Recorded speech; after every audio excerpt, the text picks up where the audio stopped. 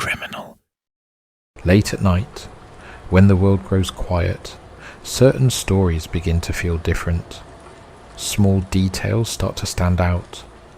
Things that don't quite add up. A hidden cave in the Grand Canyon that may contain relics from a forgotten civilization. A young mechanic who calmly told his family that aliens were coming to take him away, and then vanished. A family whose truck was found abandoned in the Oklahoma wilderness, their small dog still inside, waiting. An artist who spent years mapping the secret relationships between the most powerful people on Earth. A sailor who claimed to have reached a world beneath our own. And a ghost ship drifting across the ocean, its entire crew found dead, their faces frozen in fear.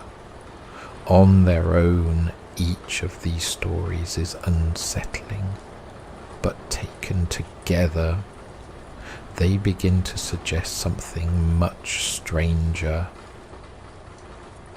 Imagine drifting alone down the Colorado River in a small wooden boat, the canyon walls rising like cathedral towers on either side, the world above disappearing until there is nothing left but red stone, shadow, and the slow sound of water against the hull.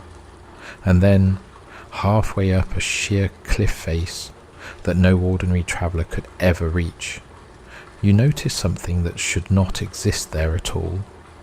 A dark rectangular opening cut too cleanly into the rock to be natural. A doorway watching the river as though it has been waiting quietly for thousands of years. In the spring of 1909, a man named John E. Kinkaid claimed that he climbed to that doorway and stepped inside, and what he found there was not merely a cave or a shelter carved by ancient hands, but an enormous underground complex filled with artifacts that resembled those of Egypt, Tibet, and lost civilizations that historians insist never reached North America. And the deeper he walked, the more it became clear that someone had built an entire hidden world beneath the canyon walls. The first public mention of Kinkaid's discovery appeared in the Arizona Gazette on April 5th, 1909, in an article that read, "Less like a simple news report and more like a dispatch from an archaeological miracle." Because according to the story, Kinkaid had not been exploring casually, but was working with the backing of the Smithsonian Institution, and the discovery was so vast that official archaeologists were already on their way to investigate it.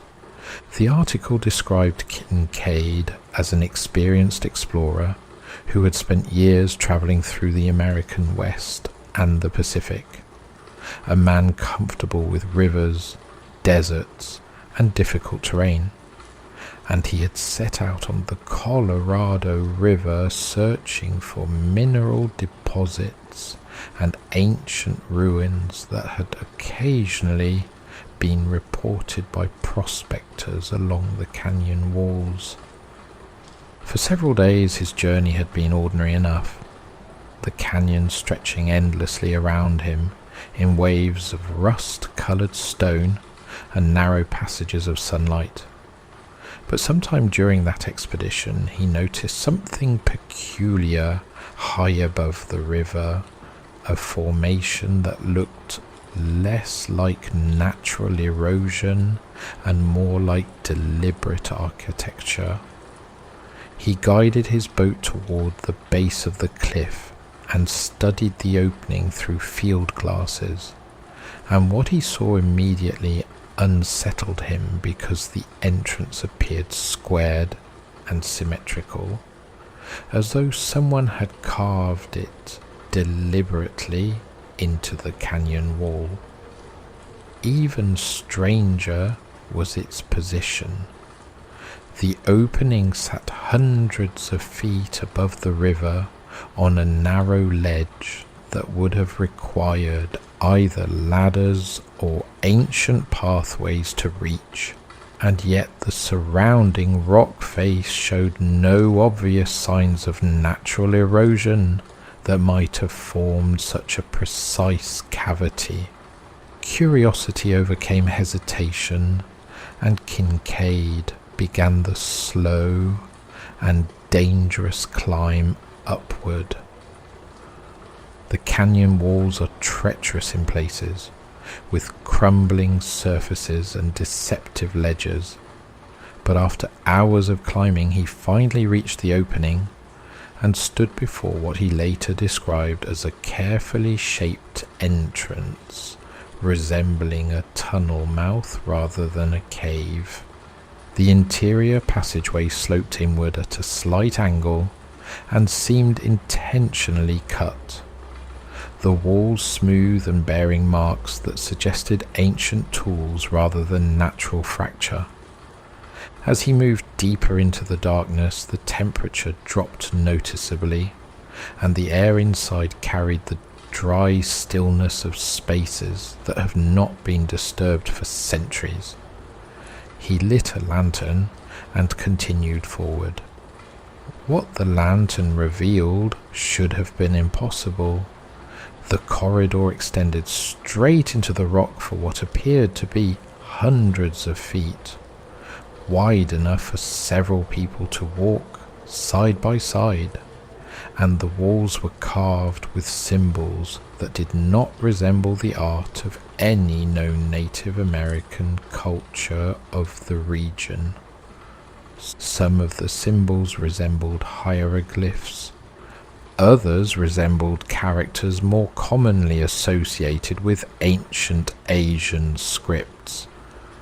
It was as though someone had taken fragments of multiple ancient cultures and carved them together inside the Grand Canyon. The passage soon opened into a large chamber where Kinkaid first realized the true scale of the discovery. The room contained rows of carved shelves built directly into the stone walls, and upon these shelves rested dozens of objects that appeared to be ancient weapons, tools, and ceremonial artifacts. Copper spearheads lay alongside stone blades. Curiously shaped metal instruments rested beside pottery vessels that seemed far older than anything normally found in the region. The most astonishing detail, however, was not the artifacts themselves, but the unmistakable evidence that the chamber had once been part of an organized underground complex. Doorways led away in multiple directions. Passages branched deeper into the rock. It was not a cave system at all. It was a constructed labyrinth. The deeper Kinkaid ventured, the stranger the place became. He entered another chamber that appeared to have been used as a burial hall. Along the walls stood rows of stone sarcophagi, each carefully arranged in recesses carved into the rock, and within them lay human mummies wrapped in a substance that resembled linen. Their faces had been preserved with remarkable clarity. The skin appeared darkened but intact, and the bodies were arranged with arms folded across the chest in a posture strongly reminiscent of Egyptian burial practices. This alone would have been extraordinary, but the chamber contained dozens of these figures, perhaps hundreds. The burial hall stretched further than his lantern light could easily reveal, and each recess appeared to contain another preserved body. The implication was staggering. Whoever had built this underground city had lived here long enough to bury generations of their people beneath the canyon. Even more unsettling were the statues that appeared throughout the complex. In one chamber, Kinkaid discovered a shrine carved directly from the rock, and at its centre sat a statue in a cross-legged position that he described as resembling the image of Buddha. The figure sat with calm expression and folded hands, its features smooth and solemn. The entire sculpture carved from stone so dark it seemed almost black in the lantern light. Around the statue stood smaller carvings and ceremonial objects arranged with deliberate symmetry. The atmosphere inside the chamber felt strangely reverent, almost sacred. Kinkaid would later write that standing there in the dim lantern glow, deep beneath the Grand Canyon, he felt as though he had stepped into a temple belonging to a forgotten world. But perhaps the most mysterious element of the discovery was the layout of the tunnels themselves. The corridors extended outward in straight lines that suggested careful planning, forming a geometric network beneath the canyon walls. Some passages sloped deeper into the earth.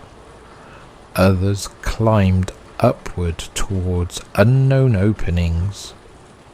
One particular hallway stretched for hundreds of feet before reaching a chamber that appeared to function as a central hall. This chamber was enormous. The ceiling rose high above the floor, supported by carved pillars that gave the room the appearance of an underground cathedral. And along the walls were more shelves, more artifacts, more relics from a civilization that should not have been there at all.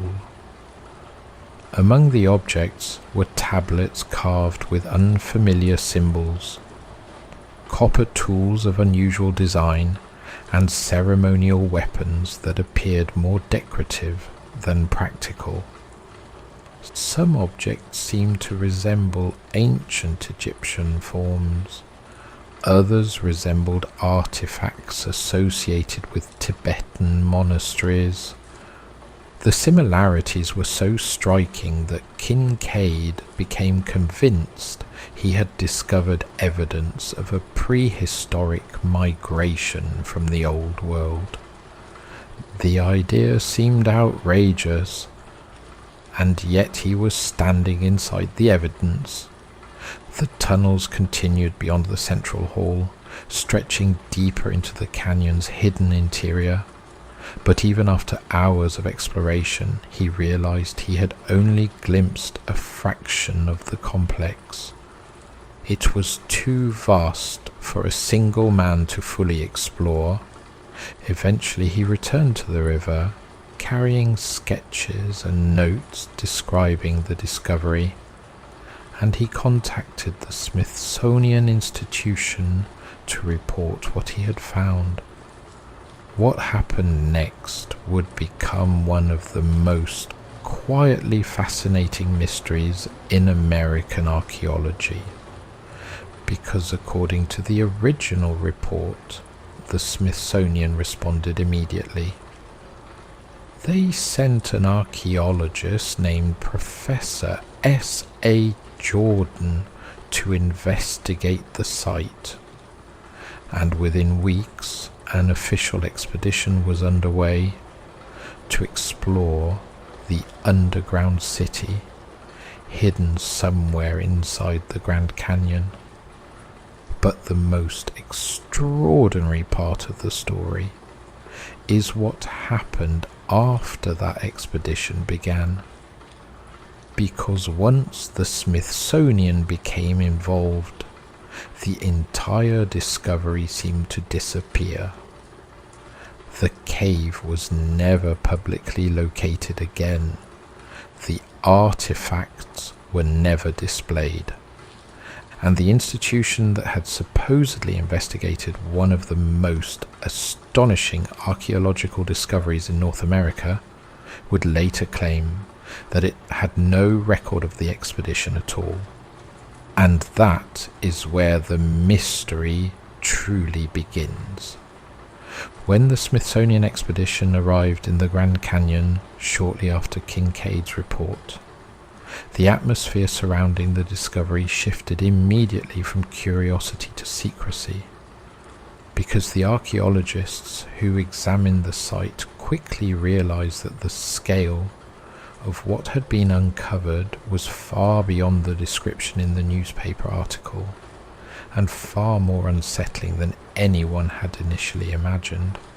According to the accounts that circulated quietly among researchers in the years that followed, the cavern complex was not simply a collection of rooms or burial chambers, but an enormous subterranean network extending deep into the canyon walls in multiple directions, forming what appeared to be an entire underground city carved directly into the rock.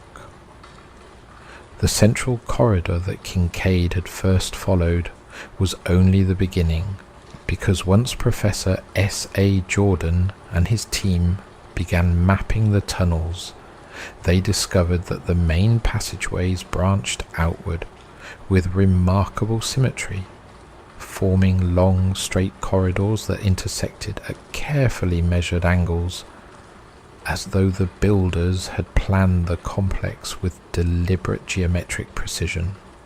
Some of these corridors stretched hundreds of feet before opening into vast chambers, while others sloped deeper into the earth, suggesting that the city extended far beyond the areas initially explored. The construction itself was perhaps the most astonishing detail of all, because the tunnels did not resemble natural caverns or simple hand-dug passages, but appeared to have been carved with astonishing skill, using tools capable of shaping solid rock with clean, controlled cuts. The walls were smooth and uniform in many places, the ceilings carefully rounded to prevent collapse, and in certain chambers the rock had been polished so finely that lantern light reflected faintly from its surface. It became immediately clear that whoever had created this underground city possessed engineering knowledge far beyond what historians normally attribute to ancient cultures in North America. The burial halls that Kinkaid had discovered were only one part of the complex, because deeper within the tunnels, the expedition uncovered entire galleries filled with objects that seemed to belong to a civilization that blended influences from several parts of the ancient world. There were copper implements of unusual design, ceremonial weapons that resembled Egyptian khopesh blades, stone tablets carved with symbols that looked startlingly similar to hieroglyphs, and pottery vessels decorated with patterns that seemed closer to Asian artistic traditions than anything known from indigenous cultures of the American Southwest. The archaeologists were particularly fascinated by the metal artifacts scattered throughout the chambers, because copper objects had clearly been shaped and hardened with techniques that suggested a sophisticated metallurgical knowledge. Some tools appeared to have been cast in moulds, while others had been hammered and sharpened with great precision, indicating a level of craftsmanship that implied a well-established society rather than a small, isolated group. But the strangest discovery was waiting in a chamber deeper within the complex, one that appeared to function as a kind of ceremonial hall. This chamber was larger than any of the others, with a high ceiling supported by pillars carved directly from the stone floor and walls. At the far end of the room stood a raised platform, and upon that platform sat the statue that Kinkaid had already described. The dark stone figure seated cross-legged with its hands resting calmly in its lap. The statue was unmistakably reminiscent of Buddhist imagery. Its serene expression, the folded posture, and the symmetrical balance of the carving all suggested a spiritual tradition that bore striking similarities to Asian religious art. Around the statue, the archaeologist discovered additional objects that reinforced the sense that this chamber had been used for ritual or meditation, including incense bowls carved from stone, ceremonial staffs made of copper, and small carved figures that appeared to represent human forms with elongated faces and large watchful eyes. Some of these figures were disturbingly stylized, their proportions slightly unnatural, which led a few members of the expedition to speculate quietly that they might represent beings regarded as sacred or supernatural by the culture that built the city. Further exploration revealed that the ceremonial hall was not isolated, but connected to several other chambers that seemed to serve specialized purposes.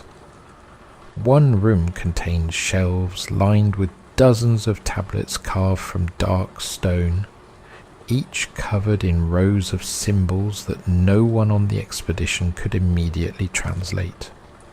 Another chamber appeared to have been used as a storage hall, where bundles of wrapped materials had been stacked carefully along the walls, and when these bundles were opened, the archaeologists found preserved textiles woven from plant fibers and decorated with patterns that seemed completely unfamiliar.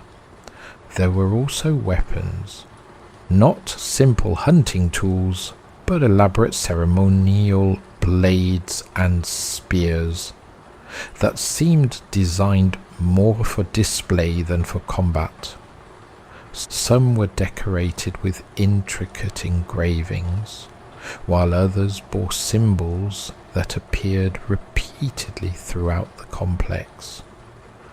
One symbol in particular appeared again and again, carved into walls, etched into metal objects, and painted faintly onto fragments of pottery. It resembled a series of geometric shapes arranged around a central circle, almost like a map or a celestial diagram. Several members of the expedition believed it might represent a cosmological symbol, perhaps connected to the spiritual beliefs of the people who had lived in the underground city. But as the archaeologists ventured deeper into the tunnels, another unsettling realization began to form. The complex seemed far too large for a simple settlement. The tunnels extended outward in directions that suggested the builders had intended the city to function as something more than a place of residence. There were chambers that resembled meeting halls, others that seemed to function as storage vaults, and several narrow passageways that appeared deliberately concealed behind stone panels, suggesting that parts of the complex may have been restricted or hidden even from those who lived there. In one such concealed passage, the explorers discovered a series of small chambers arranged in a row, each containing a single stone bed carved directly from the floor. These rooms resembled monastic cells. The walls were bare except for faint carvings of symbols that appeared similar to those found in the ceremonial hall. The simplicity of the chambers suggested that they had been used by individuals devoted to meditation or ritual practice, reinforcing the idea that the underground city may have functioned not only as a settlement, but also as a spiritual center. And then there were the mummies. The burial chambers extended far deeper into the complex than Kinkaid had originally realized. Rows upon rows of carefully prepared bodies had been placed in stone recesses along the walls, each wrapped in a protective material and arranged with remarkable consistency. The preservation of the bodies suggested that the builders possessed knowledge of embalming techniques similar to those used in ancient Egypt. Some mummies appeared remarkably tall compared to average human height, while others seemed smaller and more slender. Their facial features varied slightly, suggesting a population that may have included people from different backgrounds or regions. And the sheer number of bodies indicated that the underground city had been inhabited for a very long time. Generations, perhaps centuries, which raised a question that the archaeologists struggled to answer. Who were these people? And how had they come to build such an enormous complex inside the Grand Canyon? The expedition continued exploring the tunnels for several weeks, mapping corridors and cataloguing artifacts. But even after all that time, they had only explored a fraction of the underground city. Some passageways extended so far into the rock that the explorers eventually turned back rather than risk becoming lost.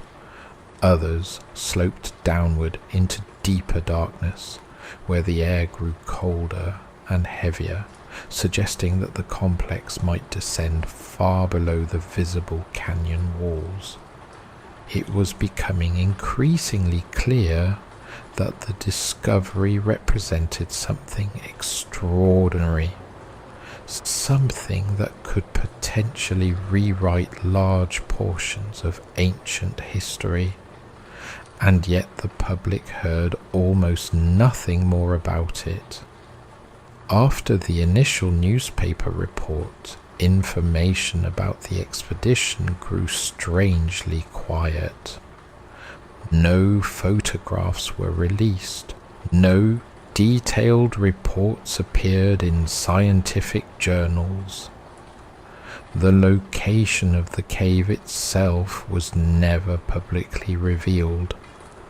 And as the years passed, the entire discovery began to fade from mainstream discussion.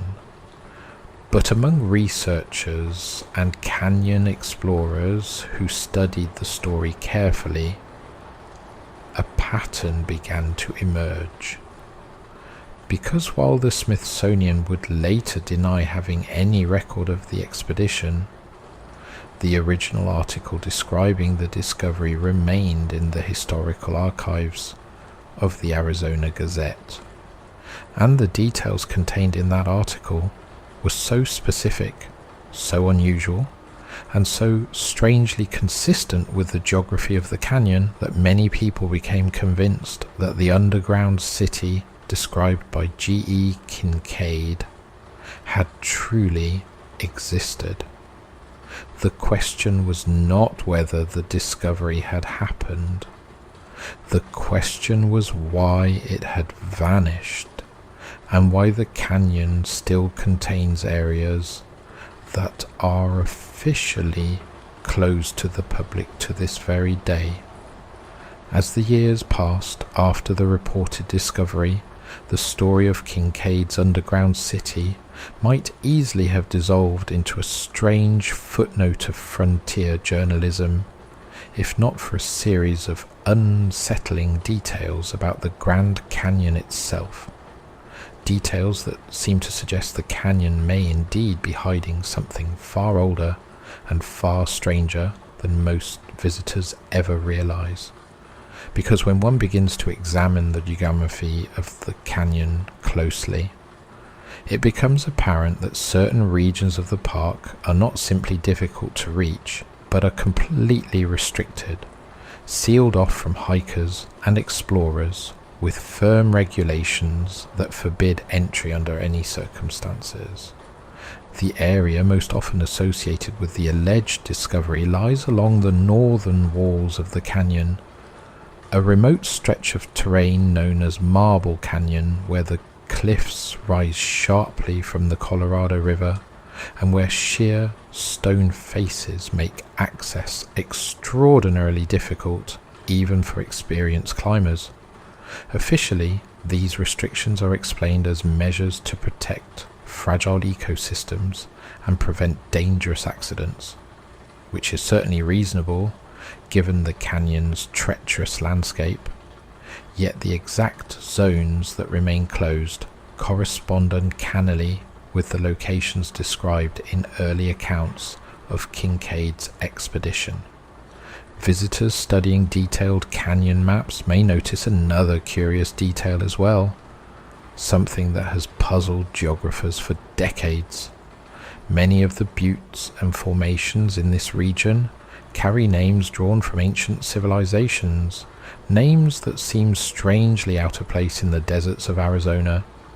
There are formations called the Tower of Ra, the Temple of Isis, the Temple of Horus, the Pyramid of Cheops, and even the Temple of Buddha.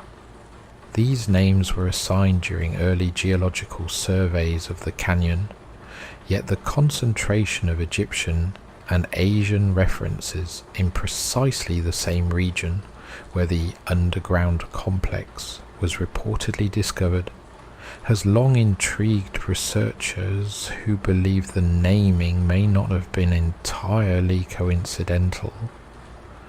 It is not difficult to imagine the surveyors who first mapped the canyon encountering formations or features that reminded them of temples or monuments from the ancient world.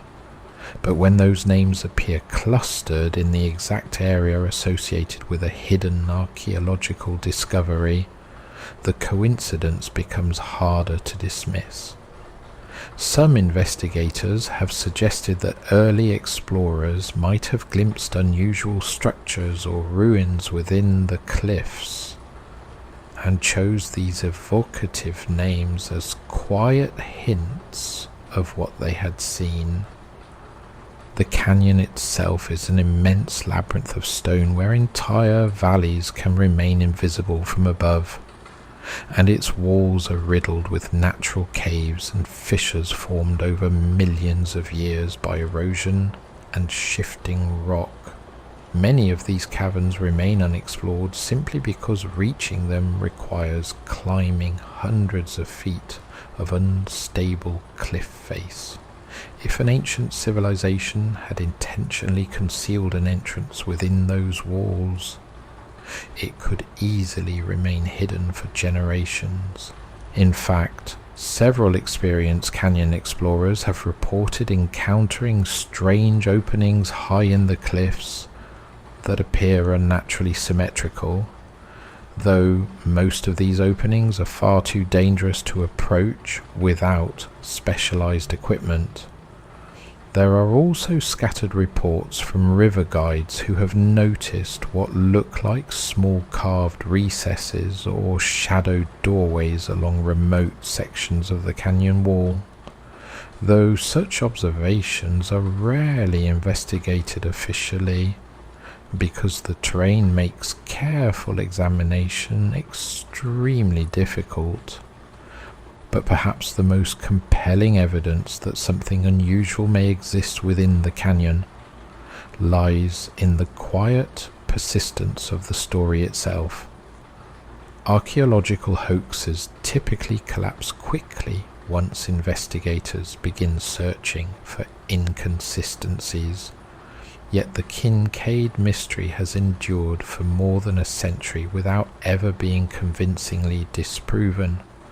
The original article describing the discovery remains preserved in historical archives, and its details are surprisingly precise in ways that would have been difficult for a journalist to fabricate convincingly in 1909. The description of the tunnels, the artifacts, the mummies, and the strange mixture of cultural influences all suggest that the story was based on information provided by someone who had either seen the site personally or had spoken directly with those who had. And then there is the question of why the Smithsonian would deny any knowledge of the expedition if it truly never occurred. Large institutions occasionally lose records over time, but the complete absence of documentation related to an archaeological discovery of such magnitude seems almost impossible. An underground city filled with artifacts, burial chambers, and carved statues would have required weeks of excavation and a team of specialists to study it. Such an expedition would normally generate reports, correspondence, photographs, and catalogued artifacts. Yet none of these materials have ever surfaced publicly. Some researchers believe the explanation is simple.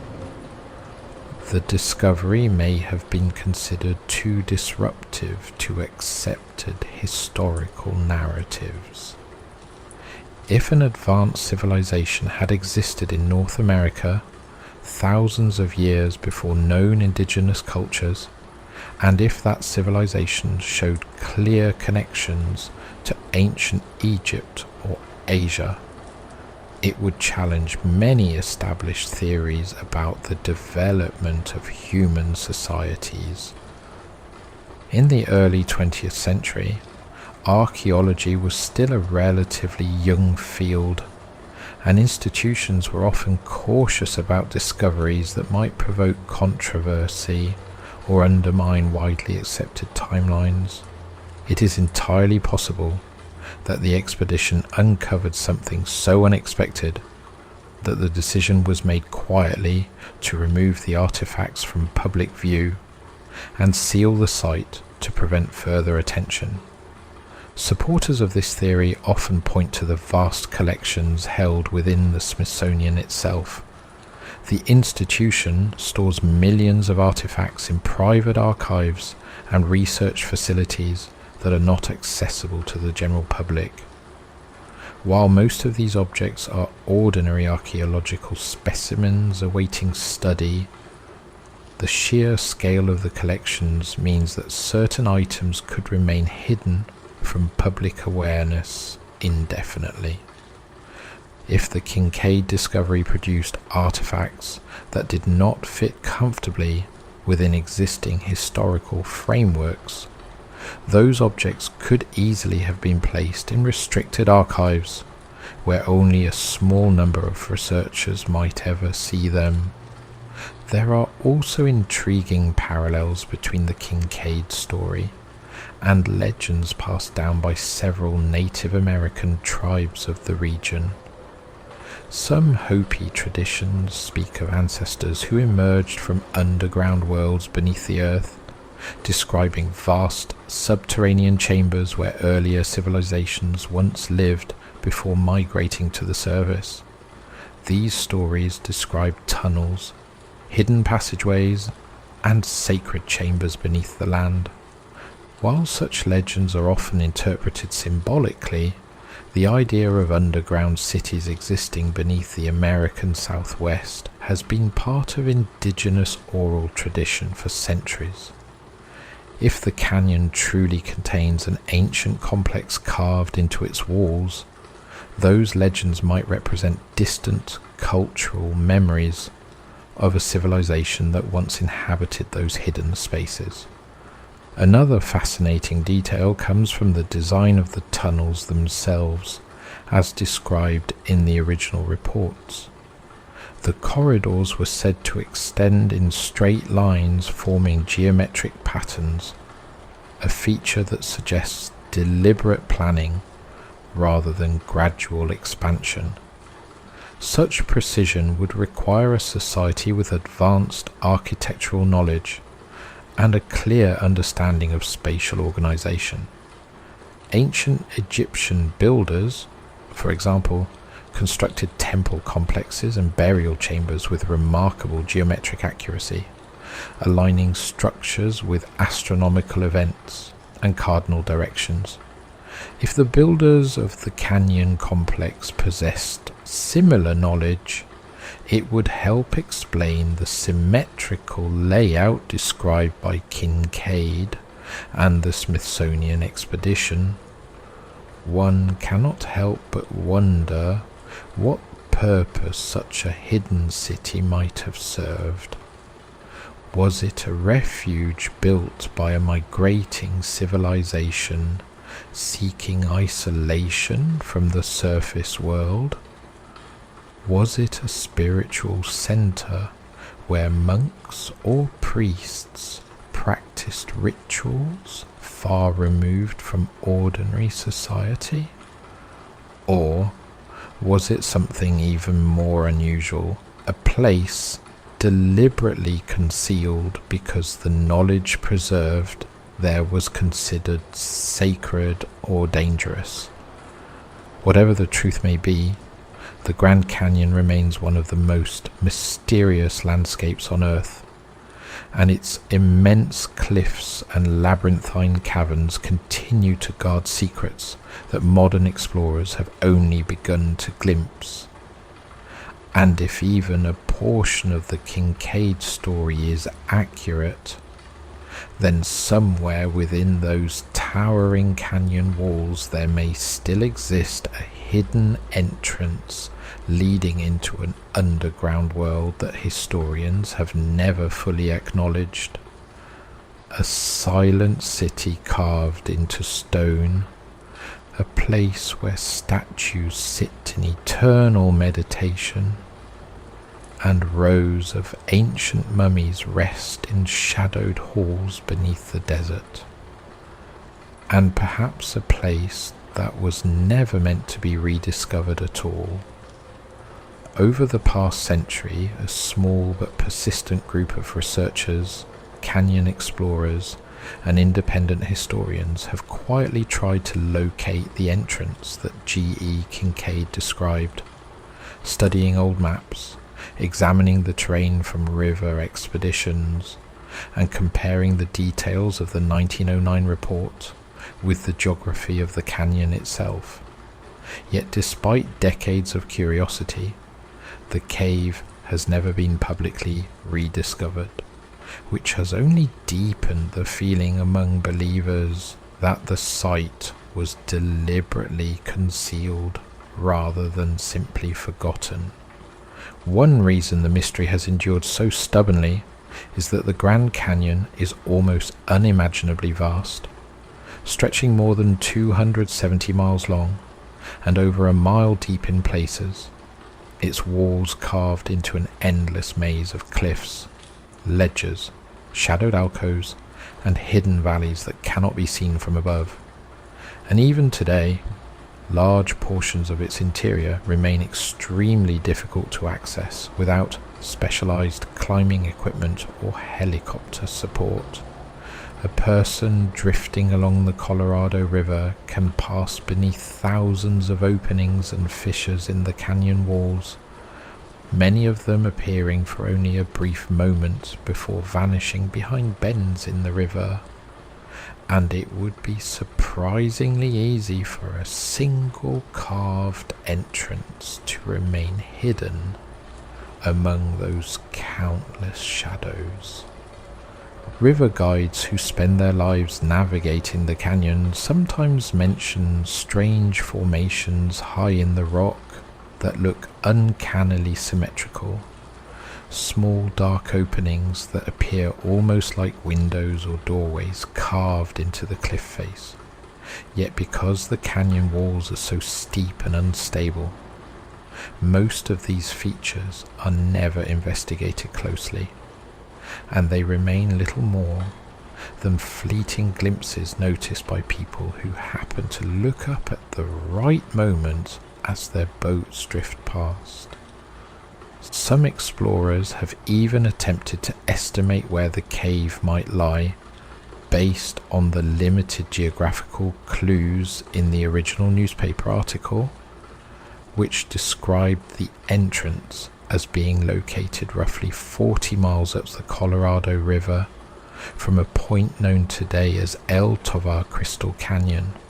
When those measurements are compared with modern maps, the estimated location falls within a remote region of the canyon's northern wall, where the cliffs rise in nearly vertical layers of limestone and sandstone, and where access from above is restricted by the National Park Service.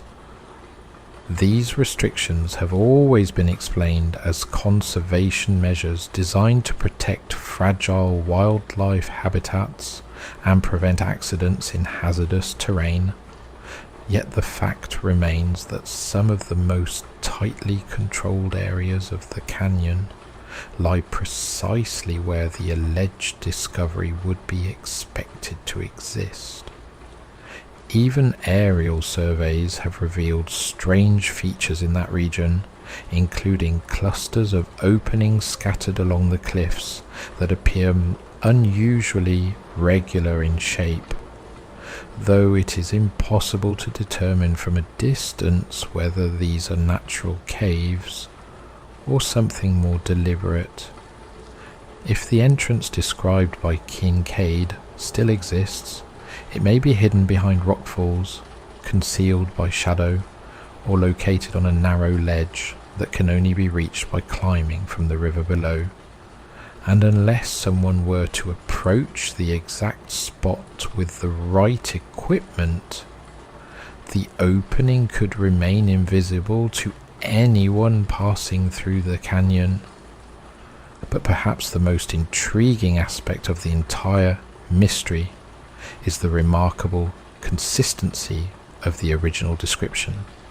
The article, published in 1909, did not read like a piece of sensational fiction, but like a careful summary of an archaeological report, complete with specific details about the layout of the tunnels, the types of artifacts discovered, and the presence of mummified bodies arranged in burial chambers carved directly into the rock. Fabricating such a complex and internally consistent account would have been an unusual undertaking for a frontier newspaper, particularly one describing a location that very few readers would ever be able to verify personally.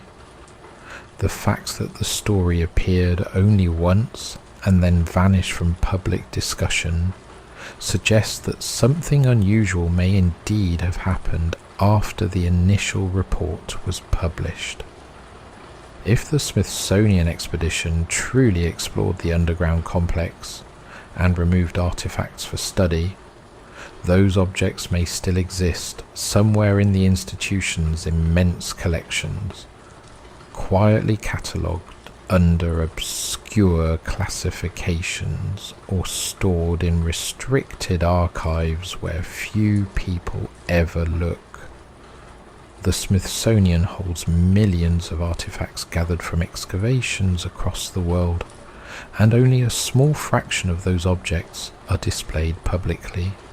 Many remain in storage for decades awaiting research. And it would not be difficult for unusual items from a remote canyon expedition to disappear into such a vast collection. Those who believe the Kinkaid story often point to the strange mixture of cultural influences described in the cave, the Egyptian-style burial practices, the Buddha-like statue, the hieroglyphic carvings, and the carefully engineered tunnels, arguing that these details hint at a forgotten migration or contact between ancient civilizations that modern historians have yet to acknowledge. There is also the possibility that the underground city served a purpose beyond ordinary habitation. The deliberate symmetry of the tunnels, the presence of meditation-like chambers, and the central shrine suggests that the complex may have functioned as a sacred sanctuary where knowledge or spiritual traditions were preserved far from the chaos of the outside world. Civilizations throughout history have built hidden temples and remote monasteries to safeguard their most important teachings. And if such a culture once existed in the distant past, it might have chosen the immense isolation of the Grand Canyon as the perfect place to conceal its most sacred spaces. It is easy to dismiss such ideas at first glance, yet history is full of discoveries that once seemed impossible until someone stumbled upon them unexpectedly.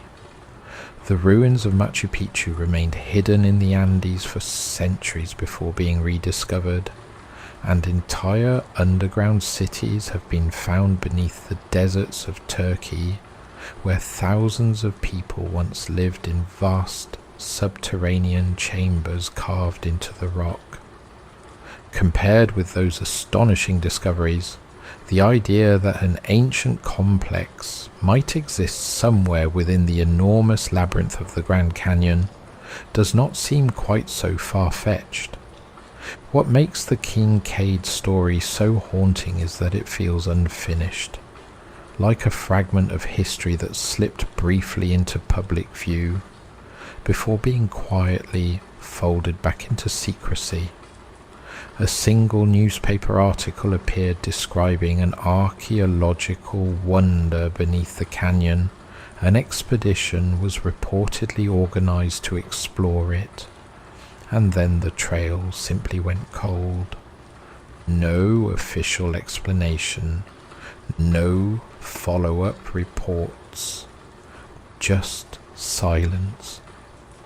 Yet the canyon remains exactly where it has always been, its cliffs towering above the Colorado River, its countless caves and hidden ledges waiting in shadow.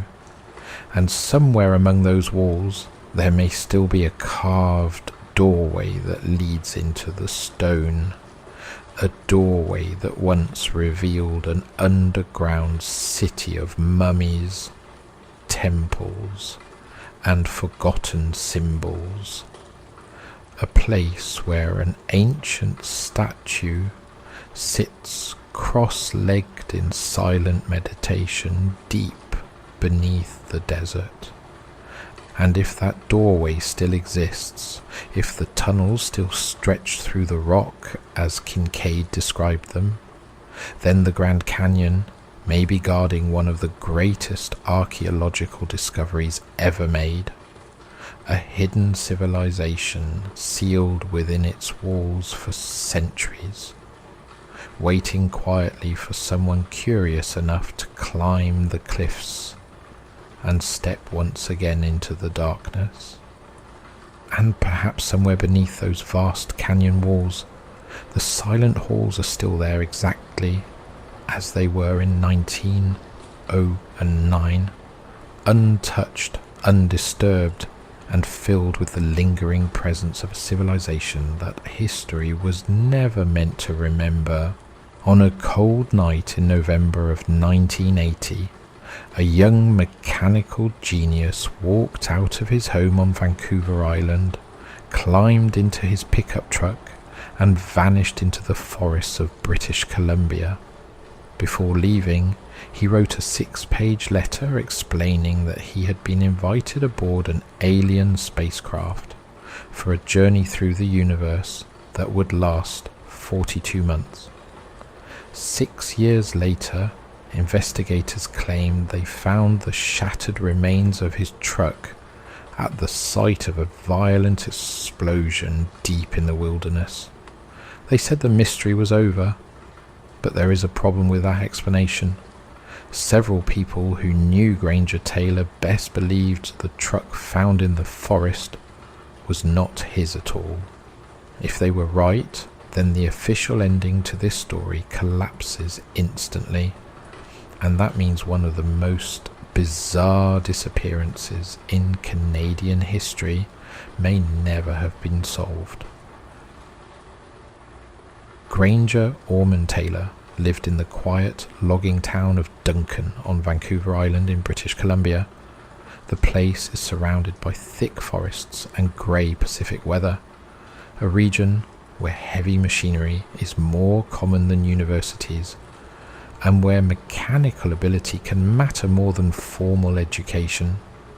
Taylor seemed born for that environment. From an early age he displayed an almost frightening ability to understand machines. By his teenage years he could repair complex engines with no manuals and no training. He simply looked at things, studied the parts, and somehow understood how they fit together. People in Duncan often described him as a genius, though not the sort that universities produce. He left school early, uninterested in classrooms, but the moment he encountered a machine his mind seemed to light up. Farmers, mechanics, and construction workers in the region soon realized the quiet young man could fix almost anything. Bulldozers, trucks, generators, engines that other mechanics had already given up on. Granger would stare at them silently for a while, then begin taking them apart, piece by piece, until the problem revealed itself. The most astonishing example of this ability appeared when Taylor was only in his early 20s. Somewhere in the countryside outside Duncan sat an abandoned steam locomotive from the early 20th century. It was rusting, immobile, and widely assumed to be beyond repair. Locomotives of that era were extremely complicated machines, and restoring one normally required teams of trained specialists. Granger Taylor simply decided to rebuild it himself. Over the next 2 years, he carefully dismantled the entire locomotive and restored the engine piece by piece. When he finally fired it up again, the massive machine roared back to life. People who saw it running were stunned. A young man with no formal engineering education had resurrected a century-old locomotive using little more than instinct and patience. He did not stop there. Taylor eventually rebuilt a Curtiss Wright Kitty Hawk airplane, an early aircraft design inspired by the same era of aviation that fascinated him. The plane had been wrecked when he acquired it, little more than a collection of damaged parts and scattered components.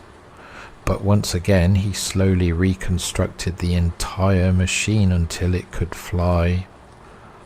By the late 1970s, Granger Taylor had earned an almost mythic reputation around Duncan. He was the local genius who could rebuild anything. If someone discovered an impossible mechanical problem, they often brought it to Granger. Yet there was another side to him. The same obsessive curiosity that made him brilliant with machines also drew him toward strange ideas. Taylor became increasingly fascinated with space travel, alien technology, and the possibility that advanced civilizations might already be visiting Earth. In many towns, that sort of interest would simply be dismissed as harmless eccentricity. But in Granger's case, the fascination began to manifest physically. Behind his parents' house, he constructed something extraordinary. Using 2 large satellite dishes, he built a full-sized flying saucer. The structure looked exactly like what one might imagine from a science fiction film. 2 enormous circular dishes welded together to form a metallic disc. Inside, he installed a chair, lights, and a small wood-burning stove. He even placed a television inside the craft, so he could sit for hours watching the night sky through the windows. To neighbours it seemed like an elaborate joke, but to Granger, the flying saucer may have been something more serious. He began telling friends that he believed extraterrestrial beings were attempting to communicate with him. According to Taylor, these beings possessed technology far beyond human understanding. He believed they travelled enormous distances through space and occasionally visited Earth. Some people laughed when they heard this, others did not. Because Granger was not a delusional man in the usual sense. He was calm, intelligent, and methodical. When he spoke about extraterrestrials, he did so in the same thoughtful tone he used when explaining the mechanics of a steam engine. And then, during the autumn of 1980, he began telling a few people something even stranger. He believed the aliens had invited him to leave Earth. The journey, he explained, would last 42 months. After that, he said, he would return. It sounded like fantasy, yet those who knew him best noticed something unsettling about the way he spoke. Granger did not present the idea as speculation. He spoke about it as if the decision had already been made. Then came the night of November 29th, 1980. Rain was falling over Vancouver Island, storm clouds rolled in from the Pacific, and the forests around Duncan disappeared into darkness. At some point that evening, Granger Taylor sat down at a table and began writing a letter. The document would later become one of the most famous pieces of evidence in the entire case. It was not a brief message. It was 6 pages long.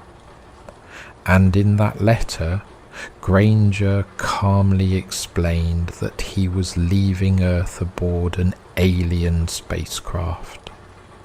He wrote that the extraterrestrials had been sharing advanced knowledge with him. He believed their technology could eventually solve humanity's energy problems and transform civilization. But first he needed to travel with them and study their systems. The journey, he repeated, would take 42 months. Then he added a line that would haunt investigators for decades. He wrote that he would return someday. When the letter was finished, he placed it carefully where his family would find it. Then he walked outside into the storm. Granger climbed into his pickup truck and drove away into the night. No one ever saw him again. For 6 years, the disappearance remained a mystery. There were no sightings, no confirmed clues, and no evidence that Granger Taylor had died. Many locals quietly believed he might still be alive somewhere, perhaps travelling under another identity, or perhaps wandering through the forests that covered so much of Vancouver Island. Then, in 1986, loggers made a discovery deep in the wilderness that authorities claimed finally solved the case. But when people looked closely at what was actually found in those woods, the story began to fall apart, because the truck investigators said belonged to Granger. Taylor may not have been his truck at all, and if that vehicle was misidentified, then the official explanation for his disappearance becomes something much darker. For several weeks before he vanished, Granger Taylor behaved in ways that only seemed strange after he was gone. At the time, the people around him mostly dismissed his comments as another one of his peculiar ideas. Granger had always been a little unusual. He built airplanes for fun. He welded a flying saucer behind his house. When a man like that says something strange, people often smile politely and carry on with their day.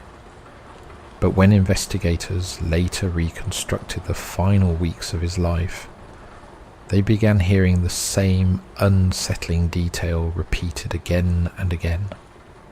Granger Taylor appeared to know exactly when he was leaving. Friends later recalled conversations that sounded casual at the time, but felt eerie in retrospect. Granger would occasionally mention that he would not be around much longer. He said it calmly, without drama, as though he were discussing a scheduled trip.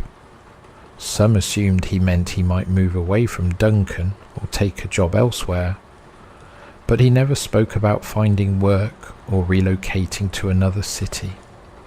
Instead, he spoke about leaving in a way that suggested he already knew the exact moment it would happen. One acquaintance remembered Granger explaining that he had been communicating with extraterrestrial visitors for months. According to him, the contact had not occurred through radios or signals, but through something more unusual.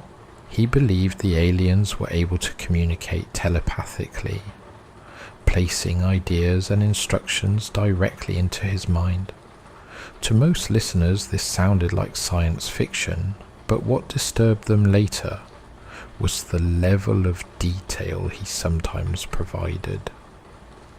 Granger did not talk about vague possibilities. He talked about plans. At one point, he reportedly told a friend that the visitors had explained how their propulsion systems worked. He said their craft did not rely on conventional engines, but on something closer to gravity manipulation, a way of bending the natural forces of the universe to move through space without resistance. The explanation, oddly enough, did not sound mystical when he described it. It sounded mechanical, as though he were discussing the design of a tractor engine or a locomotive valve. People who heard him talk about it later admitted that the descriptions felt strangely convincing coming from a man who understood machines the way Granger did. There was another detail that several people remembered after the disappearance, something far more unsettling than the technical descriptions. Granger seemed to know exactly when the journey would begin. He told at least one person that the aliens had already given him a time and place. He said the meeting would happen during a storm. At first that sounded meaningless. Vancouver Island experiences storms constantly throughout the autumn and winter. Rain sweeps across the island from the Pacific Ocean so often that predicting a storm hardly requires supernatural insight. Yet the details stayed in people's memories, because Granger did not merely say there would be rain. He spoke about the night with unusual certainty. He said he would be leaving during a storm because it would make the encounter easier to conceal. The explanation he offered was strangely practical. Heavy clouds and poor visibility would prevent aircraft or satellites from seeing what happened. The darkness and rain would keep curious observers indoors. In Granger's mind, the weather was not coincidence. It was part of the plan. Then came the date he mentioned. Late November. Again, this sounded ordinary at first. Late November is one of the stormiest periods of the year on Vancouver Island. But after Granger vanished, people remembered how precisely the weather matched what he had described. On the evening of November 29th, 1980, a powerful Pacific storm rolled across the island. Winds shook the trees surrounding Duncan. Rain swept through the forests in heavy sheets. The sky was completely black. And that was the night Granger disappeared. There was one more disturbing detail that surfaced after investigators began asking questions. In the days leading up to the disappearance, Granger had quietly settled several small matters in his life. He withdrew nearly all the money from his bank account. He gave away a few personal belongings. He spoke to friends in ways that sounded strangely final, though none of them realized it at the time. He did not appear frightened. If anything, he seemed calm. People later said he looked almost excited. That calmness made the letter he left behind even more unsettling. The 6-page document did not read like a desperate farewell. It read like a travel announcement. Granger explained that the extraterrestrials had been sharing knowledge with him, and that he intended to study their technology during the journey. He described the trip as an opportunity to learn things that might eventually benefit humanity. The language was measured and thoughtful. He did not ramble. He did not sound confused. He sounded like a man explaining a carefully considered decision. Perhaps the most chilling line in the entire letter came near the end. Granger wrote that he would be gone for approximately 42 months. After that, he expected to return to Earth. 42 months. 3.5 years. The precision of the number has always fascinated people who study the case. If the letter was the product of imagination, it is curious that he chose such a specific time frame rather than a vague promise of someday returning. But Granger had never been a vague person.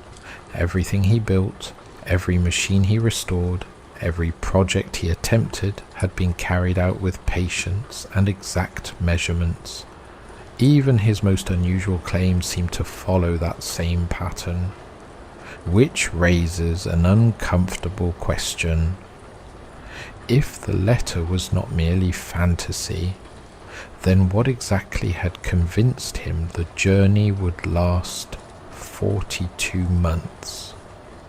because one fact remains undeniable.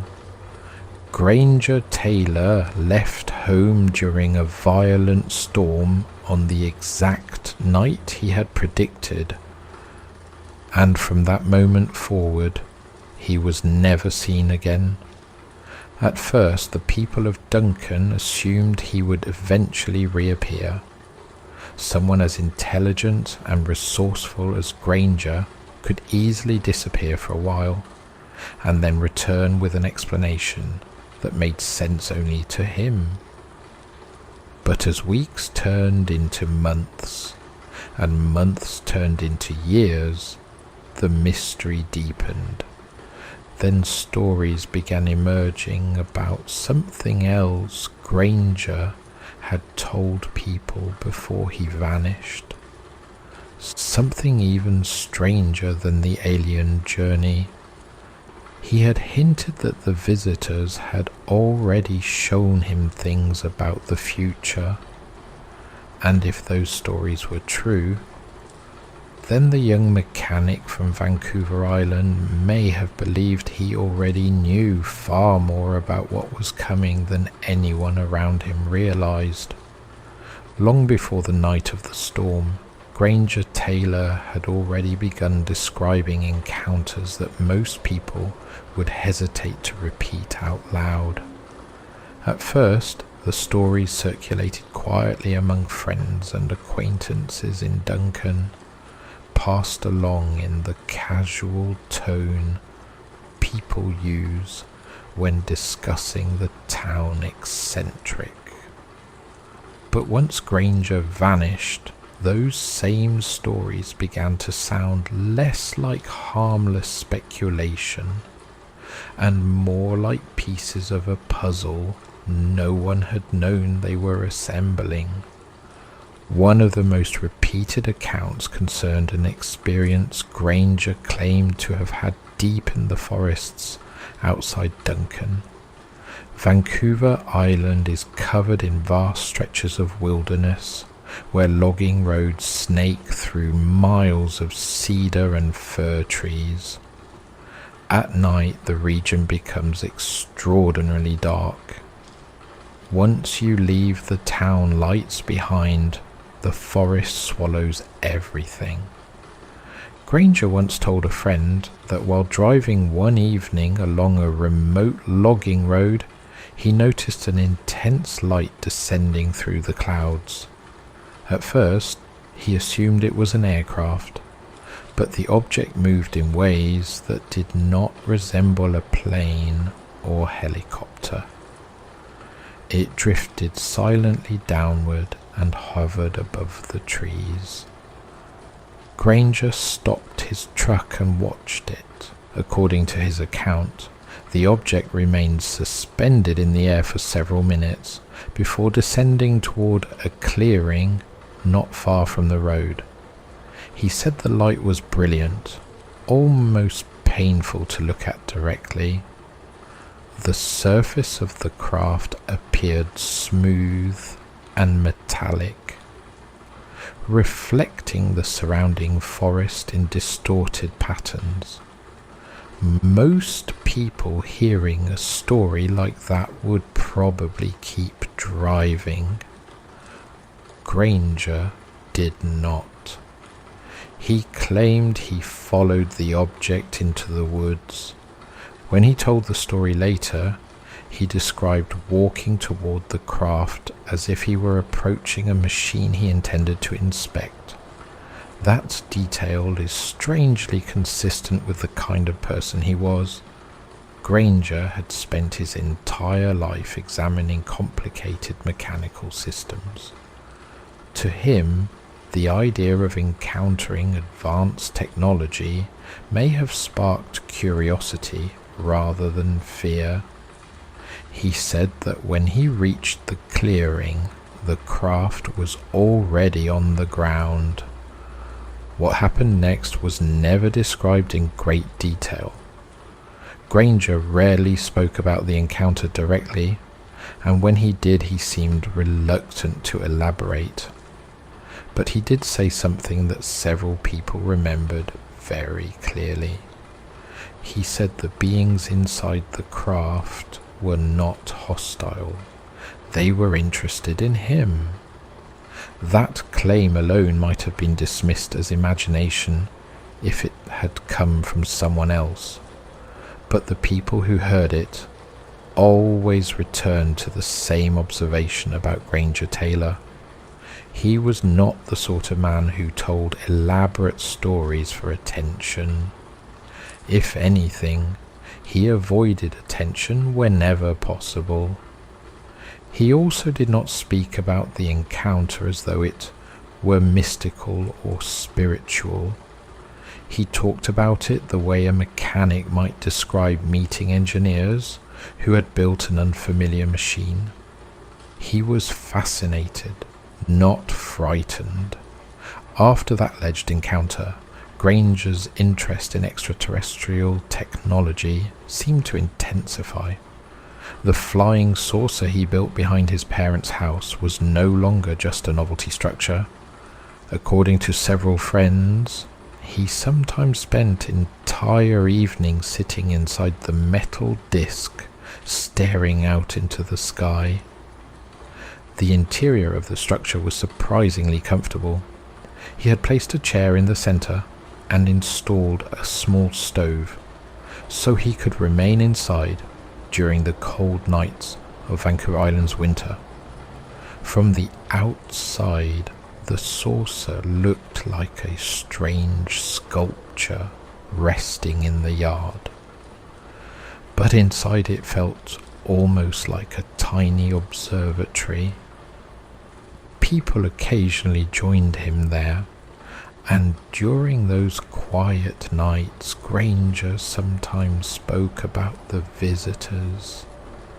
He claimed they had been communicating with him repeatedly since that first encounter in the forest, not through radios or physical meetings, but through something closer to thought itself. Ideas appeared in his mind, instructions that felt as though they came from somewhere beyond his own imagination.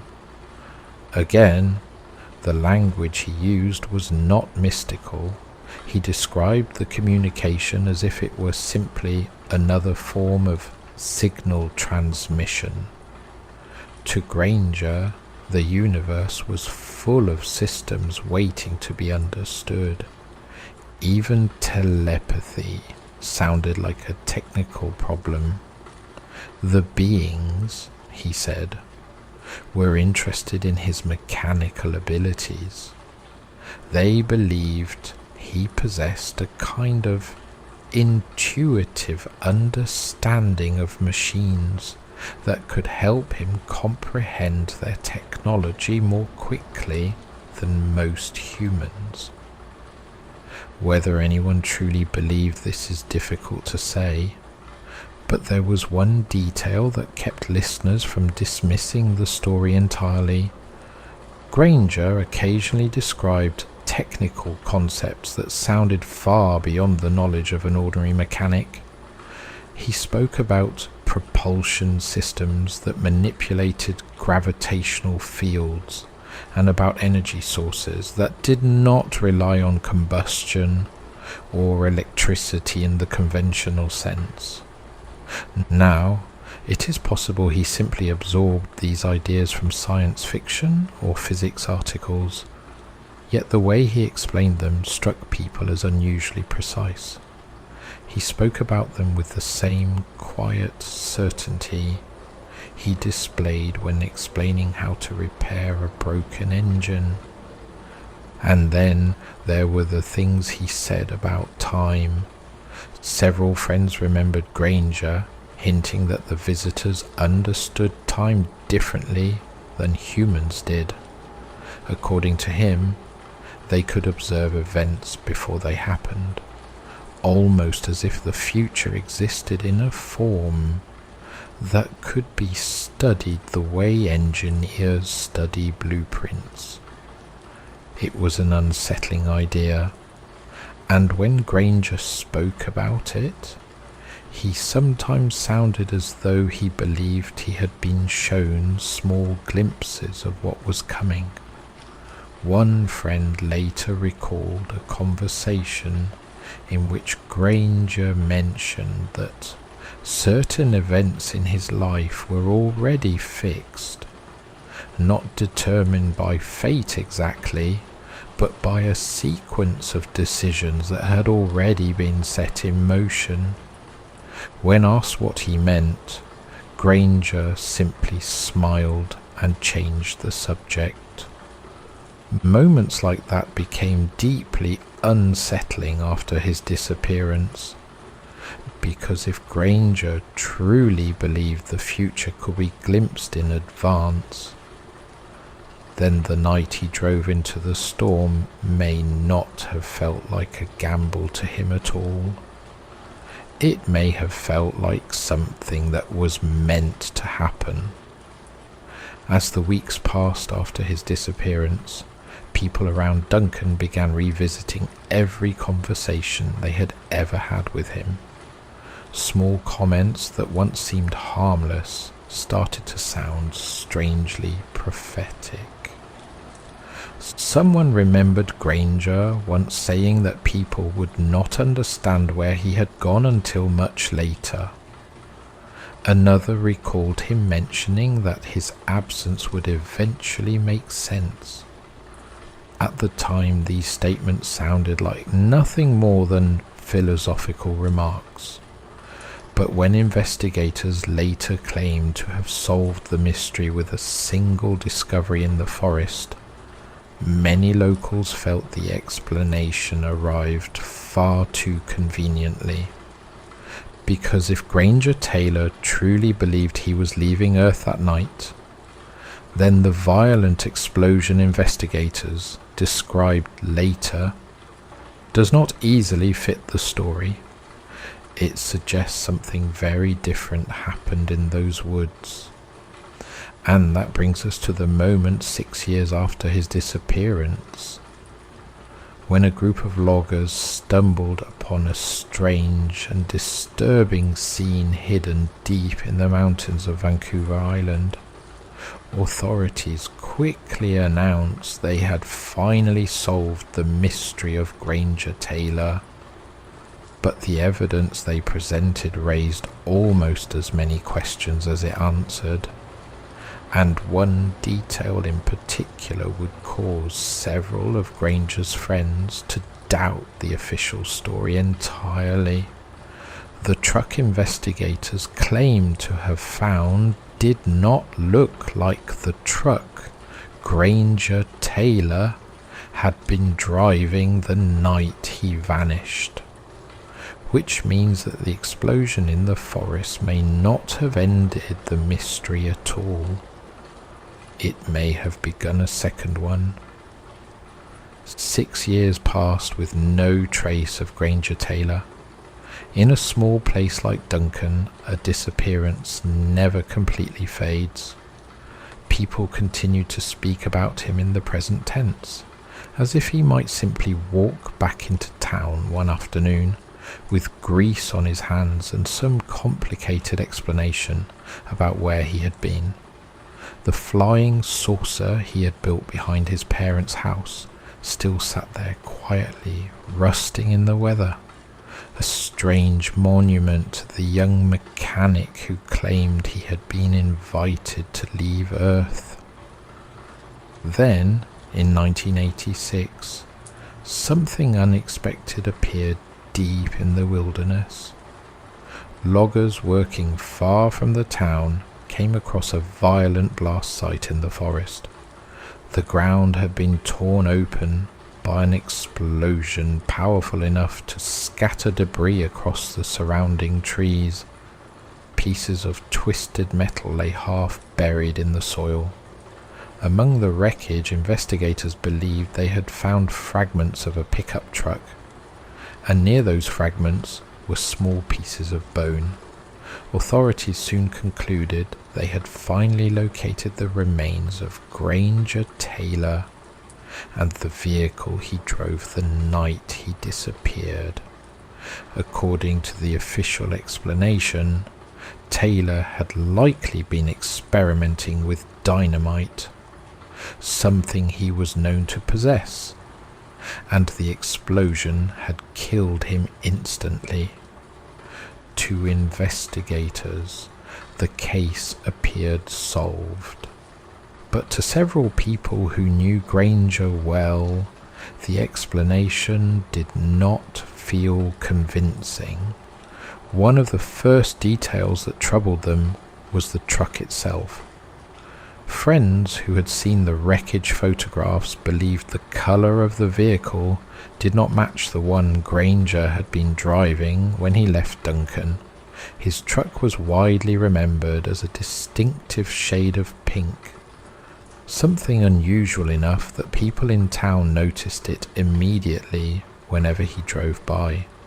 Yet the wreckage found in the forest appeared to be blue. It is possible the colour had been altered by fire and weather, but the discrepancy remained unsettling to those who knew the vehicle well. If the truck at the blast site was not Granger's, then the entire conclusion rested on a mistake. There were other uncertainties. The fragments of bone were extremely small and badly damaged. Identification methods in the mid-1980s were limited compared with modern forensic science, and the remains were never conclusively matched to Granger Taylor through DNA. The explosion site itself also raised questions. Investigators believed dynamite had been involved, yet no one could explain why Granger would drive far into the mountains to detonate explosives in the middle of a stormy night. And then there was the letter. The 6-page message he left behind did not sound like the final words of a man preparing to end his life in an explosion. It sounded like the plans of someone who expected to return. Granger wrote calmly about studying alien technology during a journey that would last 42 months. He described the trip as an opportunity to learn things that might help humanity someday. It was a strange document, but it was not the language of despair. It read more like a travel itinerary written by someone who believed he had been offered the greatest adventure imaginable. For those who believe the official explanation, the story ends there. A brilliant but eccentric mechanic drove into the forest with explosives and died in an accident that was only discovered years later. The alien journey was simply the fantasy of an imaginative mind. But others see the story very differently. They remember the things Granger said before he vanished. They remember how calmly he spoke about leaving, how confidently he predicted the storm that would cover the island the night he disappeared. They remember the strange conversations about visitors who understood machines and time in ways humans did not. And they remember the exact number he wrote in his letter. 42 months, 3.5 years. That date came and went quietly in the spring of 1984, long before the explosion site was discovered. No spacecraft returned to Duncan. No young mechanic stepped out of the forest, carrying impossible technology. The world continued exactly as it always had, yet the mystery refuses to disappear. Because if the truck found in the wilderness was not Granger Taylor's, then the explosion did not solve anything at all. It merely provided a convenient ending to a story that may still be unfinished. Somewhere in the forests of Vancouver Island, there may be a far simpler explanation waiting to be discovered. Or perhaps Granger Taylor truly believed something extraordinary was about to happen the night he drove into the storm.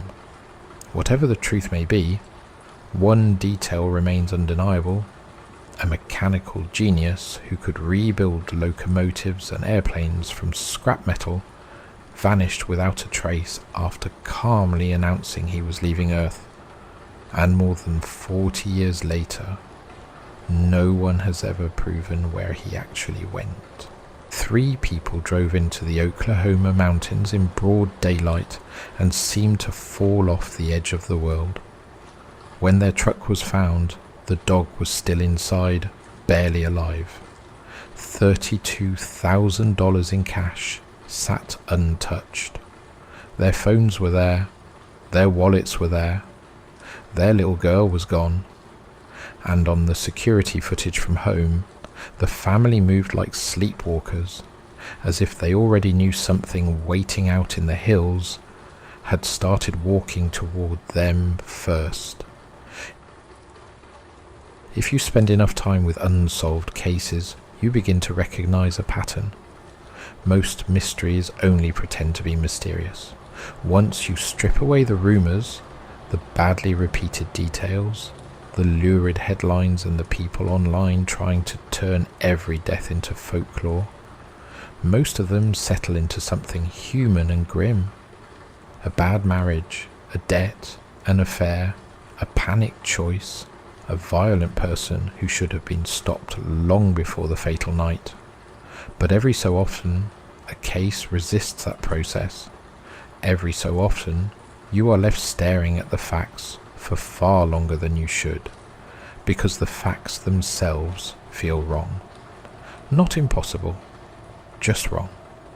As though the events took place in the proper world, but under a different set of rules. The Jamison family case is one of those. It begins in Oklahoma in 2009 with a family of 3 living in Eufaula.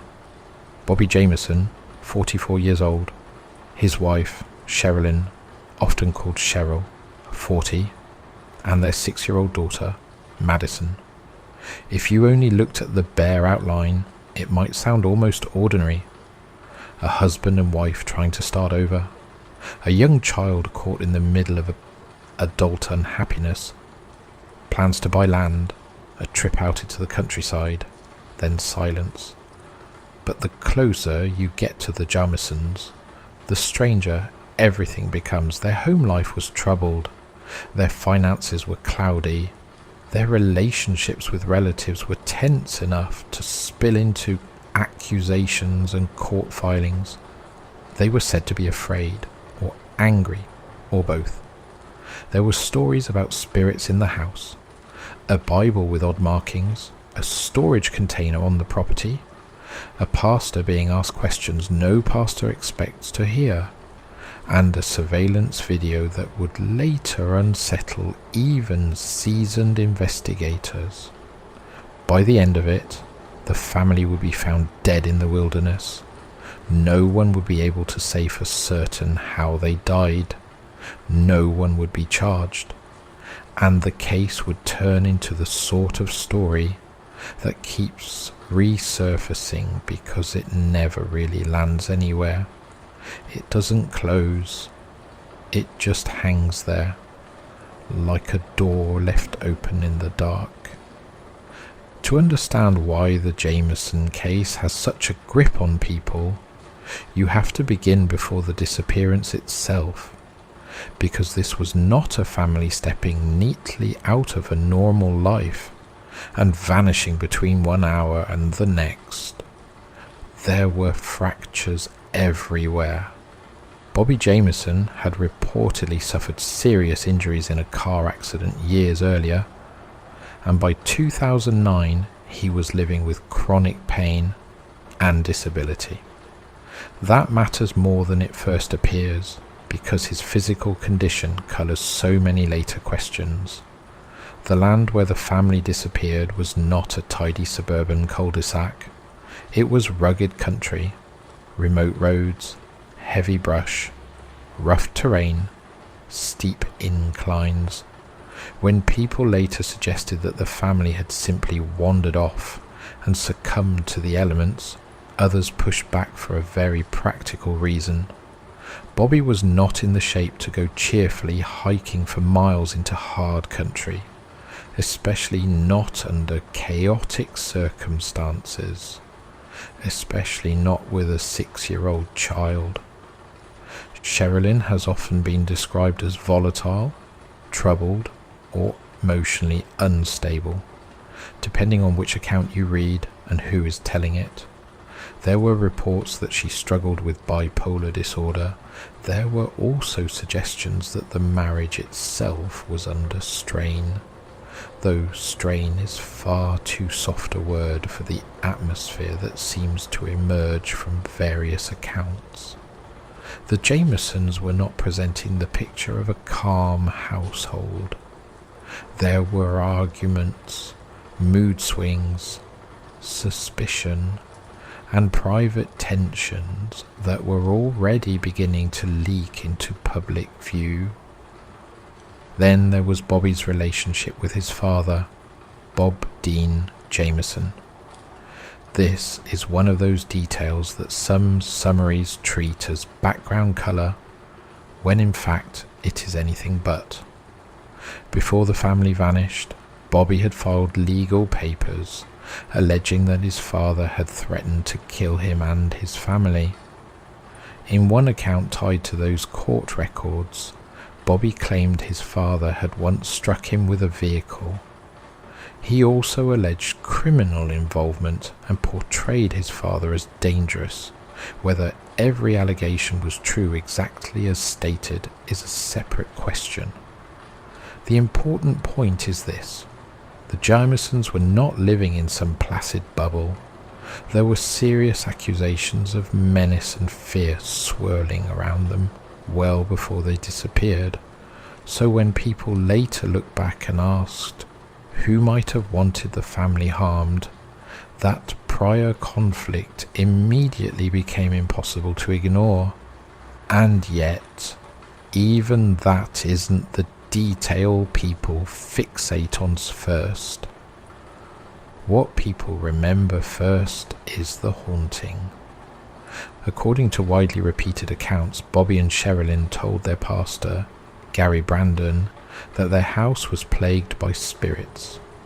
Not in the casual way some people say an old place feels odd or creepy, but in a manner that seemed intense, specific, and deeply felt. There were claims that they believed several ghosts inhabited the home. One version says their daughter Madison spoke of a spirit child. Another says Bobby believed something dark was attached to the property. There are stories that he consulted a satanic Bible, though exactly what that means in practice is maddeningly unclear and may have been sensationalized over time. There is also the detail that Bobby allegedly asked the pastor about special bullets that could kill spirits. That is the sort of line that almost sounds too perfect for this case, too theatrical, too ready-made for retelling, and yet it persists because it came attached to people close enough to the family to be taken seriously. Now, there are two ways to read those details. One is the supernatural reading, the one that turns this case into a modern American ghost story. A family under siege by something unseen, growing erratic as the pressure intensifies, finally lured or driven into the mountains. It is the reading many people secretly prefer, because it gives shape to the unease. It turns scattered weirdness into a single dark thread. But the other reading is more earthly and perhaps more disturbing. A family was under extraordinary mental and emotional strain. Their fears were escalating. Their sense of reality may have been fraying. They were reading meaning into things, perhaps seeing patterns where none existed, and that psychological instability may have made them vulnerable to every danger around them, whether internal or external.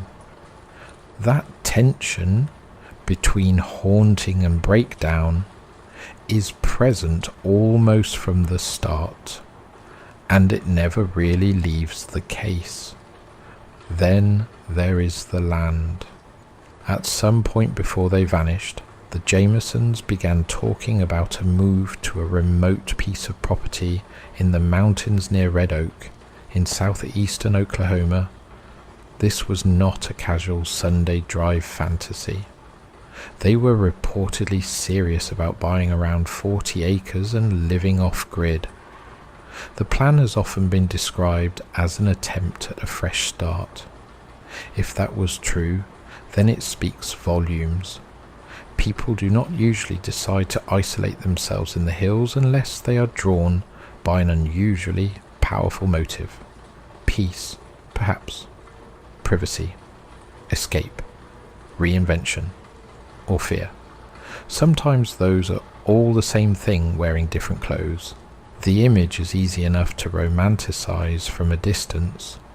A family leaving behind noise and conflict to build something simpler, quieter, and more self-sufficient.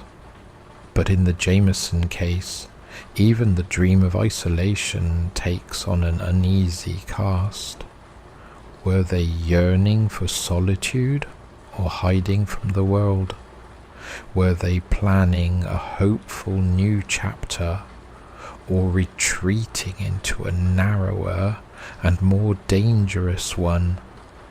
And why, if money had been so uncertain, were they carrying such a large amount of cash? That question would become central later, because when the family disappeared, investigators found approximately $32,000 in the truck, untouched, left behind. The amount alone was startling. The setting made it stranger. Why bring that much cash into a remote area if not for a transaction? If it was intended for the land purchase, why had it not been handed over? If it was not for the land, then what was it for? And if robbery was the motive for murder, why was the money still there?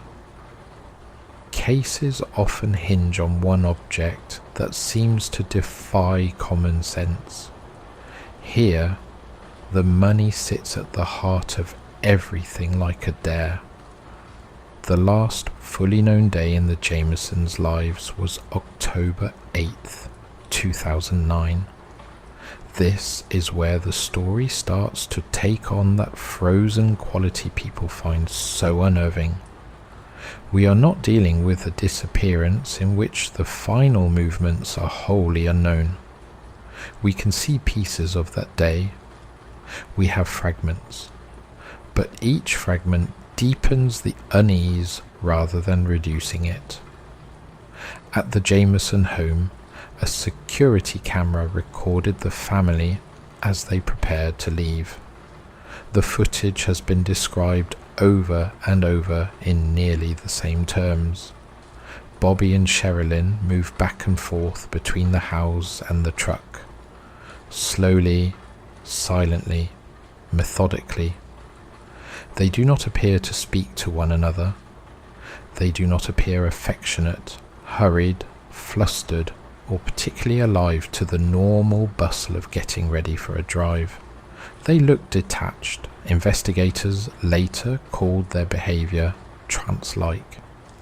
That word has followed the case ever since, and I suspect part of the reason it sticks is because it lands in the mind with a particular chill. Trance-like does not simply mean tired or distracted. It implies distance. It implies a person moving through a task while their thoughts are fixed somewhere else entirely. It implies sleepwalking, spellbound behaviour, the mechanical obedience of people, already under a weight no one else can see. Of course, human beings are very good at projecting eeriness onto ordinary behaviour after a tragedy. two people carrying things in silence can become spectral in hindsight. Any mundane action can look ominous if you know those people are about to die. But even with that caution in mind, investigators who saw the footage still found it strange enough to comment on. That matters. These were not viewers sat at home with a glass of wine and a fascination with the macabre. These were people used to seeing the dull and miserable realities of missing person cases. And yet this footage stood out. There are also reports that the video showed a brown briefcase being loaded into the truck. That briefcase matters because it may have contained personal papers, money, or something equally important, and because it was never conclusively recovered. Some versions of the case also mention that Sherilyn's handgun was missing. Missing objects are often more revealing than found ones. The things left behind tell you one story, the things absent tell another. If the briefcase and gun were indeed gone, then either the family left the truck with them, someone else took them, or the case record became muddied in the retelling. None of those possibilities is comforting. It is worth pausing here to picture the scene properly, because the details get blunted when repeated too often.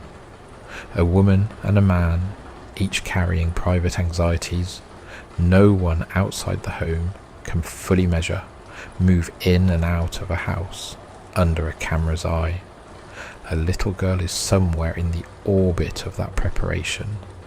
The family dog is still with them. Somewhere in the house are the leftovers of whatever arguments, fears, religious fixations, and financial uncertainties had built up over recent months. Somewhere in their minds is the plan for this journey, and somewhere out in the hills is the place where all three of them will end up dead. By itself, that footage is creepy. Set against what followed, it feels almost accusatory, as though the camera captured not just movement, but mood. It is the only real moving image of the family in their final hours. And there is something unbearable about that.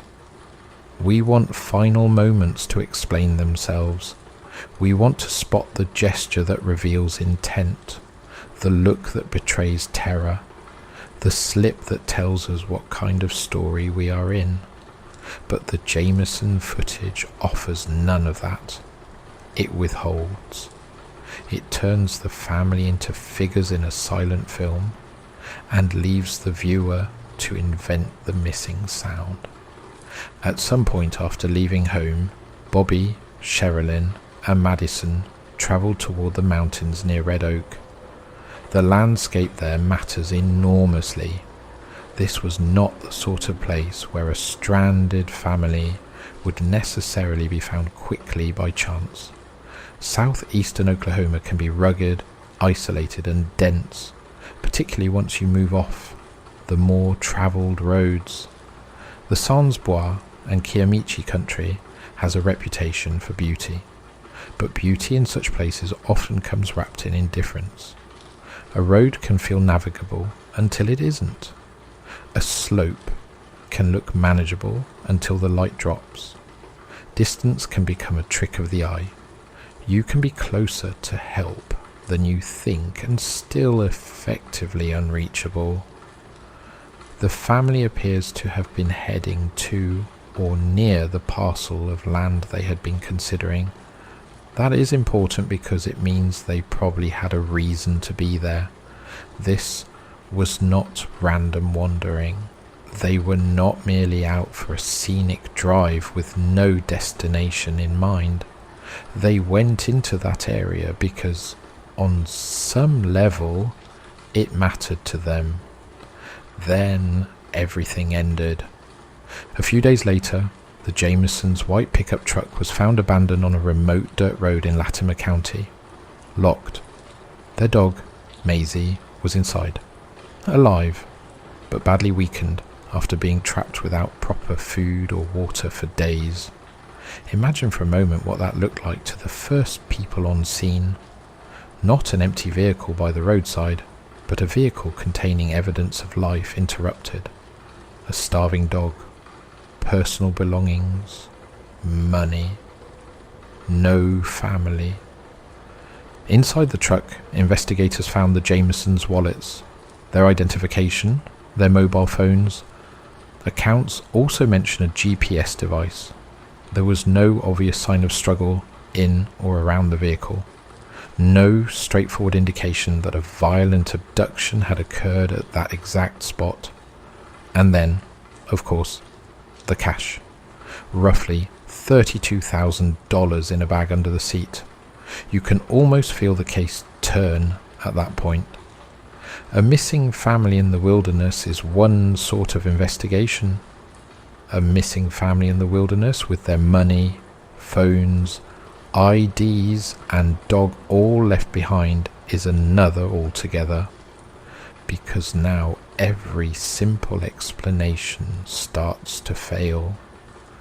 If the family chose to disappear voluntarily, why leave behind the very items needed to do that successfully? Why abandon identification, phones, money, and the dog? If they were robbed, why was the cash untouched? If they went for a brief walk from the truck, why leave the dog inside? People do not ordinarily set off on foot into rough country with a child while locking a living animal in a vehicle unless they expect to come back very soon. And if they expected to come back soon, what drew them away long enough for all three to die? There was one more item in the truck that has fed the mystery for years. A note written by Sherilyn. Descriptions vary, but it has usually been characterized as a long, rambling, angry letter about Bobby. Some summaries call it a hate letter. Others suggest it was fragmented, confused, and emotionally charged rather than neatly coherent. Depending on the source, it was either discovered in the truck or associated closely with the items inside it. What seems consistent is that investigators found it disturbing. This was not a cheerful reminder note or an ordinary scrap of domestic writing. It was dark, emotional, and reflective of serious marital discord. The existence of that note opens another door in the case. Were Bobby and Sherilyn on the edge of separation or collapse? Was the trip to the mountains connected to some final confrontation? Had one of them been planning to leave? Had the land dream become the stage for a last attempt to repair things? Or did the note merely capture one bad moment in a marriage already full of them? Again, every answer creates new problems. Suppose the parents were in deep conflict. Even then, how does that explain the 6-year-old child dying alongside them in the wilderness? Suppose the family went out there in a state of emotional chaos. Even then, why the missing gun? The strange surveillance behavior? The untouched cash? Suppose they met with foul play. Even then, why do certain details feel so intimate and disordered rather than cleanly criminal? The early search for the family turned up nothing conclusive. That is one of the cruelest features of remote disappearances. The land swallows time as effectively as it swallows bodies. Searchers can cover ground and still miss what is near. Weather changes evidence. Animals move through a scene. The simplest trace can vanish beneath brush and dirt. But the absence of a quick discovery also left the case open to rumour, and rumour rushed in immediately. There were whispers of drugs. The cash invited that theory almost by force. The family's odd demeanour on video, the volatility in the home, and the generally chaotic backdrop made it easy for some investigators, and commentators to speculate about methamphetamine or drug dealing. Yet no theory based on drugs has ever cleanly solved the central problems. If the cash was connected to narcotics, why was it not taken? If the family were meeting someone dangerous, why bring their daughter? If they were high or paranoid, does that explain their movements after leaving the truck, or merely label them strange and move on? Then there was the supernatural frame, which found fertile ground because the case already contained all the right ingredients. Ghosts in the home, a child allegedly speaking to spirits, a father asking about bullets for entities that should not exist, the silent final footage, and a family who appeared to head into the hills and never come back. The difficulty, of course, is that the supernatural is often what remains when ordinary evidence has thinned out. It fills the empty spaces. It gives character to confusion. But the Jamison case does not need embellishment to be unsettling. The plain details are bad enough. Still, I understand why people reach for something otherworldly here. There is a flavour to this case that resists the tidy logic of true crime. The family did not simply vanish from a car park after dinner. Their world was already turning odd before they died. The strangeness was not applied afterwards by internet storytellers. It was there in the lived texture of the case itself. And that is where we will leave it for now. The family gone, the truck found, the dog barely clinging to life, the money untouched, the note discovered, and the mountains keeping their silence. In the next part, we will go deeper into the investigation, the theories surrounding the missing briefcase and gun, the rumours of haunting and possible mental unravelling, and the grim discovery made years later when the Jamisons were finally found. When investigators arrived at the abandoned pickup truck in the mountains, they were standing at what looked like the beginning of a story, rather than the end of one. The truck had not been wrecked. It had not been burned or stripped. It was simply there, parked on a rough road in the wilderness, as though its owners had stepped away briefly and expected to return. Inside the vehicle were the sorts of objects that normally travel with a family everywhere they go. Wallets, identification, mobile phones, a GPS device, personal belongings. The dog Maisie, still alive, but dangerously dehydrated, and beneath the seat, a large amount of cash sealed in a bag. Investigators counted approximately $32,000. It is difficult to exaggerate how strange that detail was. If robbery had been the motive for violence, the money would have been the first thing to vanish. If the family had left voluntarily, they would have taken the money with them. Yet there it remained, untouched, like a prop that had been forgotten in the middle of the scene. The vehicle itself showed no obvious evidence of a violent struggle.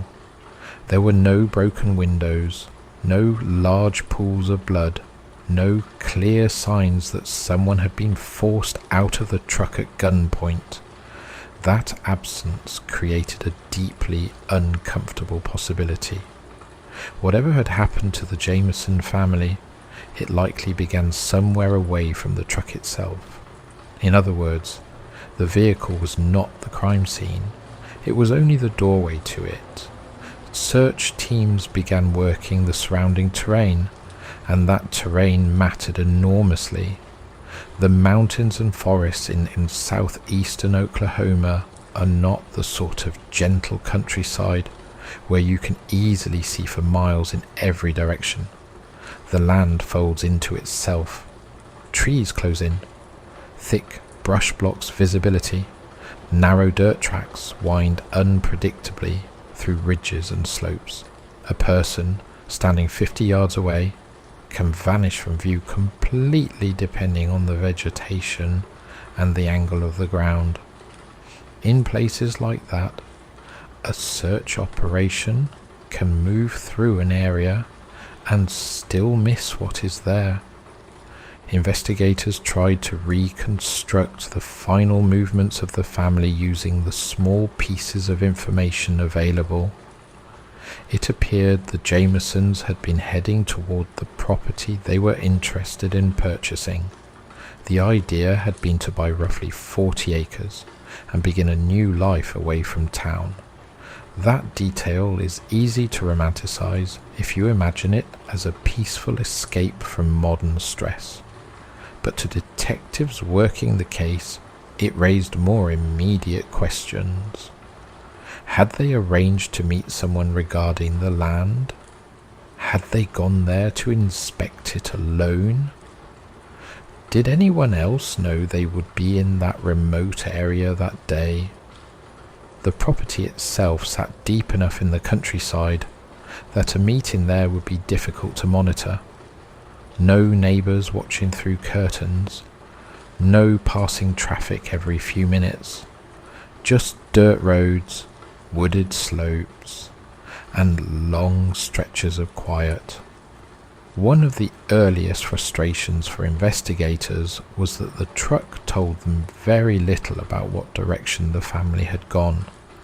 If the Jamisons had simply walked away from the vehicle, they could have headed into the woods in several directions.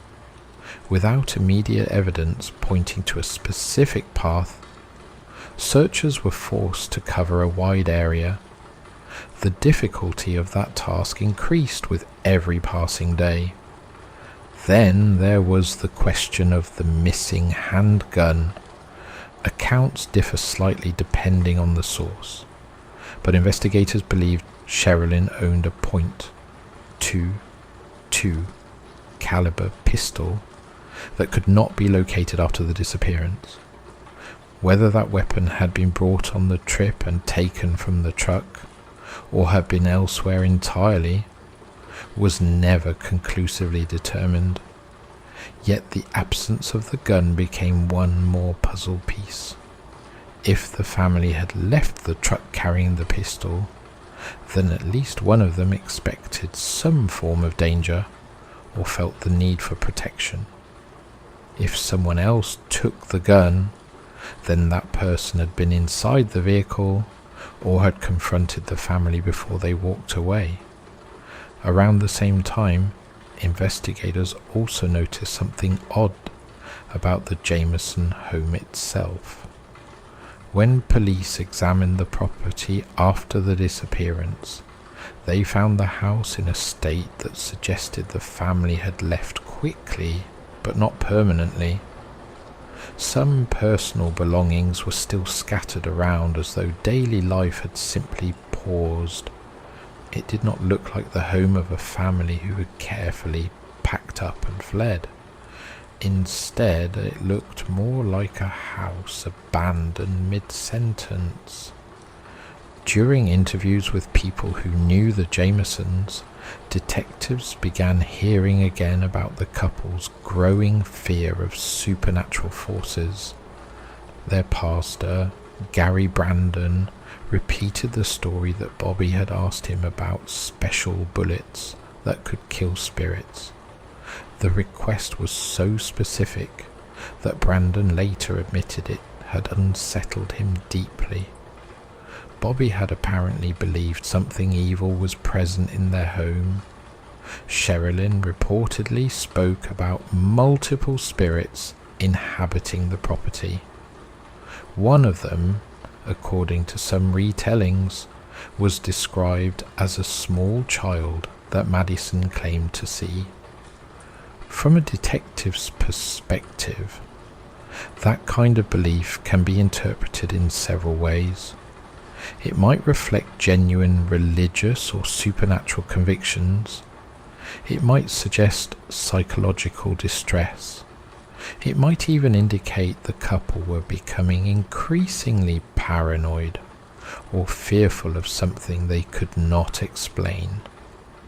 What investigators could not determine was whether those beliefs had anything to do with the family's disappearance, or whether they were simply part of the complicated emotional background of the household. Another thread in the investigation led back to Bobby's father, Bob Dean Jamison.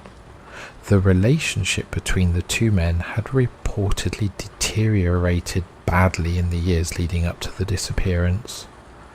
Bobby had filed court documents claiming his father had threatened to kill him and his family. In those filings, he also alleged that his father had attempted to run him over with a vehicle.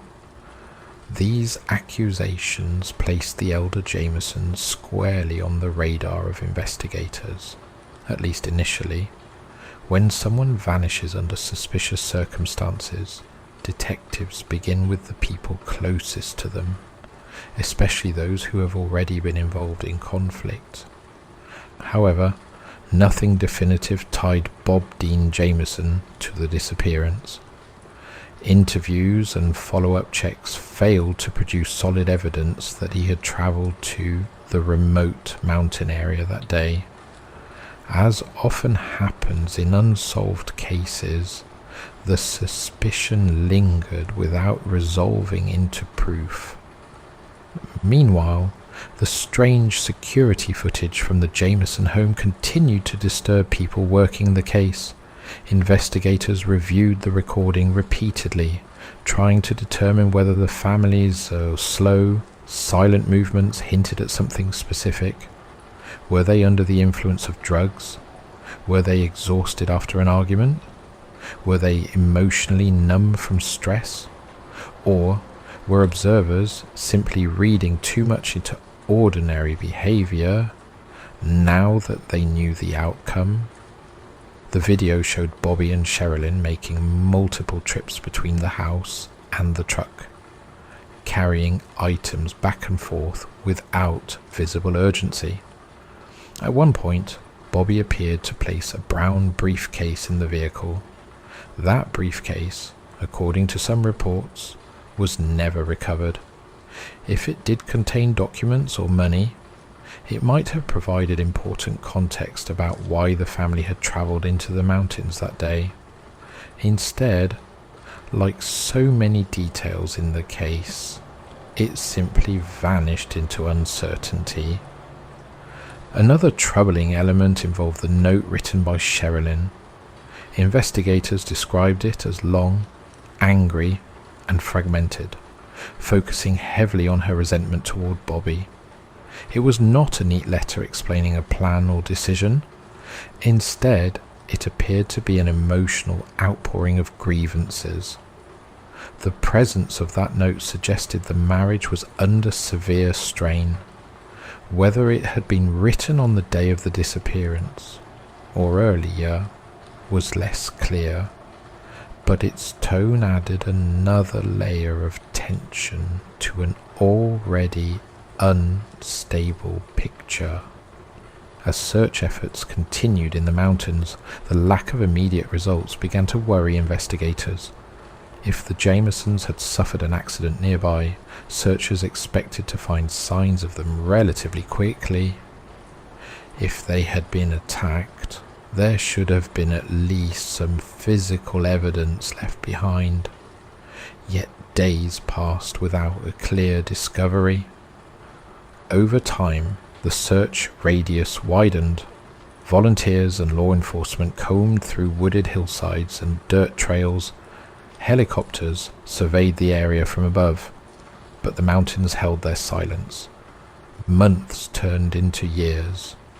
During that time, the Jamison case drifted into a strange half-life, somewhere between active investigation and cold mystery.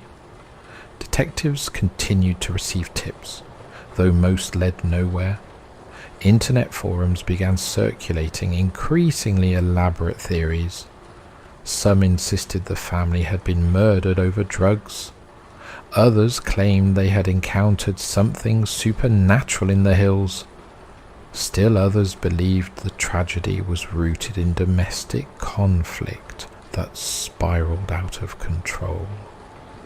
The truth, if it existed in a clear form, remained buried somewhere in the wilderness. Then, 4 years after the disappearance, the mountains finally gave up something. In November of 2013, a group of hunters moving through a wooded area in Latimer County noticed human bones scattered on the ground. The location was roughly 3 miles from where the Jamison truck had been discovered. At first glance, it appeared to be the remains of a single person, but as authorities investigated further, they realized there were multiple sets of skeletal remains lying close together. Dental records eventually confirmed what many had already suspected. The remains belonged to Bobby Jamison, Sherilyn Jamison, and their daughter Madison. By the time they were found, decomposition had erased nearly every clue investigators hoped to recover. The bodies had been exposed to weather, animals, and years of natural decay. There were no clear signs of trauma visible on the bones that could definitively explain how the family had died. The medical examiner faced an impossible task. Without soft tissue, without preserved organs, without reliable forensic evidence, determining the exact cause of death was extraordinarily difficult. In the end, the official ruling would be simple and deeply frustrating. The cause of death was listed as undetermined. 3 people had died in the mountains, and no one could say exactly how. What investigators could confirm was that the Jamison family had travelled several miles away from their truck before dying. That fact alone raised a new wave of questions. Why would a disabled man, his troubled wife, and their young child walk so far into rugged terrain? Were they trying to reach something? Were they fleeing from someone? Had they become lost after leaving the vehicle for a short walk? And perhaps most disturbing of all, did they die quickly? Or had they wandered in the wilderness for hours or days before the end came? Those questions would become the center of the case in the years that followed, because once the bodies were found, the mystery did not resolve itself. In some ways, it only deepened. In the final part of this story, we will look closely at the competing theories investigators have wrestled with ever since the remains were discovered. The possibility of murder, the troubling idea of exposure in the wilderness, the lingering suspicions involving drugs and money, and the strange psychological landscape that surrounded the Jamison family in the final weeks of their lives. When the Jamison family's remains were discovered in November of 2013, the case briefly surged back into public attention. For 4 years, the mystery had been suspended in a strange limbo. 3 people had vanished into the mountains, and no one could say where they were or what had happened to them. The discovery of bones in the woods finally gave investigators something tangible again, yet the reality was deeply frustrating. Instead of answering the central question, the remains created an entirely new set of problems. the bodies were found scattered in a wooded area roughly 3 miles from where the family's pickup truck had been abandoned. That distance may not sound enormous when spoken aloud, but in rough terrain it becomes something very different. 3 miles through dense brush, uneven ground, and wooded slopes is not a simple stroll, particularly for a man living with chronic injuries and pain. Yet somehow the family had travelled that far from the truck before dying. The remains were badly decomposed, reduced largely to skeletons by years of exposure to weather and wildlife. The condition of the bodies meant investigators could recover almost none of the forensic clues that normally guide a homicide investigation. Soft tissue had long since vanished, clothing had deteriorated. Evidence that might have revealed trauma or poison or suffocation was simply gone. The medical examiner examined the bones carefully, searching for fractures, bullet holes, or knife marks that could reveal violence, but nothing conclusive appeared. In the end, the official ruling came down to a single, bleak phrase: cause of death, undetermined. That ruling is not as rare as people sometimes imagine. When remains are discovered long after death, the body can lose so much information that determining exactly what happened becomes impossible. But in the Jamison case, it felt particularly unsatisfying because so many details surrounding the disappearance already seemed strange. The discovery of the bodies should have narrowed the story into something more concrete. Instead, it widened the mystery. Investigators now knew that the family had travelled at least 3 miles away from their vehicle. What they did not know was why. The first theory considered was the most straightforward. Perhaps the Jamisons had simply left the truck for a short walk and become lost. If the family had expected to return quickly, that would explain why they left their phones, wallets, and dog inside the vehicle. People often step away from a car for a few minutes without bringing every possession with them. In rugged country, a wrong turn or a sudden drop in light can turn a short walk into a dangerous situation very quickly. But the more closely investigators examined that idea, the more uncomfortable it became. The terrain between the truck and the location of the bodies was difficult, but not impossible. People familiar with the area pointed out that 3 miles would require a deliberate journey rather than a casual wandering. It would involve climbing slopes and pushing through thick vegetation. For a healthy adult, that might be tiring but manageable.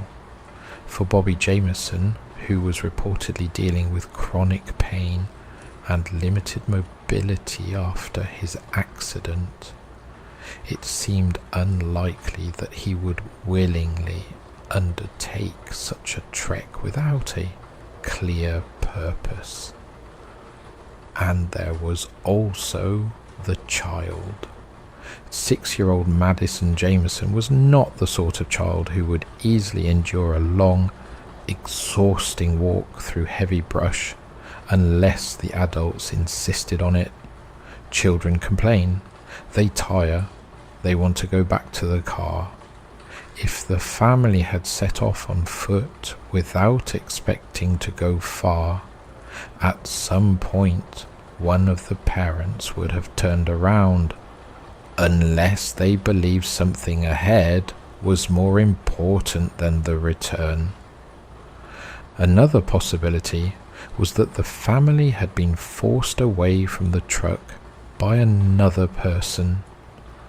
In that scenario, the vehicle was simply the last place where the Jamisons had control over their situation.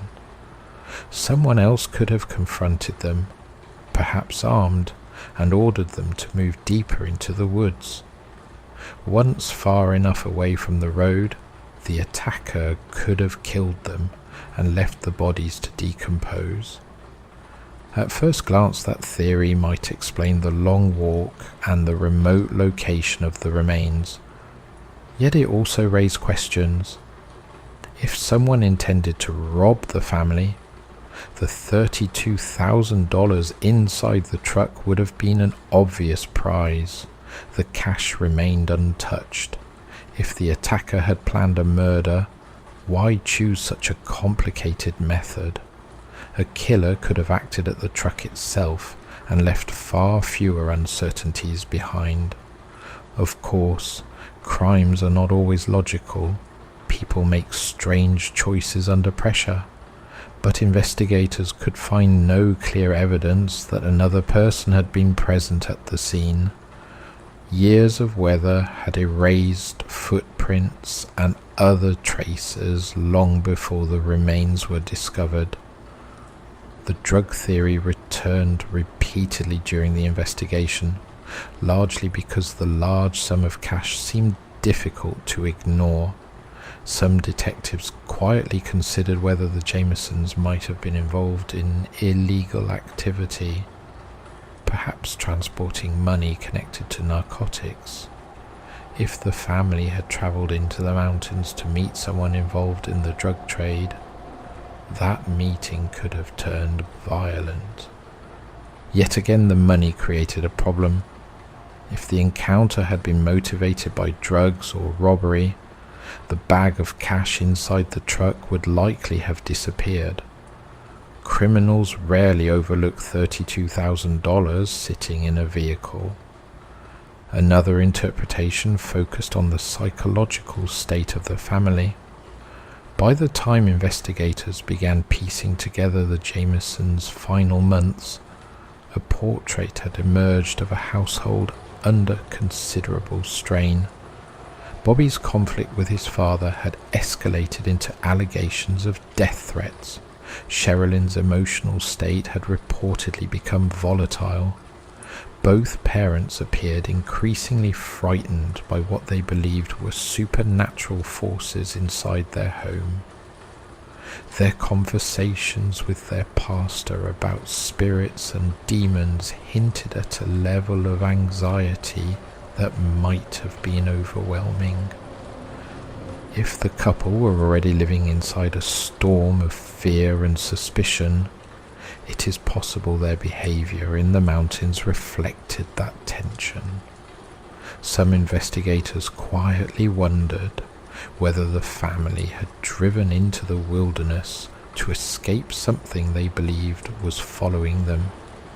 If paranoia or emotional breakdown had taken hold, the journey into the woods might have been driven by panic rather than rational planning.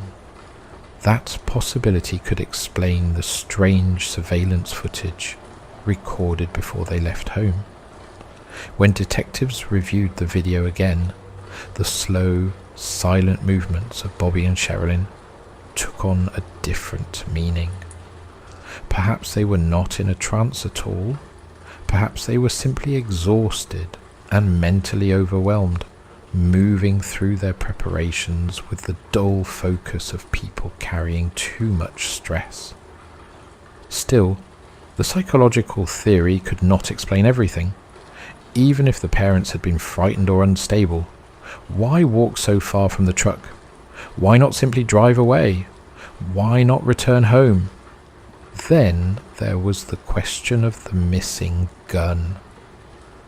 If Sherilyn's handgun had indeed been taken from the vehicle before the family left it behind, the weapon might have played some role in the final events. Some observers have suggested the possibility of a murder-suicide. In that scenario, one parent could have killed the others and then taken their own life. Over time, the remains would scatter, leaving little forensic evidence behind. Investigators considered the idea but never found strong support for it.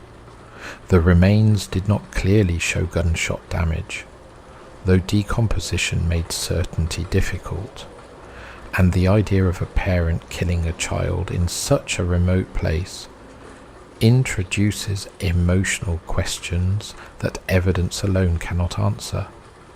It is possible, but it does not settle the strange details surrounding the case. The haunting stories also refuse to disappear.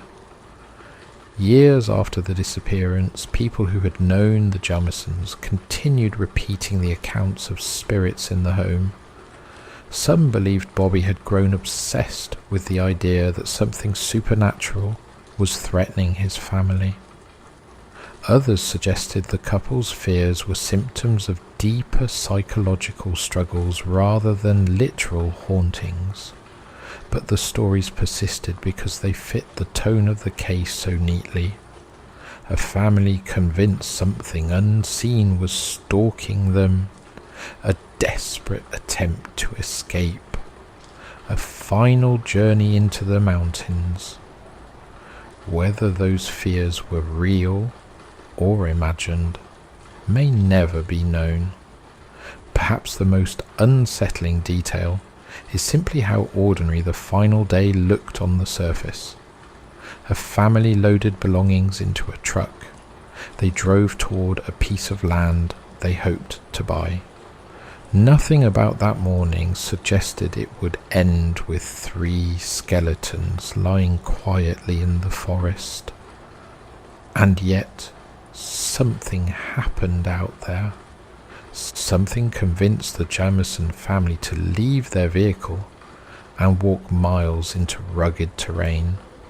Something kept them away long enough for death to claim all 3 of them. Whether that something was another person, a terrible accident, or the slow unraveling of fear inside their own minds remains the unanswered question at the center of the case. In the years since the discovery of the bodies, investigators have never been able to close the file completely. The Jamison family deaths remain officially unsolved. Every so often the story resurfaces, drawing in a new group of people who stare at the same strange pieces of evidence and try to arrange them into a pattern that makes sense. But the mountains where the Jamisons died keep their secrets well. Somewhere between the abandoned truck, the starving dog, the untouched cash, the eerie surveillance footage, the stories of spirits in the house, and the lonely hillside where 3 sets of bones were finally found, the truth still waits. Whether that truth is simple and human or something darker and more complicated is the question that continues to echo through the case long after the family themselves fell silent. A man once spent years quietly drawing the hidden wiring of the world. Politicians, intelligence agencies, arms dealers, oil executives, billionaires, terrorists, banks, and shell companies all appeared on his pages, connected by delicate pencil lines that curved across enormous white sheets like the branches of a nervous system. Every line represented a real financial relationship documented in public records. Every name had appeared somewhere in court filings, banking disclosures, or corporate documents. The drawings were not theories, they were maps. And according to the man who drew them, once you saw the whole network at once, it became impossible to pretend it was accidental. Then, one night the man was found hanging from a doorframe in his apartment. His research archive had recently burned in a suspicious studio fire. A notebook containing his latest discoveries vanished without explanation. and one of his most controversial drawings, a diagram connecting powerful American political figures to Middle Eastern financiers linked to Osama bin Laden, quietly disappeared for a time before reappearing years later in altered form. The man's name was Mark Lombardi, and he may have drawn something he was never meant to finish. Mark Lombardi did not begin his career trying to expose global financial networks. In fact, for most of his early life he worked quietly in the background of the art world as a librarian and researcher. He had an unusual talent for organization and an almost obsessive patience when it came to reading archival material.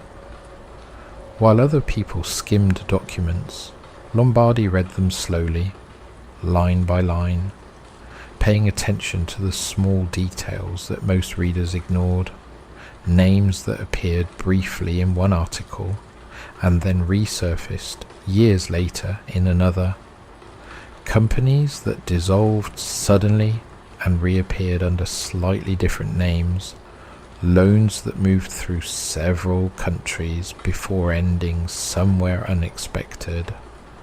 Lombardi noticed patterns in these fragments long before he realized what they were forming. Throughout the 1980s, he began collecting these fragments on index cards, thousands of them. Each card contained a name, a transaction, a relationship, or a documented event. When a connection appeared between two cards, Lombardi noted it carefully. If a third name appeared later linking them together, that connection was added as well. Over time, the cards began to behave less like notes and more like pieces of a puzzle that stretched across decades of international finance. By the early 1990s, Lombardi had accumulated so many connections that he needed a way to see them all at once. The index cards were no longer enough, so he began transferring them to paper. At first, the drawings were simple, small clusters of names connected by lines, but the networks grew quickly, and soon Lombardi was working on enormous sheets of paper that covered entire tables. He used only pencil and ruler, carefully plotting arcs that connected one name to another.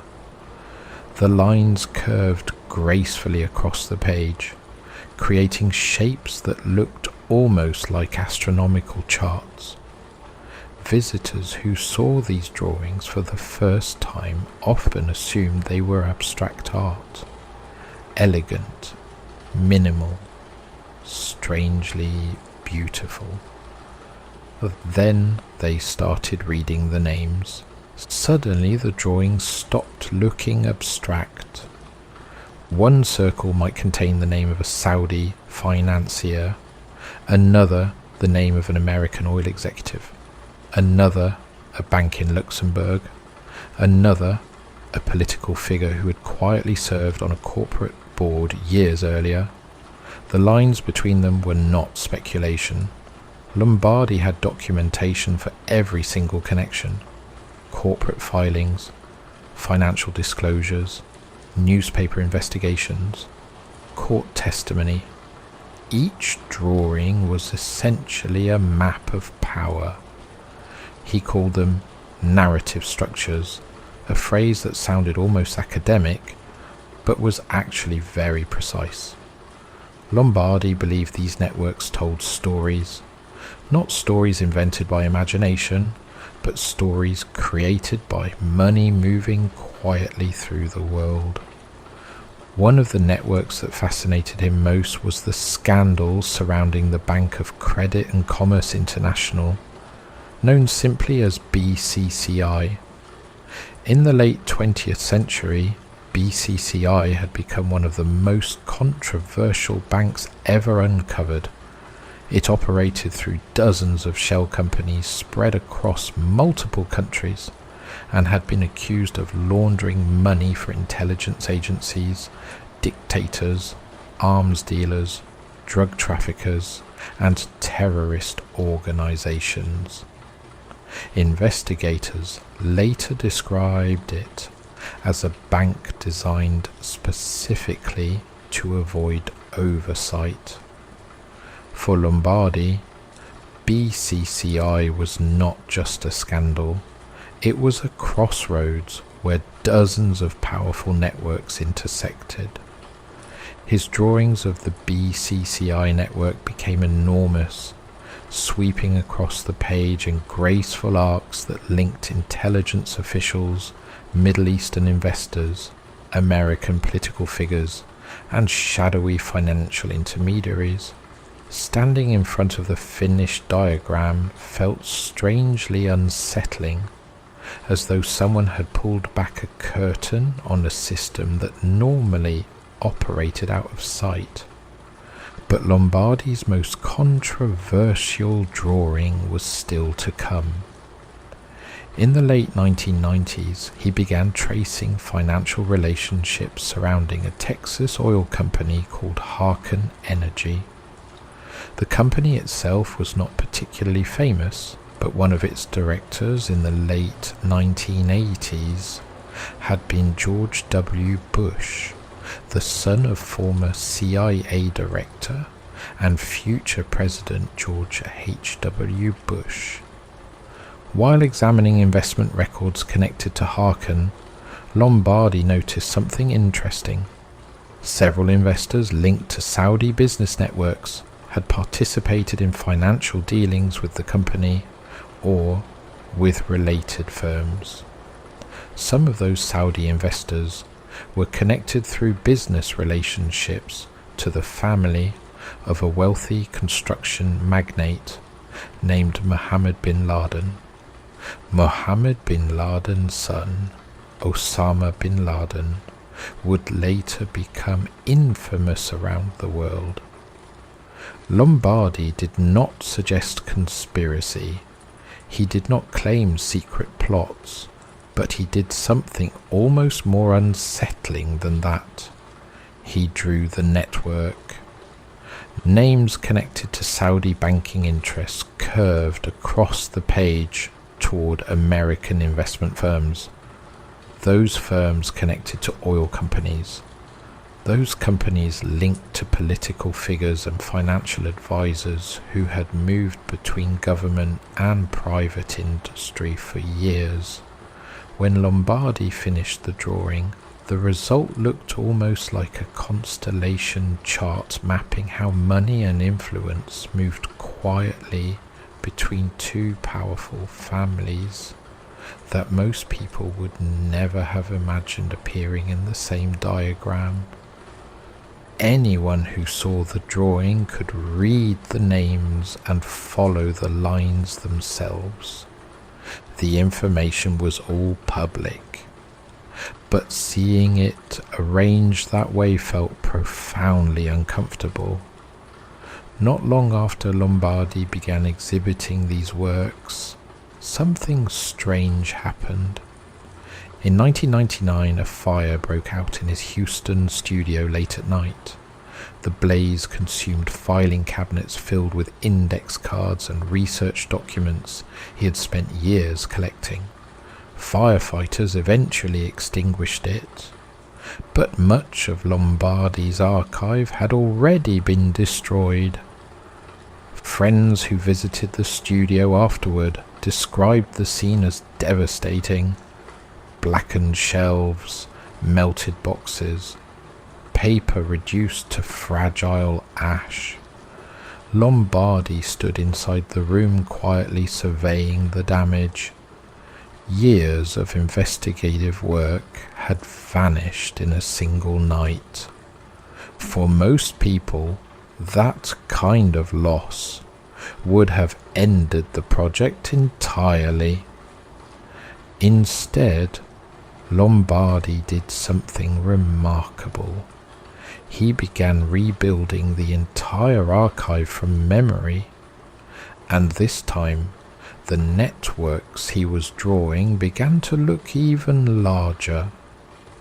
It was during this period that people started noticing the notebook. It was small, unremarkable, usually tucked into his jacket pocket.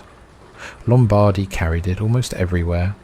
When conversations drifted toward research, he would sometimes pull it out and jot quick notes or sketch rough diagrams that looked like compressed versions of his large drawings.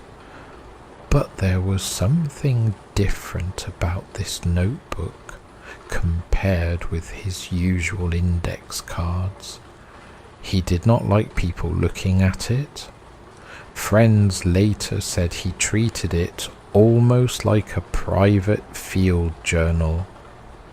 And sometime in early 2000, Lombardi hinted to a colleague that the connections he had been mapping were beginning to converge. The separate networks he had drawn over the years were starting to intersect in unexpected ways. He believed he might be close to drawing something much larger than any of his previous diagrams. A single network connecting multiple scandals that investigators had always treated as separate events. He never revealed exactly what that network looked like, because only a few weeks later, Mark Lombardi was found dead in his Brooklyn apartment. And when police searched the room, the notebook he carried everywhere had disappeared. When Mark Lombardi died on March 22nd, 2000, the official explanation arrived quickly and quietly. Police said the 48-year-old artist had taken his own life inside his small Brooklyn apartment. He had used a door frame in the apartment as a suspension point, tying a cord in such a way that leaning forward created enough pressure to cut off blood flow. It was ruled a suicide almost immediately, and from a procedural standpoint, there was nothing unusual about the determination. Yet for those who knew Lombardi personally, the explanation never settled comfortably. The circumstances surrounding his death felt strangely incomplete, as though certain pieces of the story had simply been left outside the room. The apartment itself was modest and sparsely arranged, the sort of place a quiet researcher might occupy without attracting much attention. Lombardi had moved to Brooklyn not long before his death, as his work began receiving serious attention from galleries and museums in New York. For the first time in his career, curators were treating his drawings not merely as unusual conceptual art, but as something that bordered on investigative cartography. The Whitney Museum of American Art had already shown interest in his work, and other institutions were beginning to collect it as well. After years spent working quietly in relative obscurity, Lombardi had finally reached the moment when the art world was beginning to recognize what he had created. Friends described the weeks before his death as intense but not despairing. Lombardi had always worked obsessively when a new drawing began taking shape, and he was deep inside one of those periods. His apartment table was covered with papers and notes, the beginnings of another large narrative structure that appeared to be combining several networks he had previously mapped separately. He had been reading heavily again, moving through financial investigations and historical articles the way a detective moves through witness statements. The notebook he had been carrying since the studio fire was reportedly nearby during this time, filled with fragments of connections he intended to expand into a full drawing. When authorities examined the apartment after his death, they catalogued the visible materials. Papers were stacked across a desk. Several reference books were open, their pages marked with slips of paper. But the small notebook Lombardi had been carrying almost daily was not listed among the recovered items. No one seemed able to explain where it had gone. Friends noticed the absence almost immediately. Several of them had seen the notebook repeatedly during the weeks before Lombardi died, sometimes watching him jot quick diagrams inside it while talking about new connections he had been uncovering. The notebook had effectively become his portable archive after the fire destroyed his index cards. Losing it would have meant losing the raw threads of whatever network he had been working toward. Yet it was simply gone. Equally strange was the situation surrounding one of Lombardi's most controversial drawings, the one that traced financial relationships linking Saudi investment networks, American oil companies, and figures associated with both the Bush family and individuals connected to the Bin Laden business empire. Lombardi had reportedly been revising that drawing shortly before his death, expanding the lines to include new financial intermediaries that appeared in recently uncovered corporate records.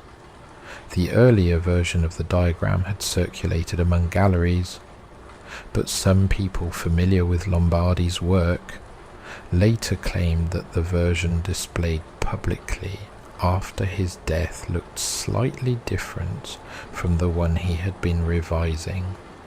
Certain names had moved, some arcs had changed shape, a few connections appeared simplified.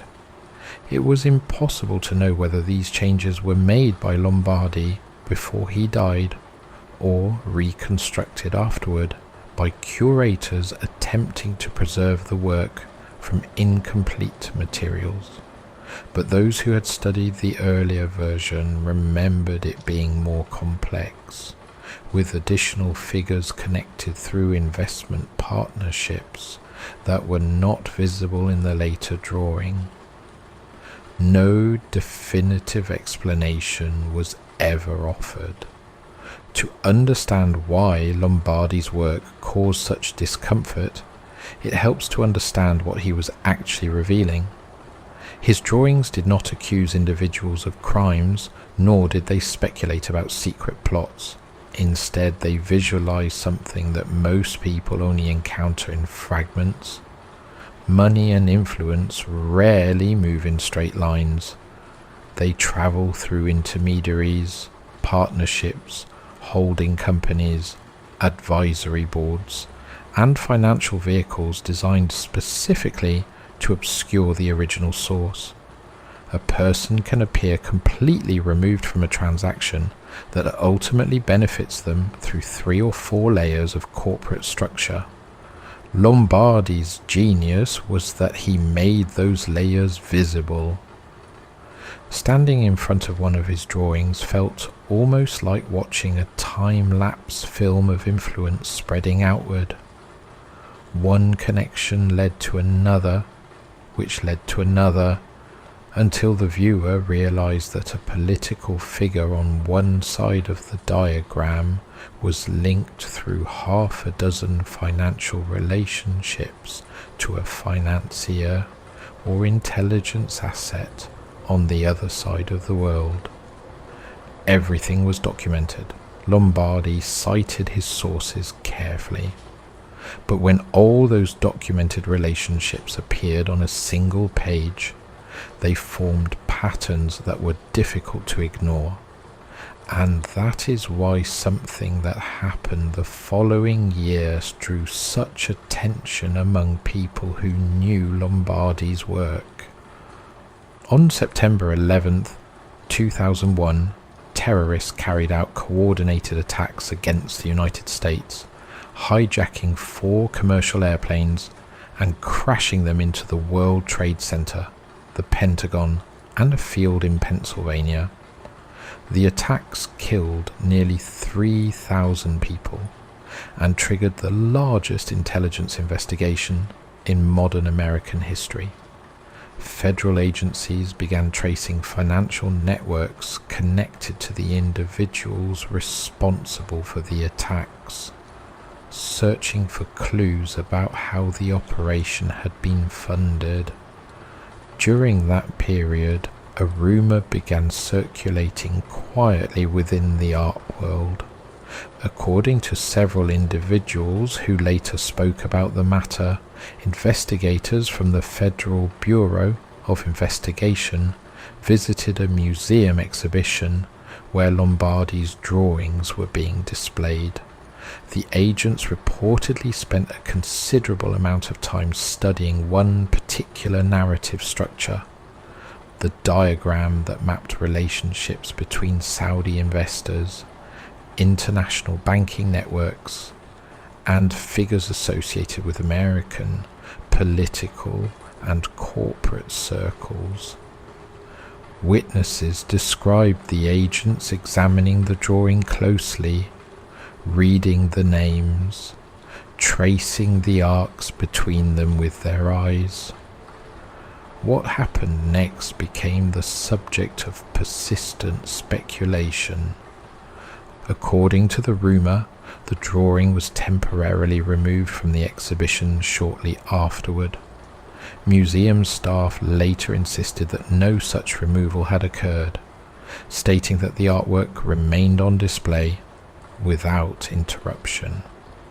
Yet several individuals claimed they had returned to the gallery days later and noticed that the piece had either been repositioned or replaced with a different version. Whether the FBI actually requested access to Lombardi's work or simply studied it out of curiosity has never been publicly confirmed. But the story persisted because it fit a strange truth about his drawings. Lombardi had spent years assembling publicly available information into a form that allowed investigators to see complex financial relationships at a glance. In effect, he had created visual maps of networks that intelligence agencies themselves often struggled to understand. Some journalists later joked that Lombardi had unintentionally become the world's most meticulous conspiracy theorist, except that his conspiracies were entirely supported by documented evidence. The eerie part was that Lombardi had stopped working just months before the attacks occurred. If he had continued drawing, some people wondered what new connections might have appeared in those networks. That question became even more unsettling when researchers began examining Lombardi's surviving notes more closely. Among the scattered papers in his apartment were references to financial intermediaries operating in Europe and the Middle East, who had appeared briefly in earlier investigations, but had never been fully mapped in his drawings. Lombardi had written their names beside arrows pointing toward banks already connected to the BCCI scandal, suggesting he believed they were part of the same broader system. Those arrows led nowhere on the surviving papers. Perhaps they were intended for the missing notebook. Perhaps they were meant for the drawing he never finished. Whatever Lombardi believed he was uncovering in the final weeks of his life vanished with him, leaving behind only fragments and rumors. And yet the strangeness surrounding his story did not end with the disappearance of a notebook or the quiet curiosity of federal investigators, because when people began examining the fire that destroyed his archive the year before his death, they discovered details that felt almost as unsettling as the networks he had drawn. Details that raised an uncomfortable question. Was the fire that erased years of Lombardi's research truly an accident? Or had something else happened inside that Houston studio on the night the archives turned to ash? That question would become even more disturbing when investigators realized just how much information Lombardi had stored inside those lost files.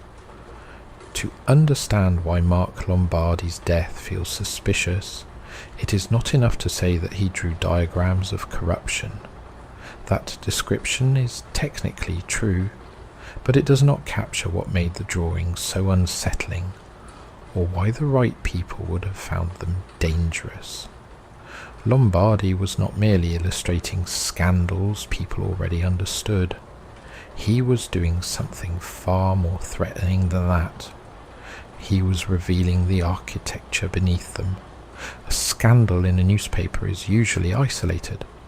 A single event with its own cast of names, its own brief moment of public outrage, and then its own quiet burial under newer headlines.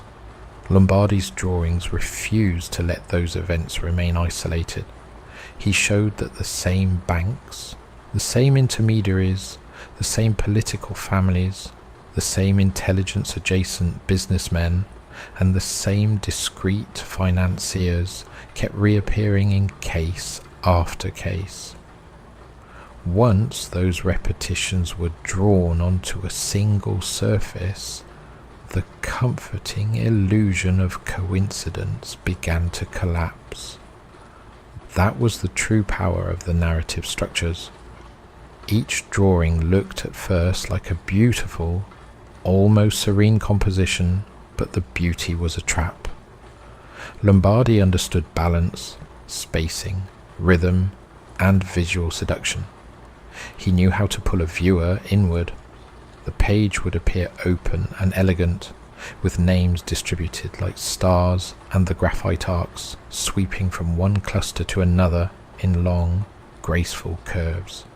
The eye followed those curves naturally, and that was when the horror began, because the viewer was not following abstract form, but real relationships between people who had moved billions of dollars, armed militias, influenced governments, sheltered dictators, destabilized economies, and in some cases drifted through intelligence operations so murky that even official inquiries could not fully describe them. Lombardi's drawings were significant because they compressed years of fragmented reporting into instant legibility. A newspaper article might mention that a businessman sat on the board of one company before moving into another role years later.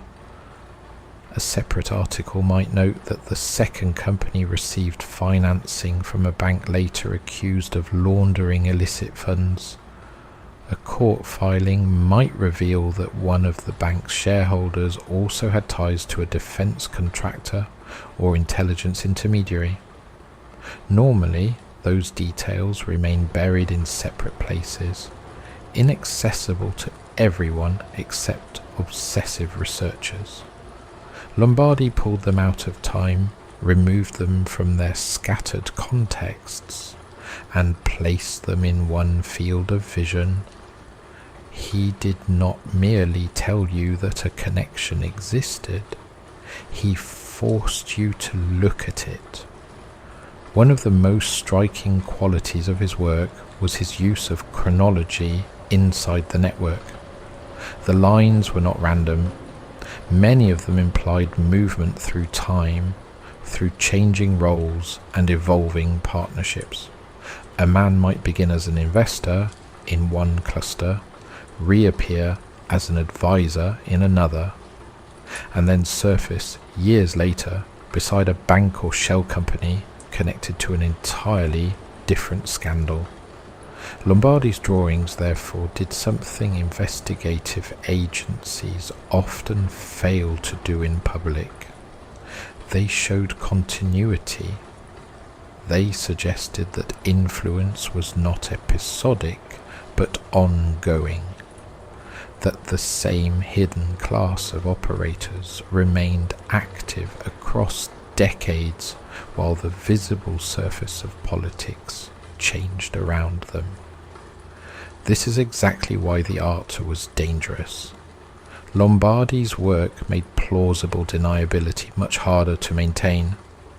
Powerful people rely on fragmentation.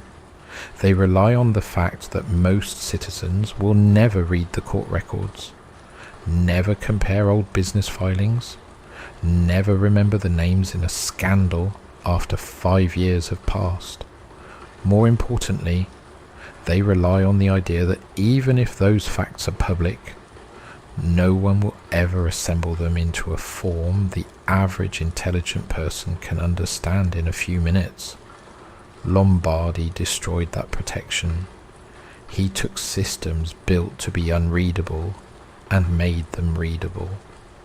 Consider the BCCI drawings, because they were among the clearest examples of what he was doing. BCCI was not simply a crooked bank. It was a financial instrument that appeared to function almost like a neutral zone where many shadow operations could overlap. Lombardi's drawing showed how BCCI sat near the center of multiple worlds at once. It connected intelligence-linked figures, Gulf financiers, political families, corporate entities, and covert money streams that passed through places like Luxembourg, London, Abu Dhabi, Pakistan, and the United States. On paper, these domains are usually treated separately.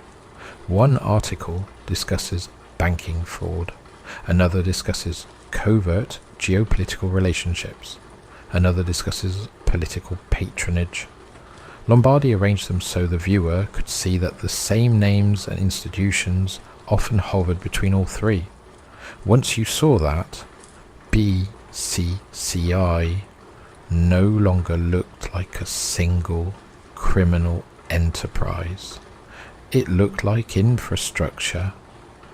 That distinction matters enormously.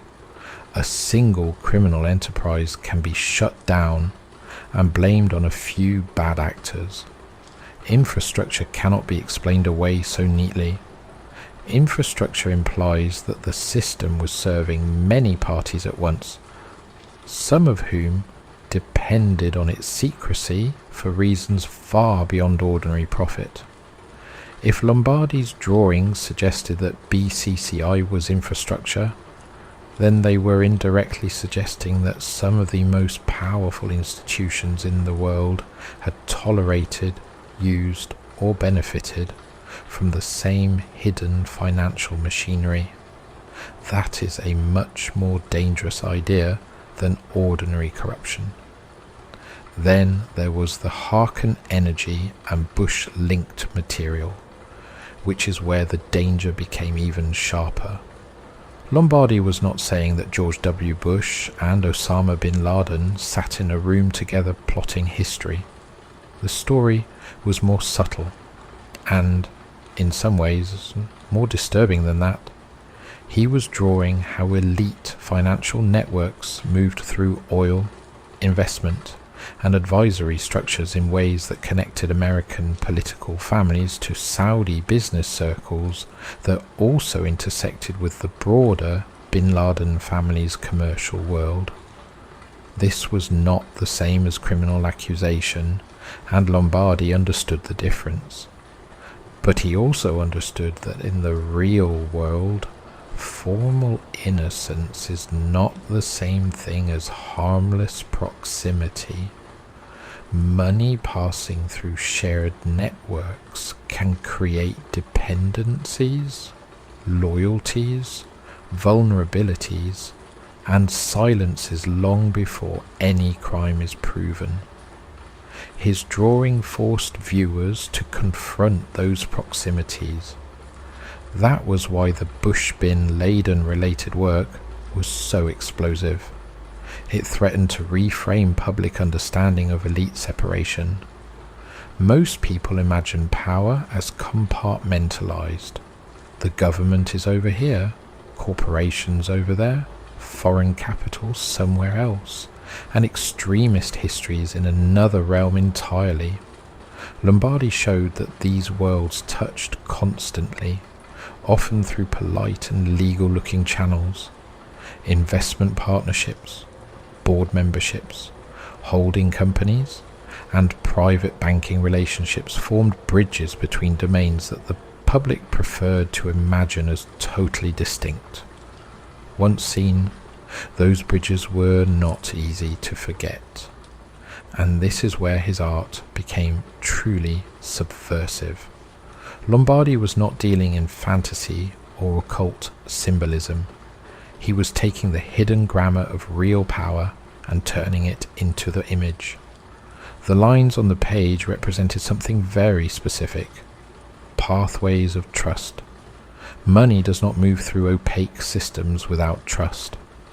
Hidden transactions require middlemen, institutions, and reputations that signal reliability to insiders. Lombardi's diagrams therefore mapped not just who knew whom, but where hidden trust had been placed over time. A line between two nodes could imply an investment, an introduction, a board relationship, a financing arrangement, or a mediated flow of capital. Viewed at scale, those lines revealed where the elite world had chosen to place confidence. That is why his pages resembled nervous systems. They were diagrams of sensitivity, of contact, of transmission. For an ordinary viewer, this was fascinating. For the people inside such networks, it was potentially catastrophic. Once a structure of hidden trust becomes visible, several risks emerge at once. Investigators can ask better questions. Journalists can stop treating cases as isolated. Rival factions can see how the machinery is arranged, and the public can begin noticing recurring names that were once safely buried in footnotes. Lombardi's drawings, therefore, did not need to accuse anyone to be dangerous. Their danger lay in orientation. They taught people where to look. That teaching function may be the most suspicious aspect of his entire story. If Lombardi had been a conventional polemicist, he would have been easy to dismiss. If he had made wild claims without evidence, he could have been ignored. But he was disciplined, sourced, and strangely restrained. That made him more credible, and credibility is what turns obscure information into a threat. A rumor can be laughed off. A beautiful museum-ready diagram built from public records is harder to ridicule, especially when intelligent people can verify the names for themselves.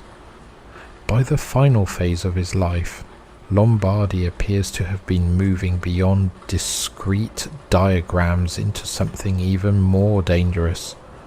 Friends and colleagues later suggested he had begun seeing the networks as interlocking parts of a larger system, rather than as separate historical episodes. This is a crucial point, because the shift from scandal mapping to system mapping changes everything. Once separate diagrams begin merging, the viewer no longer sees corruption as occasional abuse. The viewer begins to see an ecology of power, a durable class of intermediaries and financial structures that survive administrations, wars, and public scandals. If that was the conclusion Lombardi was approaching, then he was getting close to the most forbidden idea of all, that the visible institutions of the modern world may sit atop a much more stable, hidden framework of relationships that persists regardless of who wins elections or which crisis dominates the news. His missing notebook matters so much for this reason. It was not merely a notebook. It may have contained the bridge between separate diagrams, the private working out of how BCCI, intelligence-adjacent finance, oil money, political dynasties, shell entities, and transnational brokers all fitted together as one structure. That would explain why people who knew him remembered him as both excited and intensely focused in the final weeks. He may have felt he was nearing the drawing that unified everything. If that is true, his death becomes much harder to view calmly. The official ruling can still exist on paper, but the context darkens around it. Here was a man whose work had become increasingly legible, increasingly bold, and increasingly relevant to networks that thrive on obscurity. Here was a man whose archive had already been damaged in a fire that erased years of material. Here was a man carrying a private notebook full of emerging connections that vanished after his death. Here was a man revising one of his most controversial drawings, one that placed politically radioactive names within a shared financial web. Here was a man finally receiving institutional recognition, which meant his work was about to reach a much larger audience. And then, just as he appeared to be drawing the threads together, he was found dead. Even the aesthetics of his art contribute to the suspicion, because Lombardi's drawings did not behave like ordinary exposés. They had the strange authority of revelation. People who encountered them often felt they were not merely reading information, but witnessing a hidden order materialize. The curves, spacing, and almost celestial calm of the composition gave the facts a feeling of inevitability. It was as if the relationships on the page had always been there, waiting for someone patient enough to see them. That feeling made the work memorable, in a way lists of names never could. It also made the work dangerous, in a way lists of names never could. Once a hidden system is seen as form, it becomes emotionally real, and that, perhaps, is the deepest reason his death still troubles people. Mark Lombardi was not simply collecting facts. He was turning buried facts into visible form, and visible form into understanding. He was translating secrecy into image. That is an extraordinary act, and history is not especially kind to people who do it too well. The suspicious quality of his death does not come from one dramatic clue alone. It comes from accumulation, the same principle that governed his own drawings: a destroyed archive, a vanished notebook, a controversial revised diagram, whispered FBI interest after 9/11, and a man found dead just as his work was becoming impossible to ignore. Each detail on its own can be explained away, but Lombardi taught us something important about details. When the same kind of detail keeps appearing in relation to the same cluster of names and events, you are no longer looking at coincidence. You are looking at structure. By the time he died, Lombardi may have understood that better than anyone alive. And if he did, then the most chilling possibility is not merely that he uncovered corruption, it is that he uncovered continuity, the same hidden channels carrying influence across decades beneath the visible drama of public history. A man who reveals corruption embarrasses people. A man who reveals continuity threatens the whole illusion of how power works. That is the sort of revelation that can make an artist far more dangerous than a journalist, because a journalist can be debated, while an image can stay in the mind forever. After Mark Lombardi died, something strange began to happen to his drawings. At first, they were treated as the unfinished work of a curious artist who had died at a tragic moment in his life. Museums displayed them with respectful labels. Critics described them as elegant, conceptual pieces about power and corruption. But as the years passed, the drawings began to acquire a different atmosphere. People started noticing that the networks Lombardi had mapped did not feel like relics of the past. They felt alive. Visitors standing in front of the diagrams would sometimes realize that names they had never heard of before were suddenly appearing in the news years later. Financial intermediaries that Lombardi had quietly placed at the edge of a drawing would reappear in investigations long after his death. Banks that once seemed obscure would later be revealed as conduits in major international scandals. The diagrams did not predict events in a mystical sense, but they did something almost as unsettling. They showed the skeleton of a system that continued moving even after Lombardi himself was gone. It gave his work a strange reputation among people who studied it closely. Some journalists described the experience of reading Lombardi's drawings the way historians describe discovering an old map that turns out to be more accurate than anyone realized at the time. The longer you studied it, the more the terrain around you seemed to match the lines already drawn. And yet one crucial part of Lombardi's final research was still missing. The notebook never resurfaced.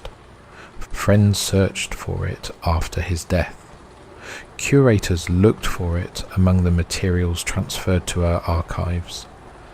People who had visited his apartment in the weeks before his death tried to remember where they had last seen it, but it simply vanished from the historical record. The absence of that notebook is one of the most disturbing details in Lombardi's entire story, because it represents something more than a lost object. It represents the point where his research was evolving into something new. Lombardi had already drawn dozens of separate narrative structures by the end of the 1990s, each one mapping a specific financial network or corruption scandal.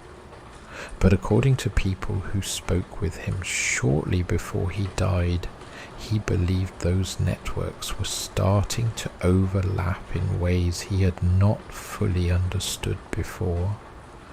That was what the notebook contained. Fragments of a larger diagram. He had begun noticing the same intermediaries appearing in multiple scandals, the same banks facilitating different operations years apart, the same investment advisors introducing powerful clients to the same shadowy financiers again and again. Lombardi had always known these relationships existed, but now he suspected they formed a continuous structure that stretched across decades. It was not just corruption, it was infrastructure. That is the word that appears again and again when researchers discuss Lombardi's work today. Infrastructure suggests permanence. It suggests that the system does not collapse when one scandal is exposed or one institution is shut down. It simply reorganizes itself through the same trusted intermediaries who know how to move money quietly through the world. If Lombardi had succeeded in drawing that entire structure on a single sheet of paper, the result would have been extraordinary. It would have shown not merely a scandal, but the operating system beneath the scandal, the invisible machinery that allowed powerful individuals, intelligence agencies, corporations, and financial institutions to interact through discrete channels while maintaining the appearance of separation. Perhaps that is why the notebook matters so much, because the notebook might have been where Lombardi began sketching the first outlines of that machinery. Without it, we are left with the earlier drawings, each one revealing part of the system but never quite the whole. The disappearance of the bushbin-laden diagram revision deepens the mystery further. Several people who saw Lombardi working on that piece during the final months of his life remembered that it contained more nodes and intermediary figures than the version that later circulated in museum exhibitions. Some names had been repositioned, some connections were missing entirely. It is impossible to know whether Lombardi himself removed those details, or whether curators later simplified the diagram while reconstructing the work from incomplete materials. But the difference is unsettling, because that particular drawing was already the one that made people most uncomfortable. It quietly revealed that elite financial networks often cross political and cultural boundaries that ordinary citizens imagine to be absolute. Oil money, investment firms, intelligence-linked banking structures, and political families sometimes occupy the same web of relationships, even when their public identities appear worlds apart. Lombardi did not claim conspiracy. He simply showed that proximity existed, and proximity can be dangerous in its own way. Then there is the question of the FBI. After the attacks of September 11th, rumours circulated within the art world that federal investigators had taken a serious interest in Lombardi's work. The story varies depending on who tells it, but the core detail remains the same. Agents reportedly visited a gallery displaying Lombardi's drawings and spent a long time studying the networks he had mapped, particularly the diagrams that involved Saudi financial interests and international banking structures. The rumour suggests that one of the drawings was temporarily removed or examined more closely after their visit. Official records do not confirm this. Museums involved have always maintained that nothing unusual occurred, but the rumour refuses to disappear, partly because it makes intuitive sense. Lombardi had spent years doing something that investigators themselves often struggle to accomplish quickly.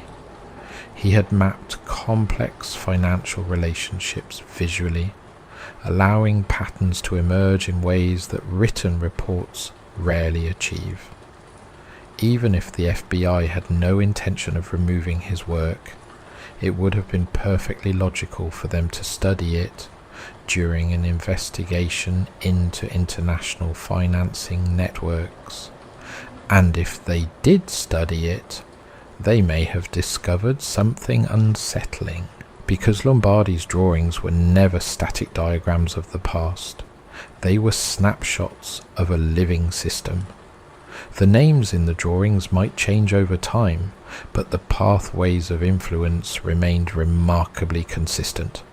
Banks changed ownership, Companies dissolved and reappeared under new names. Political figures moved into corporate roles. Financiers shifted from one advisory position to another. But the network itself kept breathing. That is why people sometimes describe Lombardi's work with language that almost sounds supernatural.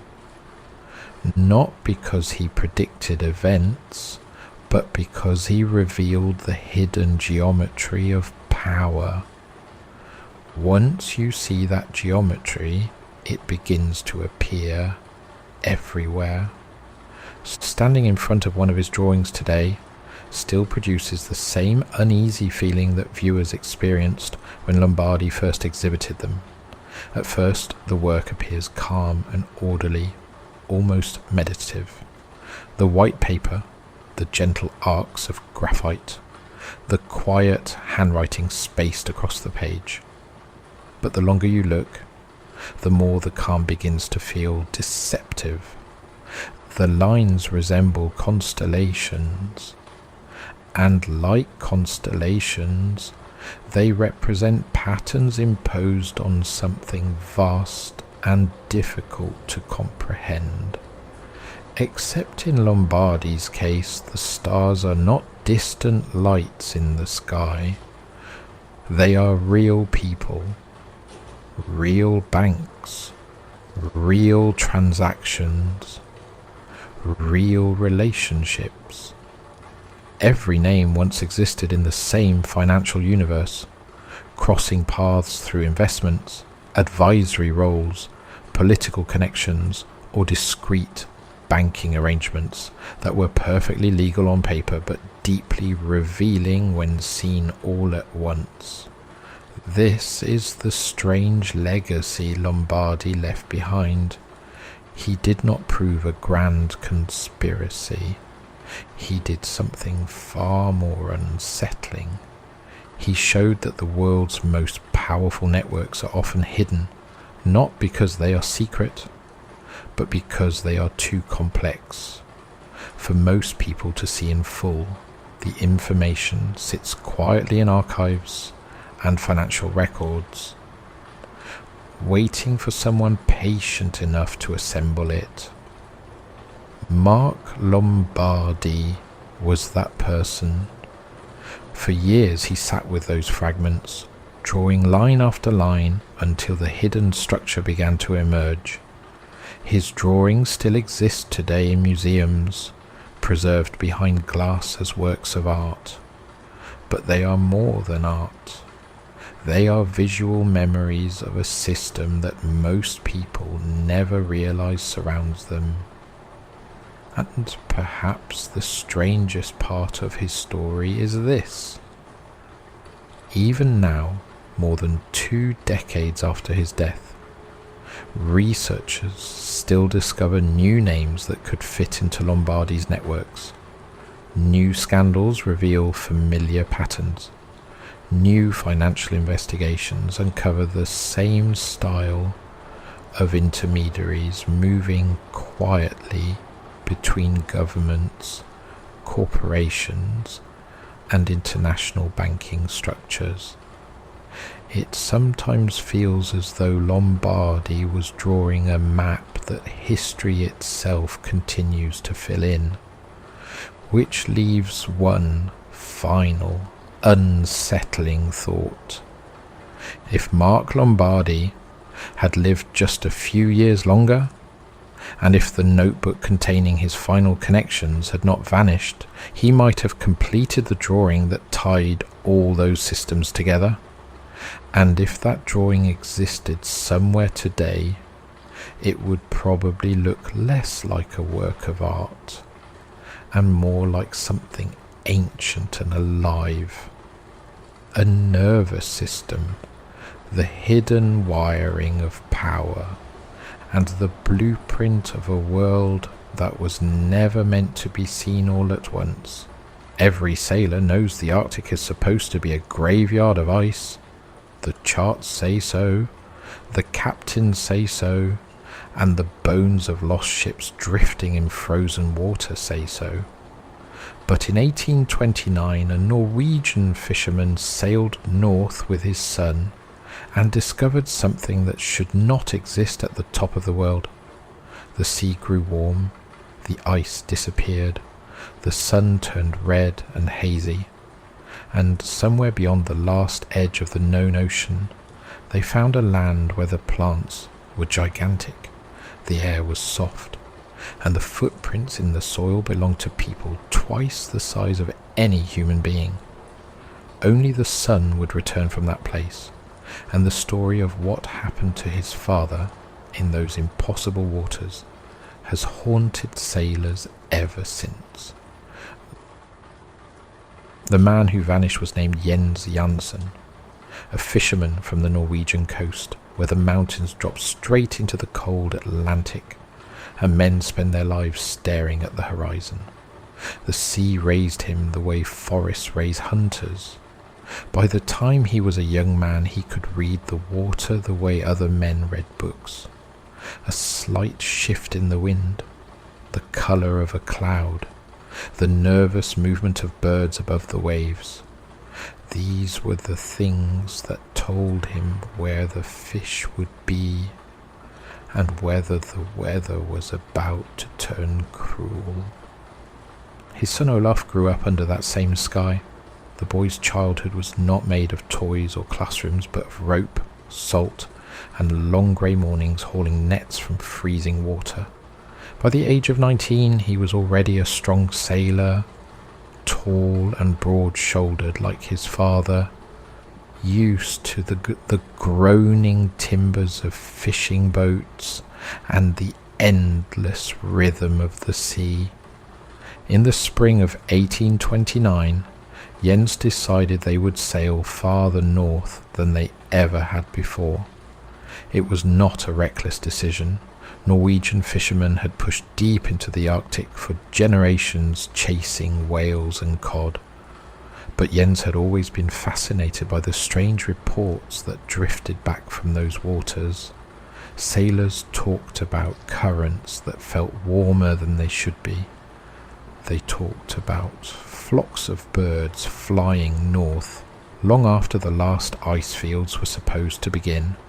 Occasionally, pieces of driftwood would wash into northern harbours that came from trees far larger than any growing in the known polar regions.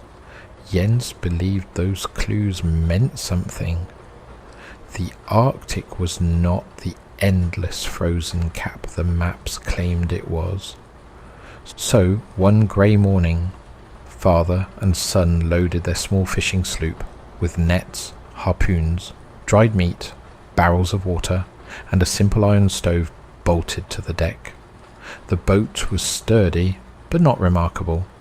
It was the sort of vessel hundreds of Norwegian fishermen used every year, a craft built for rough water and stubborn endurance rather than speed.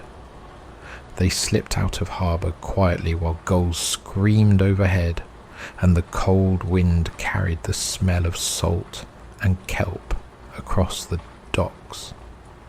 Other fishermen watched them leave but thought nothing of it. A father and son sailing north for fish was as ordinary as breathing along that coast. For the first weeks the voyage felt perfectly normal. The sea was dark and restless. Ice drifted in slow wandering packs. The air cut through clothing like a knife, and every rope aboard the boat stiffened with frost by nightfall. Olaf spent long hours hauling nets while Jens kept watch over the horizon with the calm patience of a man who had spent most of his life staring at water. Then the first strange thing happened. Olaf noticed it while pulling a line over the side of the boat. His bare fingers brushed the surface of the sea and he paused, confused. Arctic water usually burned the skin with cold so intense it felt almost painful. This water did not sting at all. It felt cool but strangely gentle. He called his father over.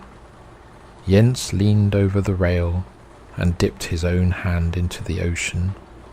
He kept it there longer than Olaf expected, staring down at the rippling green surface.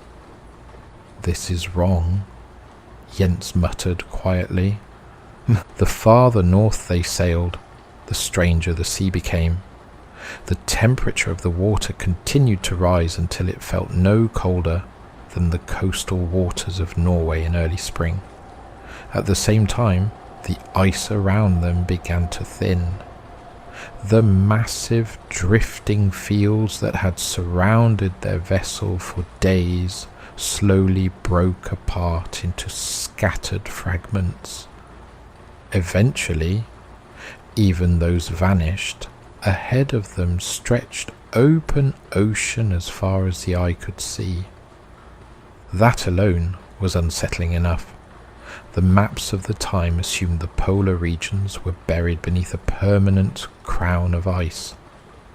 Yet here they were sailing across calm water, with nothing but distant mist on the horizon. The air softened as well.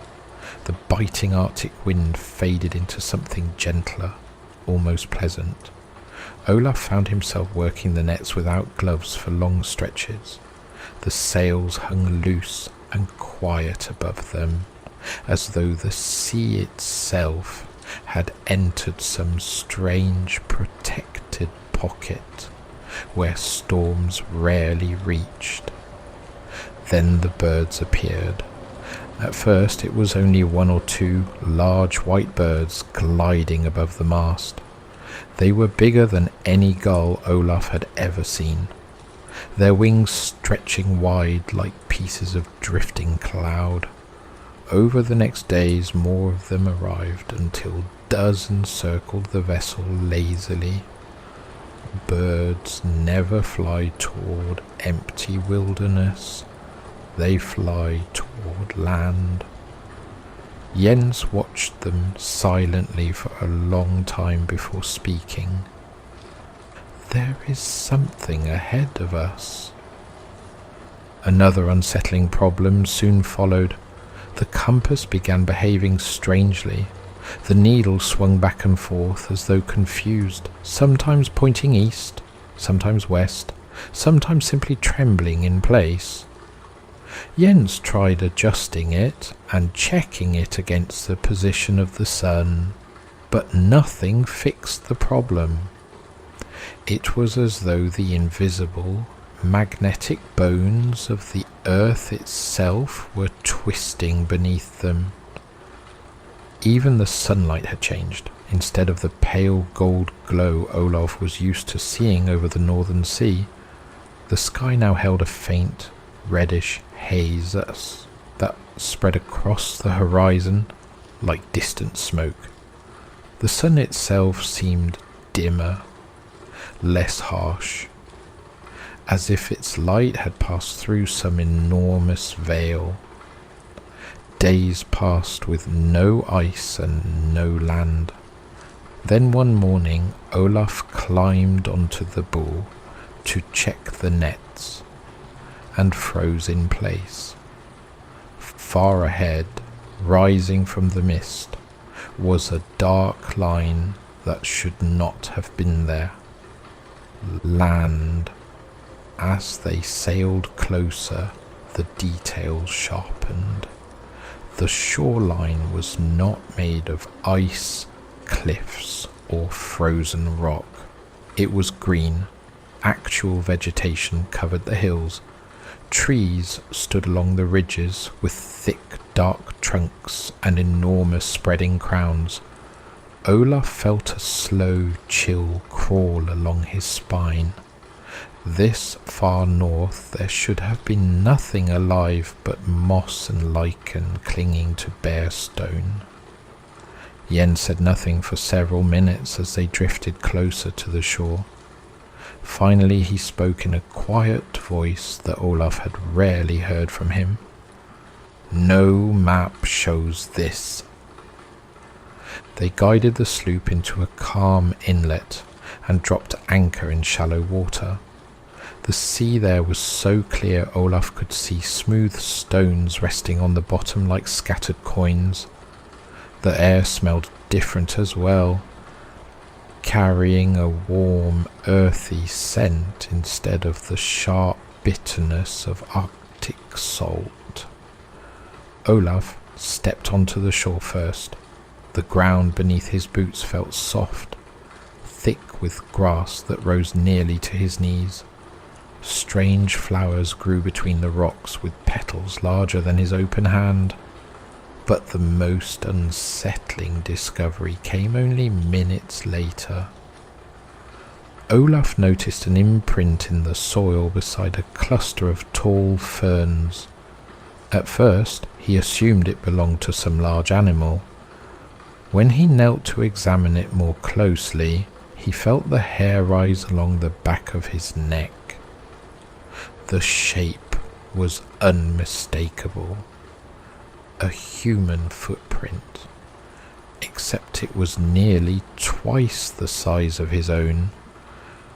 When Jens came over and saw it, he crouched silently beside the track for a long moment. The soil around it was freshly disturbed. Whoever had made that print had walked there recently. Olaf slowly lifted his eyes toward the dense green forest rising beyond the shore. Something enormous was living in that land, and it had been walking there not long before they arrived. Jens studied the enormous footprint for a long time without speaking, tracing the edge of the impression with one thick finger, as if measuring it against his own hand. The soil was soft and dark, pressed deep by whatever weight had stepped there, and the shape was unmistakably human. 5 toes, a clear heel, a stride leading away into the tall green growth that rose along the hillside beyond the beach. Olaf stood beside him, feeling an unease he could not quite name, because the world they had just stepped into was beginning to feel less like an undiscovered island and more like a place that did not belong to the outer earth at all. The forest beyond the shore was unlike anything Olav had seen in Norway or anywhere along the Arctic waters. The trees rose to enormous heights with trunks thicker than the mast of their boat, and their leaves formed a dark green ceiling far above the ground. Ferns spread outward like great feathered fans taller than a man. Even the air itself felt heavy and alive, warm and rich with the smell of soil and plants growing in abundance. It was impossible to reconcile this living landscape with the frozen desert they had expected to find near the pole. Jens rose slowly from his crouch and looked toward the forest, where the trail of gigantic footprints disappeared between the trees.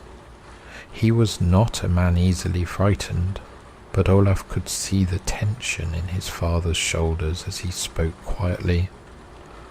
"We will not wander blindly in there," he said, nodding toward the dense vegetation. "If something lives here that makes tracks like that, we would be fools to meet it unprepared." They returned to the boat briefly and brought their rifles ashore, along with a small pack of supplies and a lantern, in case darkness eventually fell. Yet even the idea of night had become uncertain, because the sky above that land held a strange reddish glow that did not behave like the sun Olaf knew. It hung in the heavens like a dim, distant fire behind thin mist, casting a constant twilight across the land that never seemed to brighten or fade. They followed the trail of footprints into the forest. The ground was soft beneath their boots, covered in thick moss and fallen leaves the size of plates. The prints continued steadily ahead of them, each step placed with calm, measured certainty, as though whoever had walked there moved without fear of anything in that world. Olaf tried to imagine the creature that had left them. A man twice the size of a normal human would be something close to a giant, a figure from old northern legends, rather than a living being walking through a forest. They had not gone far when the forest itself seemed to grow quiet. The insects stopped buzzing. The distant rustling of leaves faded. Olaf noticed Jens raise one hand slowly, signaling him to stop moving. Both of them listened. A deep, rhythmic sound drifted through the trees ahead. Footsteps. Not the light tread of animals, but heavy, deliberate steps that pressed down through layers of soil and moss with a weight Olaf could almost feel through the ground beneath his feet. Jens lifted his rifle slowly. The footsteps stopped. For several long seconds nothing moved. The forest stood perfectly still except for the faint shifting of leaves far overhead. Then a branch cracked somewhere ahead of them, and something enormous stepped into view between the trees. Olaf felt the breath leave his chest. The figure that emerged from the forest was a man, but a man far larger than any human he had ever imagined. He stood easily 15 feet tall, with broad shoulders and long golden hair that fell down his back. His clothing was simple but finely made, woven from some pale fabric that hung loosely around his body. His face looked human in every detail except scale, calm and curious rather than hostile. For a moment neither side moved, then the giant raised one hand slowly, palm outward in what could only be understood as a gesture of greeting. Jens lowered his rifle. More figures appeared behind the first, stepping quietly between the massive tree trunks. They were all of similar height and build, their movements graceful and unhurried, their expressions calm. Olaf noticed something else about them that was deeply unsettling. Their faces carried an air of gentle intelligence, but their eyes seemed ancient somehow, as though they had watched centuries pass without concern. The tallest of them approached Jens and Olaf until he stood only a few paces away. Up close, the size difference was almost overwhelming. Olaf barely reached the giant's waist. The giant spoke. The language that came from his mouth sounded strange, yet oddly familiar, containing tones and structures that reminded Olaf of ancient Scandinavian speech his father sometimes used when quoting old sagas. Jens seemed to recognize fragments of it as well, because he attempted to respond cautiously using older Norse words. To Olaf's amazement, the giant understood. Communication began slowly and awkwardly, but it worked well enough for meaning to pass between them. The giants explained that this land was part of a vast interior realm far beneath the outer surface of the world. The red light in the sky did not come from the distant sun Olaf had always known, but from a central glowing body that hung deep within the earth itself, illuminating the interior lands with its constant dim radiance. The giants did not seem surprised by the arrival of the two fishermen. They spoke as though travellers from the outer world had occasionally found their way into these hidden regions before, though it had been a very long time since the last visitors arrived. Jens and Olaf were invited to follow them. They walked deeper into the forest along broad, natural paths, where the vegetation parted easily around the giant's long strides. As they travelled, Olaf noticed animals moving quietly among the trees that seemed oddly large compared to their outer world counterparts. Birds with wingspans like small sails glided between the branches. A herd of deer taller than horses moved through a clearing in the distance. Eventually the forest opened into a vast valley. The sight that greeted them there was so strange Olaf struggled even years later to describe it properly. A wide river flowed through the valley, its water pale and luminous beneath a reddish glow overhead. Along the riverbank stood structures built from smooth stone and tall wooden beams, elegant buildings arranged in orderly clusters that resembled small cities. And everywhere among those buildings walked the giants, hundreds of them, perhaps thousands. Their civilization appeared peaceful and orderly. Children played along the riverbanks, while adults tended fields filled with enormous crops unlike anything Olaf had ever seen. The giants welcomed Jens and Olaf with calm curiosity rather than suspicion, guiding them toward a large dwelling near the center of the settlement. Food was brought to them that evening. The fruits alone were astonishing in size, some larger than a man's head, with thick, sweet flesh that tasted richer than anything Olaf had eaten before. There were grains baked into soft bread, and clear water drawn from deep wells that tasted fresh and cool. Days passed, then weeks. Jens and Olaf slowly learned more about the world they had entered. The giants explained that the interior lands stretched for vast distances beneath the crust of the earth, warmed by the central glowing sphere that hung far above their world. Rivers and forests filled those lands, along with mountains and valleys that had never been touched by the storms of the outer surface. Time seemed to move differently there. There was no true night.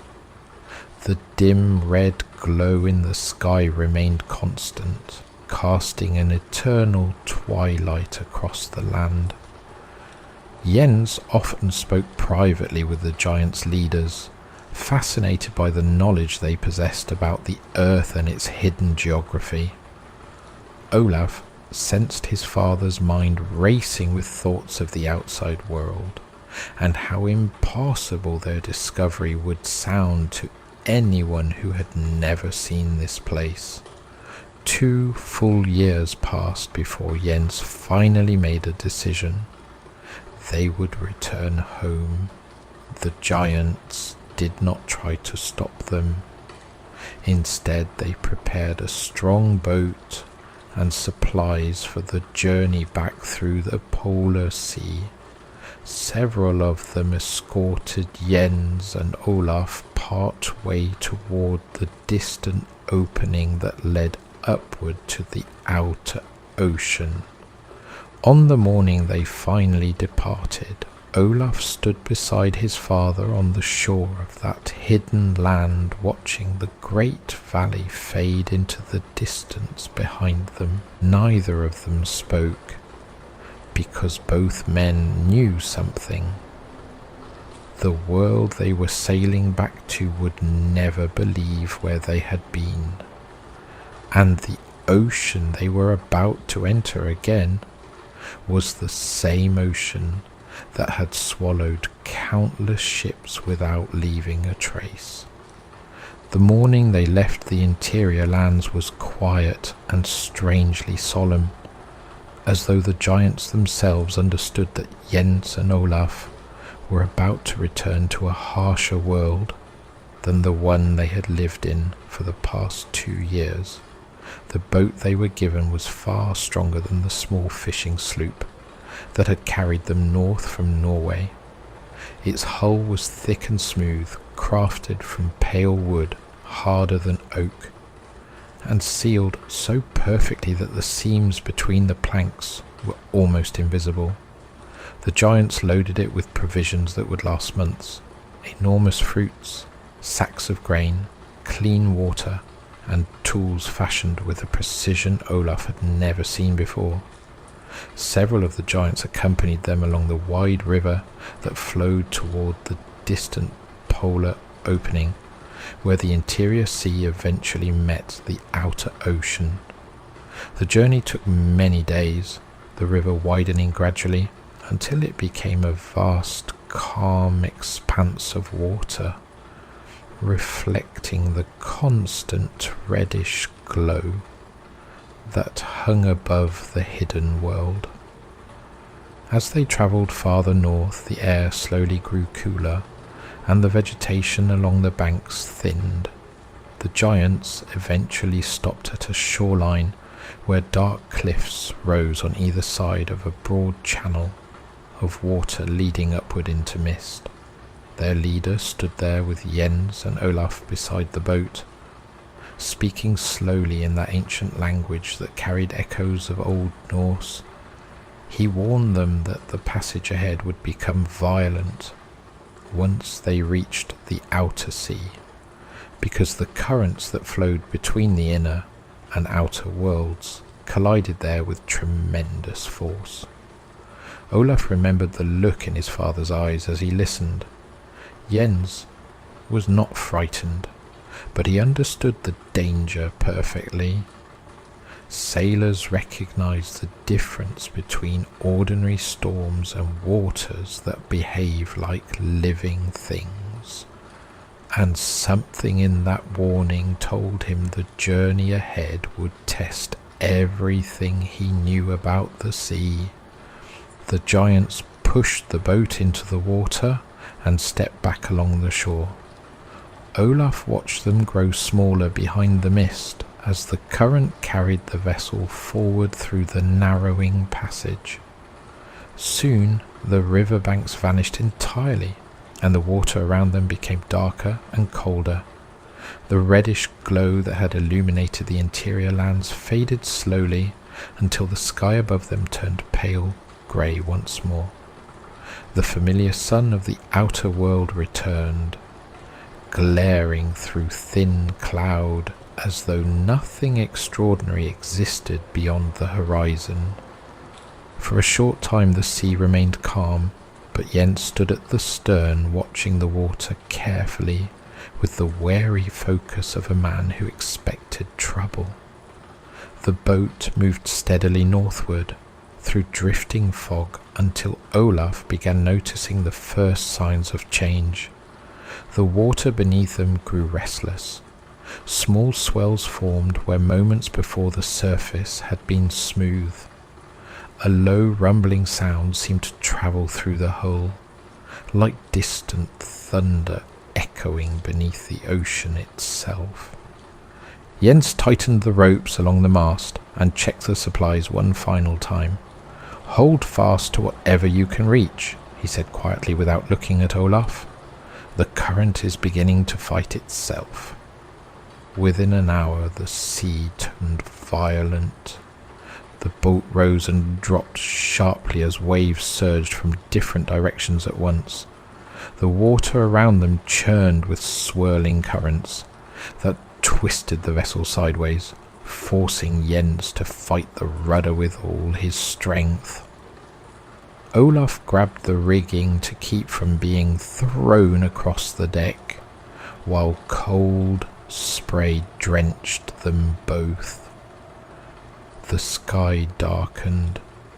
Wind rushed across the water in sudden powerful gusts, snapping the sail like a cracking whip. The currents that the giants had warned about had become a chaotic battlefield of opposing forces. One moment, the boat climbed the face of a steep wave. The next, it plunged downward into a trough so deep Olaf could see nothing but walls of water rising on both sides. Ice appeared ahead of them, At first it was only scattered chunks drifting through the waves, but soon larger pieces surrounded the boat. Massive slabs of pale ice rolled and collided like slow-moving beasts beneath the dark sky. The temperature dropped rapidly as the Arctic reclaimed its territory. Jens shouted instructions over the roaring wind, his voice calm but urgent. Olaf scrambled across the deck, securing loose supplies while trying to keep his balance. Every few seconds another wave slammed into the hull, sending freezing water crashing across the boards. Then the worst moment came. A towering surge lifted the boat sharply upward and hurled it sideways into a drifting wall of ice. The impact cracked loudly through the hull. Olaf was thrown against the mast hard enough to drive the breath from his lungs. Jens struggled to regain control of the rudder as the boat spun in the violent current. Another wave struck them immediately afterward.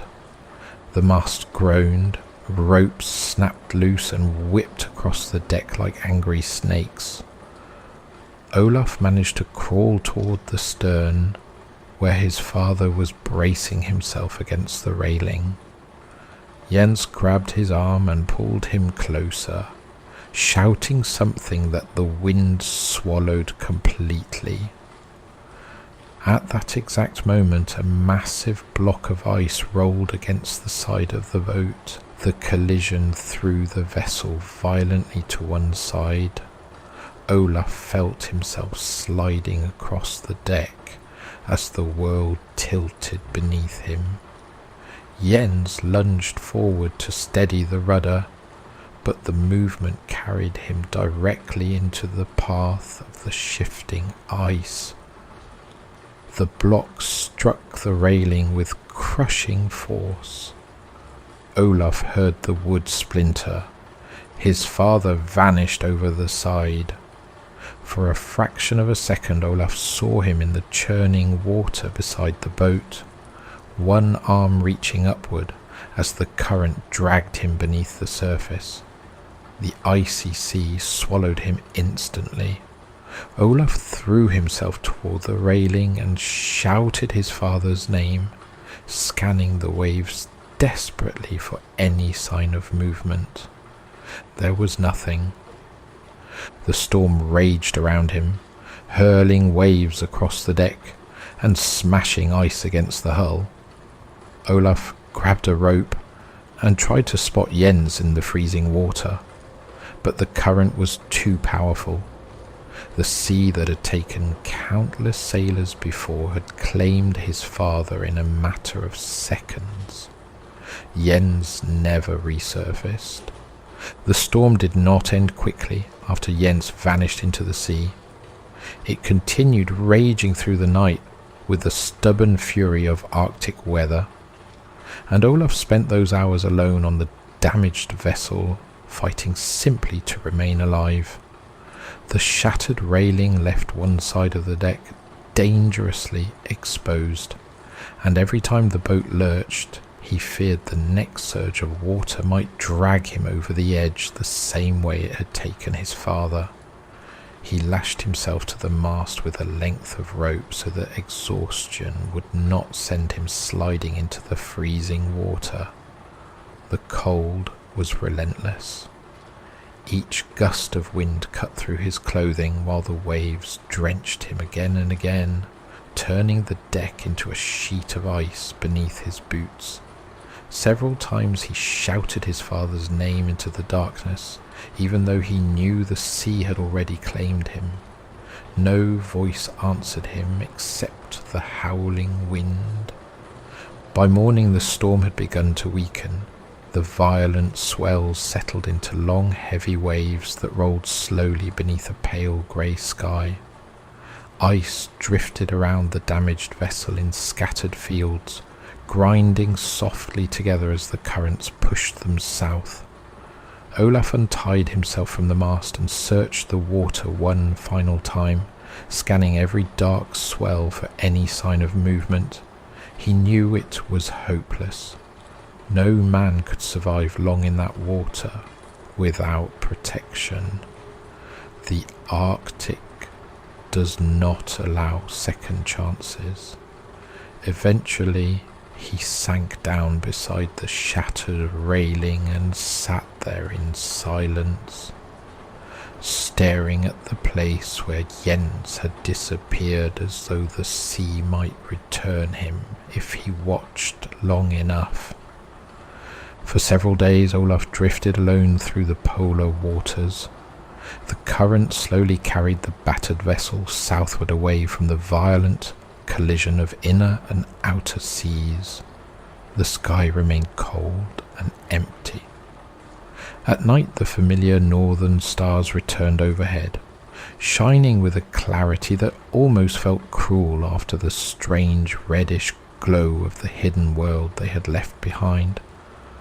Olaf repaired what damage he could manage on the boat, securing the broken railing with spare timber and tightening the torn rigging as best he was able. The provisions given to them by the giants kept him alive, though every meal reminded him painfully that his father had been meant to share it. Eventually, a group of fishermen spotted the drifting vessel far south of the polar ice. They approached cautiously at first, expecting to find a wreck or perhaps a dead crew aboard.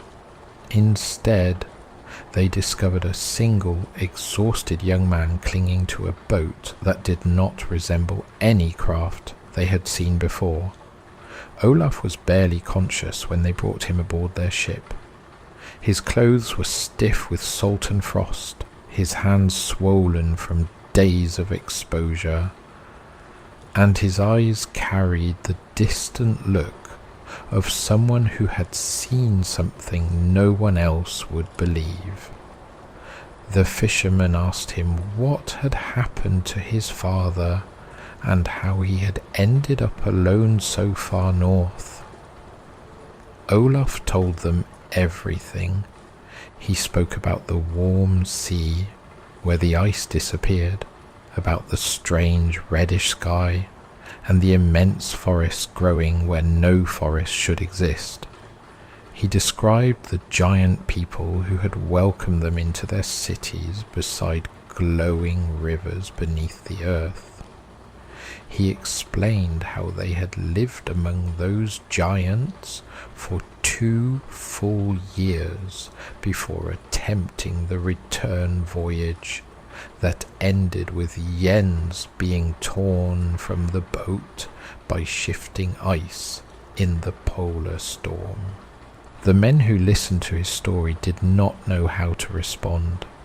Some assumed the young sailor had lost his mind after watching his father die in the Arctic waters. Others believed he had simply become confused during a long and desperate voyage through the ice. None of them could accept the idea that Olaf had sailed into a hidden world inside the earth itself. When Olaf eventually returned to civilization, his story spread quickly among sailors and townspeople. The details were so extraordinary that many dismissed them immediately as the ramblings of a man driven half mad by grief. Yet certain parts of the account troubled those who tried to explain it away. Olaf could describe the interior lands with a level of detail that did not resemble imagination. He spoke of plants, animals, and landscapes with the calm certainty of someone recalling memories rather than inventing tales. He also possessed the boat. The vessel he had brought back from the polar seas was unlike anything built by shipyards in Norway or elsewhere in Europe. Its pale wood resisted damage in ways ordinary timber could not. The seams were fitted with such precision that even experienced shipbuilders struggled to understand how it had been constructed, Some believed it might have been crafted from an unknown species of wood carried from distant lands. Others could offer no explanation at all. Olaf lived the rest of his life carrying the weight of what he had witnessed. He never forgot the 2 years spent among the giants beneath the strange red light of the inner world, and he never forgot the final moment on the storm-torn sea when Jens Jansen vanished beyond the shattered railing. Whenever he spoke about his father, he did so with a quiet certainty that the old fisherman had died at the edge of a place humanity was never meant to see. And that is where the mystery still lingers. Some sailors continue to talk about warm currents that drift strangely through the Northern Ocean. Others have reported flocks of birds flying far beyond the last known land, disappearing into regions where maps show nothing but empty ice. A few explorers have even claimed their compasses behaved erratically near the farthest reaches of the polar seas, spinning uncertainly as though some immense hidden force lay beneath the Earth's crust. None of those reports prove anything on their own, yet taken together they leave an unsettling possibility hanging over the top of the world.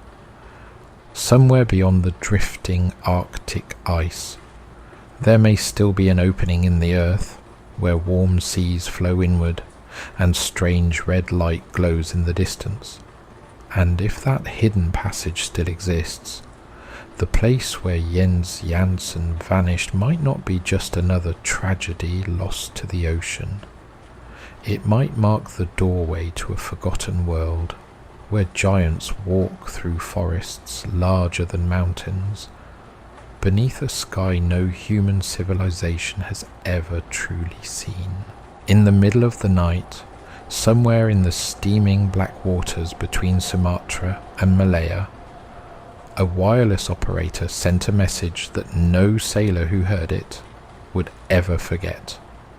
The signal arrived in broken bursts of Morse code, hesitant and uneven, as if the man tapping the key was struggling to remain alive long enough to finish.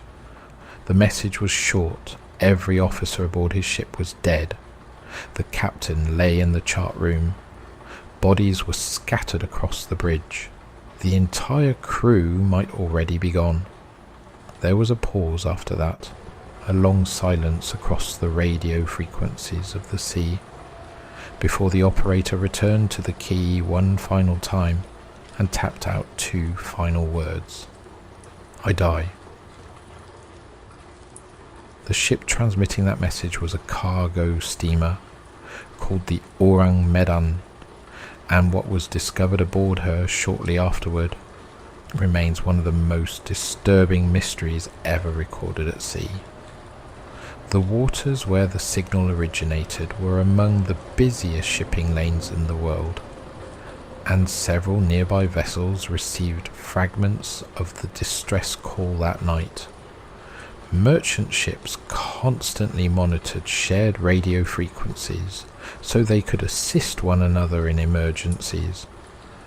And although distress signals were not uncommon in those dangerous post-war waters, nothing about this transmission sounded ordinary.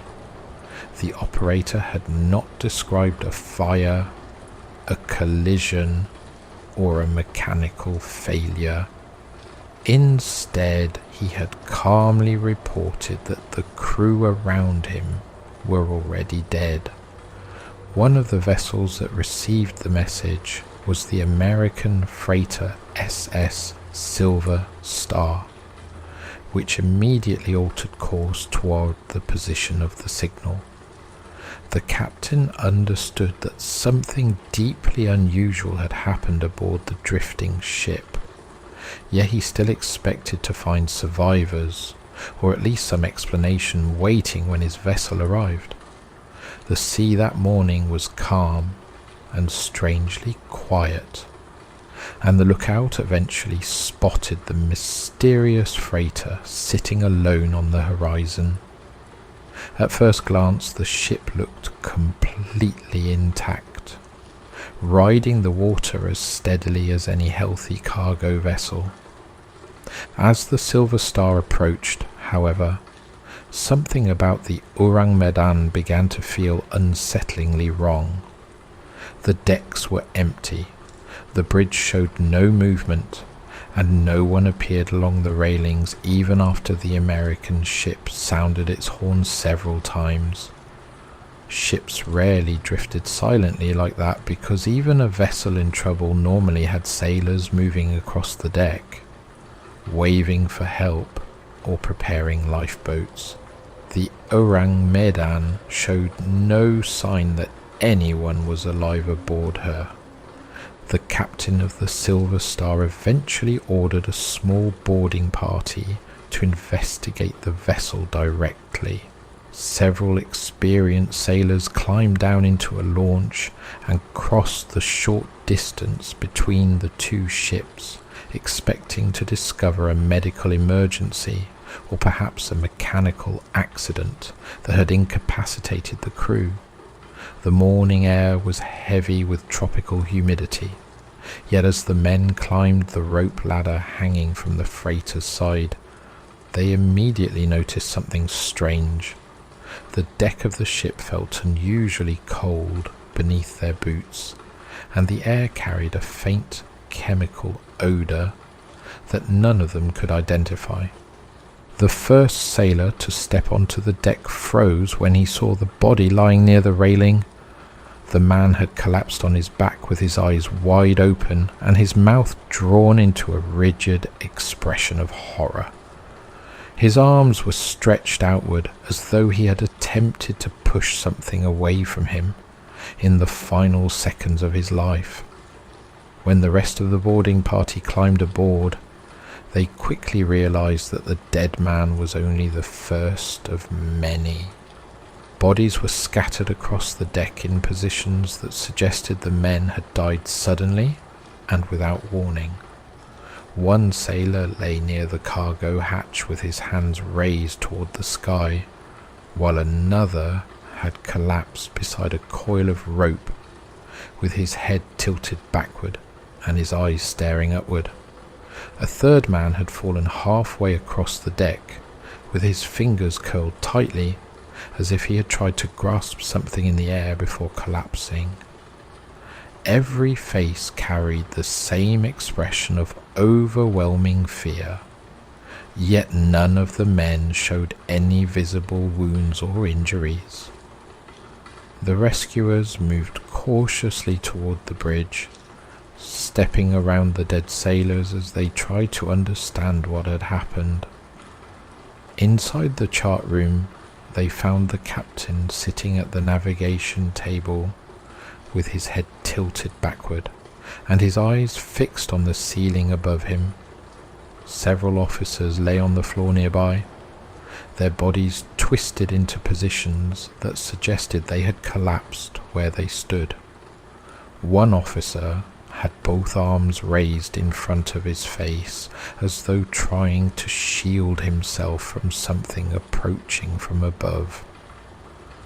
The boarding party began to notice an unsettling pattern as they continued searching the vessel.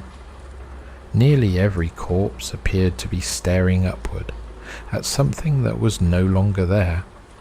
Sailors on the deck had died looking toward the sky, officers on the bridge had died gazing at the ceiling, and the expressions frozen on their faces suggested they had witnessed something so terrifying that it had stopped their hearts instantly.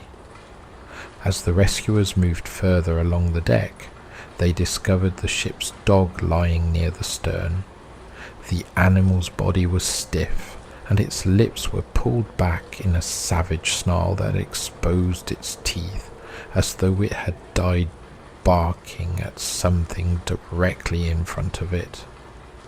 Even in death, the dog appeared ready to attack whatever had approached the crew in those final moments.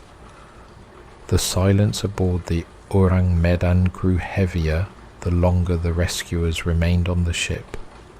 The engines were quiet, the rigging barely moved in the light wind, and the tropical heat outside seemed strangely absent within the ship's interior passages. Several of the men later said they felt an overwhelming sense that something was wrong with the ship itself, as though the vessel had been touched by something unnatural that had not yet fully left. The rescuers eventually realized that the mystery did not begin on the deck or even on the bridge. Whatever had killed the crew seemed to have swept through the entire ship at once, leaving the same expressions of terror on the faces of men who had died in completely different parts of the vessel. The only place they had not yet searched was the lower deck, where the engine room and cargo holds lay beneath the silent corridors. As the boarding party prepared to descend into the depths of the ship, several of the sailors hesitated at the top of the ladder because the air drifting upward from below felt colder than the morning breeze outside. One of the men later said that moment was when he first felt certain that whatever had killed the crew of the Orang Medan was not something ordinary. The dead men scattered across the deck looked less like victims of an accident and more like witnesses to something they had never expected to see at sea. The boarding party eventually began climbing down into the darkness below the deck, unaware that the most disturbing discoveries aboard the Orang Medan were still waiting beneath them. The ladder leading down from the main deck descended into a narrow steel passageway that carried the faint smell of oil, rust, and something far more difficult to identify. The men moved slowly, their boots echoing against the metal steps as they descended into the lower levels of the ship. Even before they reached the engine room, several of the rescuers noticed that the air below deck felt far colder than the tropical heat outside. The Strait of Malacca was known for its suffocating humidity, yet the interior of the Orang Medan carried a chill that felt unnatural, as though the warmth of the outside world had somehow been pushed away from the vessel entirely. When the boarding party stepped into the engine room, the sight waiting for them confirmed that whatever had killed the crew had swept through every corner of the ship. The engineers lay exactly where they had been working moments before death overtook them, frozen in positions that suggested shock rather than injury. One man had collapsed against the control console with his head tilted backward and his eyes wide open. Another lay across the metal grating with one arm stretched upward toward the overhead pipes as if he had tried to grab something above him. The chief engineer was found near the ladder leading back toward the deck. His body had fallen sideways, with one hand raised defensively in front of his face, and the rigid tension in his fingers made it look as though he had died while attempting to ward off something approaching him. The rescuers carefully examined each body and found the same disturbing detail repeated again and again. None of the men showed any sign of injury, yet every face carried the same expression of pure terror. The machinery surrounding them appeared perfectly intact. The engines were silent but undamaged. The pipes showed no signs of rupture, and there were no scorch marks or broken fittings anywhere in the compartment. It looked as though the engine room had simply stopped in the middle of its normal operation, while the men working there collapsed where they stood, One of the rescuers leaned closer to examine the chief engineer and noticed that the man's skin carried a faint bluish tint, which might have suggested suffocation, yet the position of the body told a very different story. The engineer's eyes were fixed upward. The rescuers began to notice the same pattern that had disturbed them on the upper deck. Nearly every man in the engine room had died while looking toward the ceiling, as though something had appeared above them in the seconds before their deaths. One sailor muttered quietly that it felt as though the entire crew had seen the same thing at the same moment, even though they had been scattered throughout the ship. The men searched the rest of the engine compartment and discovered nothing that could explain the disaster. The controls were in normal positions. The gauges showed no obvious signs of malfunction, and there were no traces of explosion or flooding. The faint chemical odour that had been noticeable on the deck seemed slightly stronger here, but it still was not powerful enough to explain how an entire crew could have died so quickly. Beyond the engine room lay a narrow corridor leading toward the cargo holds. The boarding party followed it cautiously, their flashlights casting long shadows across the metal walls. As they moved deeper into the ship, several of the rescuers began to feel an uneasy sensation that they later struggled to describe.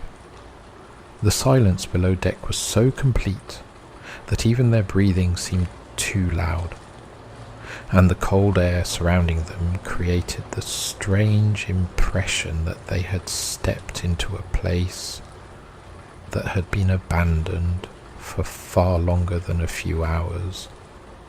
The hatch leading into the forward cargo hold was still secured, though the latch was not locked. One of the men carefully lifted the heavy cover, while the others shone their lights into the darkness below.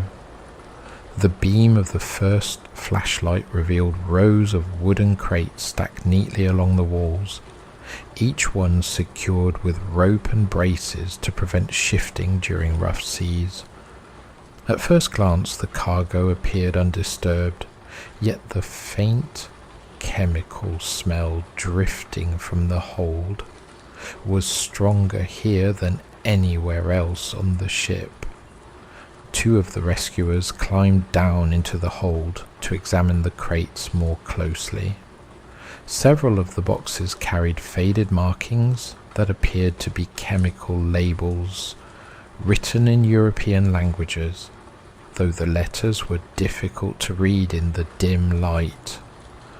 One crate had been slightly damaged, and when the men pried open its lid, they discovered sealed containers packed tightly together inside. No one aboard the boarding party was a chemist, but the containers appeared to hold some form of industrial compound. Later speculation suggested the cargo might have included substances such as potassium, cyanide, or other volatile chemicals that were commonly transported in the chaotic shipping markets of Southeast Asia after the war. The problem with that explanation, however, was that the containers showed no obvious signs of leakage, and there was no visible residue that would suggest a massive chemical release. The rescuers climbed back up to the corridor and continued exploring the lower decks. As they moved through the narrow passageways, they discovered several more members of the crew lying in small compartments along the ship's interior. One sailor had collapsed in the doorway of a storage room, with both hands raised toward the ceiling, and another was found near a ladder leading upward, with his back pressed against the wall and his eyes staring at the overhead pipes. Everybody told the same story. The men had died suddenly. They had died without injury, and they had died looking upward as though something had appeared above them that none of the rescuers could see. The boarding party eventually returned to the upper deck and gathered near the rail to discuss what they had found. The sun had climbed higher in the sky by then, and the tropical heat had returned to the open air above the ship, yet several of the men still felt a lingering chill that refused to leave them. One sailor quietly remarked that the ship did not feel empty despite the fact that every man aboard it was dead. Another rescuer admitted that he had the uneasy impression that something had moved through the vessel shortly before they arrived, leaving the bodies behind like discarded shells. The captain of the Silver Star had been waiting anxiously for their report, and the men shouted their findings across the water to the crew of the American freighter. It quickly became clear that there were no survivors anywhere aboard the Orang Medan, and the decision was made to tow the vessel back to port so that authorities could investigate the strange deaths. A thick towing cable was prepared and carried across to the silent ship. The sailors worked quickly because none of them wanted to remain aboard the eerie freighter any longer than necessary. As the line was secured and the final preparations were made, one of the men noticed something unusual drifting upward from one of the cargo vents near the center of the ship.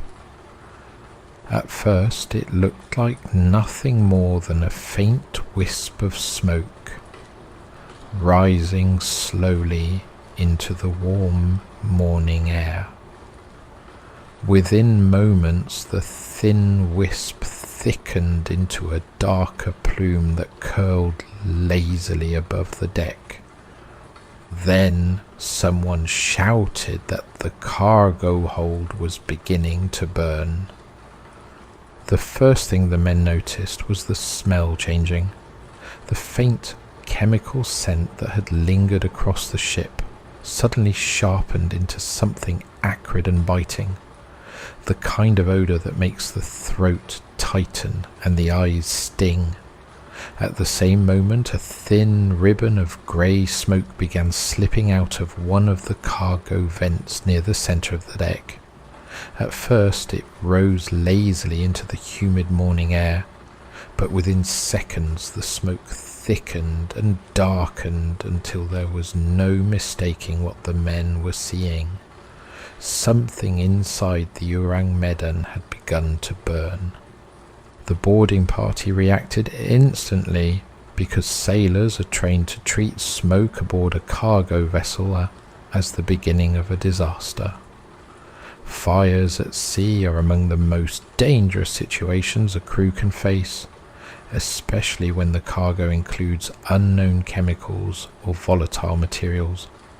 Two of the rescuers ran towards the hatch leading down into the cargo hold, while the others shouted across the water to warn the crew of the Silver Star that something had gone wrong.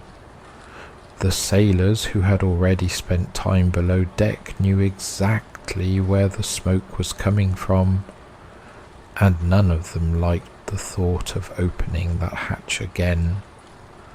When the hatch was pulled back, the smoke surged upward far more violently than before. A wave of hot air burst from the darkness below and carried with it the same chemical stench that had filled the engine room earlier. Several of the rescuers coughed immediately and staggered back from the opening because the fumes burned their throats and lungs the moment they inhaled them. The smoke pouring out of the cargo hold had a strange yellow-grey colour, that suggested some kind of chemical reaction rather than an ordinary fire. Then the men heard something from inside the hold that made every one of them freeze for a moment. A series of sharp cracking sounds echoed up through the darkness below, like glass containers bursting one after another under intense heat. The noise was followed by a low rumbling vibration that seemed to travel through the metal structure of the ship itself. Every sailor present understood what those sounds meant, because cargo ships sometimes carried materials that became extremely dangerous when exposed to heat. Someone shouted that they needed to abandon the ship immediately. The rescuers rushed back toward the rope ladder hanging over the side of the freighter, while the smoke behind them grew thicker by the second. As they ran across the deck, they passed the same silent corpses they had discovered earlier, and more than one sailor later admitted that the dead men looked even more disturbing in the growing haze. The bodies seemed almost to emerge from the smoke, with their wide staring eyes fixed upward exactly as they had been when the boarding party first discovered them. The strange detail that several of the rescuers later remembered most clearly was the direction those eyes were facing. Even as the smoke rolled across the deck and the sailors hurried toward the ladder, the dead crew of the Orang Medan appeared to be staring not at the flames rising from the cargo hold, but at the sky above the ship. The same expression of frozen terror remained locked on their faces, as though whatever they had seen before their deaths had appeared somewhere above them rather than within the ship itself. The boarding party climbed down the ladder as quickly as they could and dropped into the small launch waiting below. The men in the boat immediately began rowing hard toward the Silver Star, while the crew aboard the American freighter shouted warnings and prepared to pull them aboard. By the time the rescuers reached the side of the larger ship, thick smoke was pouring steadily out of the cargo vents of the Orang Medan and spreading across the surface of the water like a dark cloud. The captain of the Silver Star ordered the engines reversed so that the freighter would begin moving away from the burning vessel.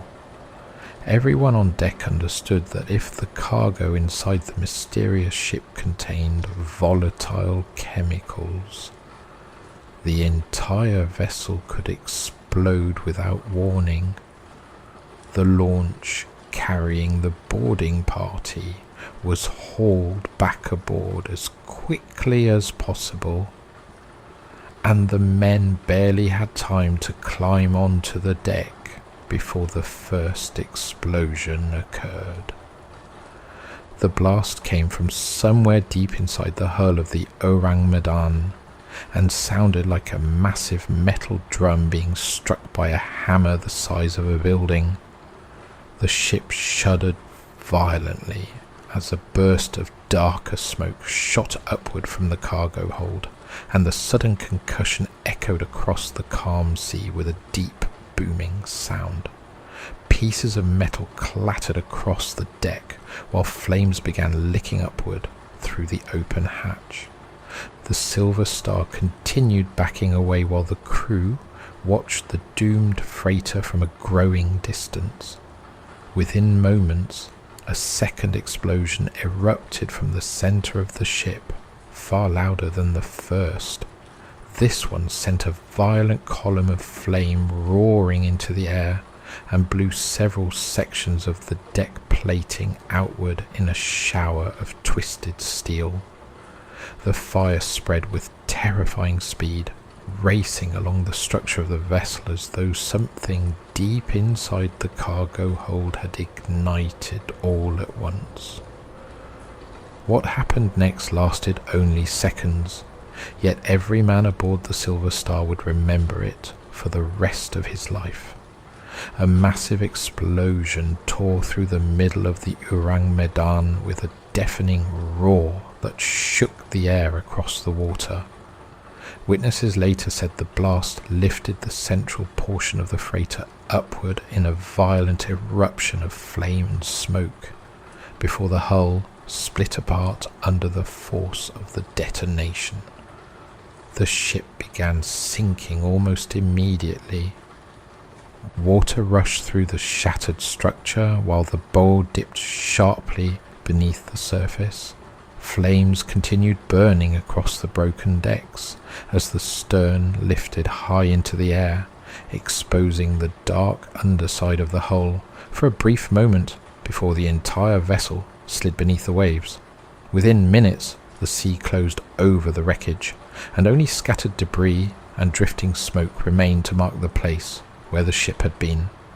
The Orang Medan had vanished. The crew of the Silver Star watched the empty water in stunned silence because they understood that whatever had killed the men aboard that ship had disappeared with it into the depths of the sea.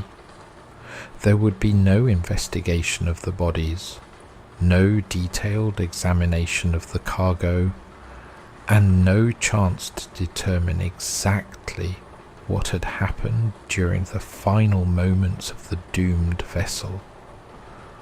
All that remained were the memories of the boarding party and the disturbing details they had witnessed aboard the silent freighter. Every one of those sailors would later repeat the same observation when asked about the scene they had found. The crew of the Orang Medan had not looked like men who died from poison, fire, or mechanical failure. They had looked like men who had seen something impossible, and whatever that thing had been, it had appeared somewhere above them during the final seconds of their lives. After the Orang Medan vanished beneath the water, the men aboard the Silver Star were left with nothing except the memory of what they had seen and the unbearable feeling that they had stepped into the aftermath of something far worse than an ordinary maritime disaster. In the years that followed, officials, journalists, radio men, and sailors all tried to force the story into a shape that made practical sense.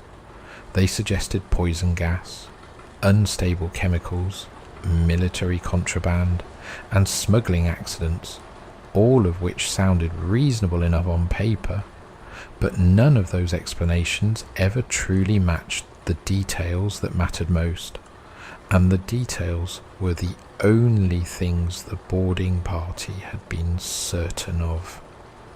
The dead crew had not looked like men overcome gradually by fumes.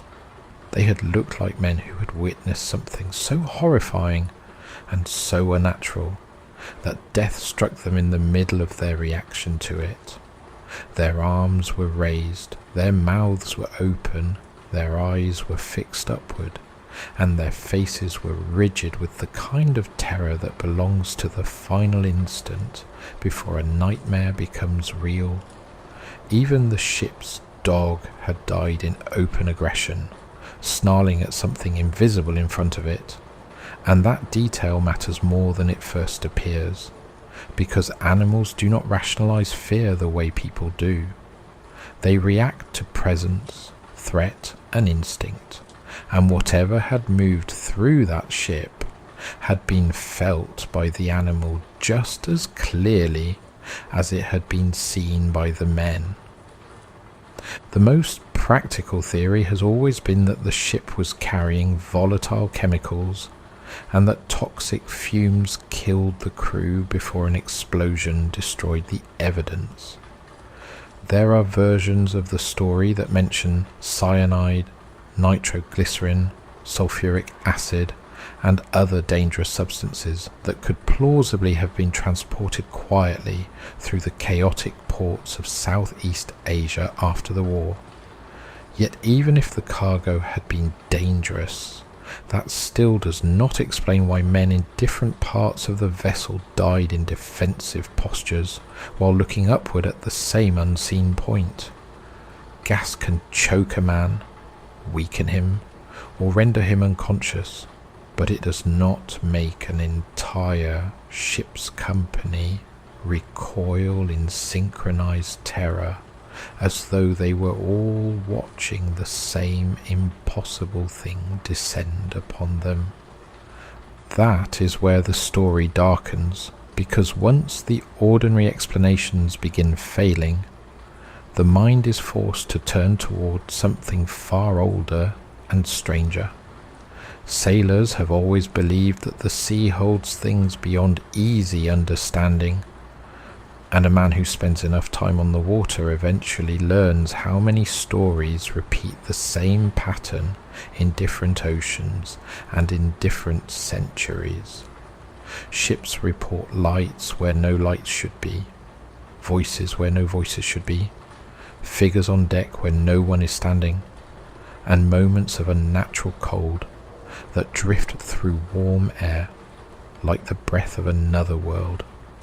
The Orang Medan carries all the marks of that darker class of story, the kind sailors repeat only after enough drink has loosened the memory but not softened it. The chill aboard the ship is one of the details that continues to trouble me most because it feels so specific and so wrong. The men who boarded her stepped out of tropical heat into an atmosphere that felt unnaturally cold, and the cold deepened below deck as though the heart of the ship had become a kind of hollow chamber cut off from the laws of the natural world. That sort of sudden cold appears again and again in accounts of hauntings, apparitions, and malignant presences, not as theatrical decoration, but as a physical symptom of something other. If that ship had merely been contaminated by chemicals, the men might have smelled it or coughed from it. But a true cold that settles into metal corridors in tropical weather suggests something more invasive, more intimate, and far less earthly. Then there is the matter of the upward gaze. I cannot get away from it, and neither could the sailors who told the story afterward. Men on deck died looking at the sky, officers in the chart room died looking at the ceiling, engineers in the machinery spaces died looking at the overhead bulkheads, and all of them wore the same expression of total, paralyzing dread. It is as though something passed above every compartment at once, or perhaps through them, as if the structure of the ship itself meant nothing to it. One begins to imagine a presence moving over the vessel like a shadow with intelligence, pausing over each man long enough for him to understand that he was seeing something he was never meant to see.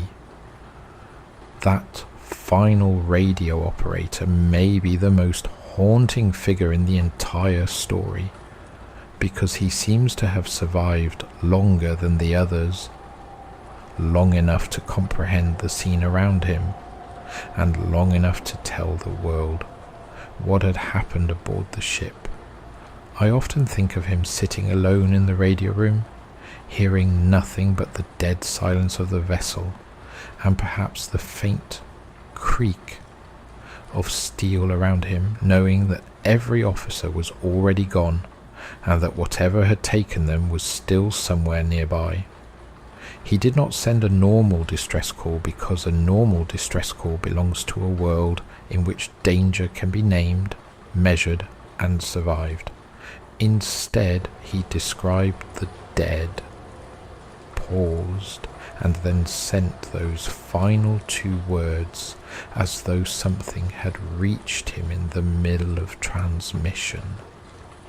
The disappearance of the ship's records only deepens the paranormal feeling of the case, because it gives the whole event the texture of something that erupted briefly into the visible world and then withdrew. The vessel is difficult to pin down in registries, ownership records are uncertain, and even its nationality has remained slippery. That absence of paperwork could be blamed on wartime chaos, smuggling, or bureaucratic failure, but it also contributes to the uncanny sense that the Orang Medan was never meant to be fully known. It appears in the historical record only at the exact moment it becomes a chamber of death, and then it explodes and sinks before anyone can subject it to ordinary scrutiny. If one accepts, as I do, that the story is true in its essential form, then the most disturbing conclusion is also the simplest. The crew of the Orang Medan did not die from cargo alone, though the cargo may have played some part in the final destruction of the ship. They died because something came aboard that vessel, or rose within it, or passed over it in a form so dreadful that hardened sailors, engineers, officers, and even the ship's dog were reduced in the same instant to terror.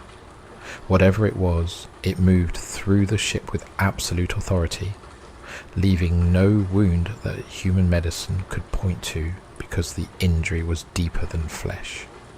It was an encounter, not an accident. And the explosion that followed feels less like a random, mechanical consequence than a final erasure, as though the ship itself had to be destroyed because no trace of that presence was meant to remain floating on the sea. That, to me, is why the story endures. It is not merely a ghost ship tale, though people often reduce it to that because the phrase is neat and familiar. It is really a story about contact with something malign and incomprehensible in one of the loneliest places a person can be, the open sea at night, where there is nowhere to run and no one to help you except the men already dying around you. The Orang Medan drifts through memory because it suggests that the world still contains thresholds, and that sometimes a ship can cross one without meaning to. Long after the wreck went down, sailors continued to repeat the final message, because it sounds less like a distress call than like a fragment of testimony torn from a man at the edge of the unknown. All officers, including captain, dead, lying in chart room and bridge. Possibly whole crew dead. Those are not the words of a man describing a simple emergency. They are the words of someone reporting the aftermath of a visitation. Then came the last phrase, brief enough to fit in the space between 2 heartbeats, and terrible enough to outlive the ship itself. I die.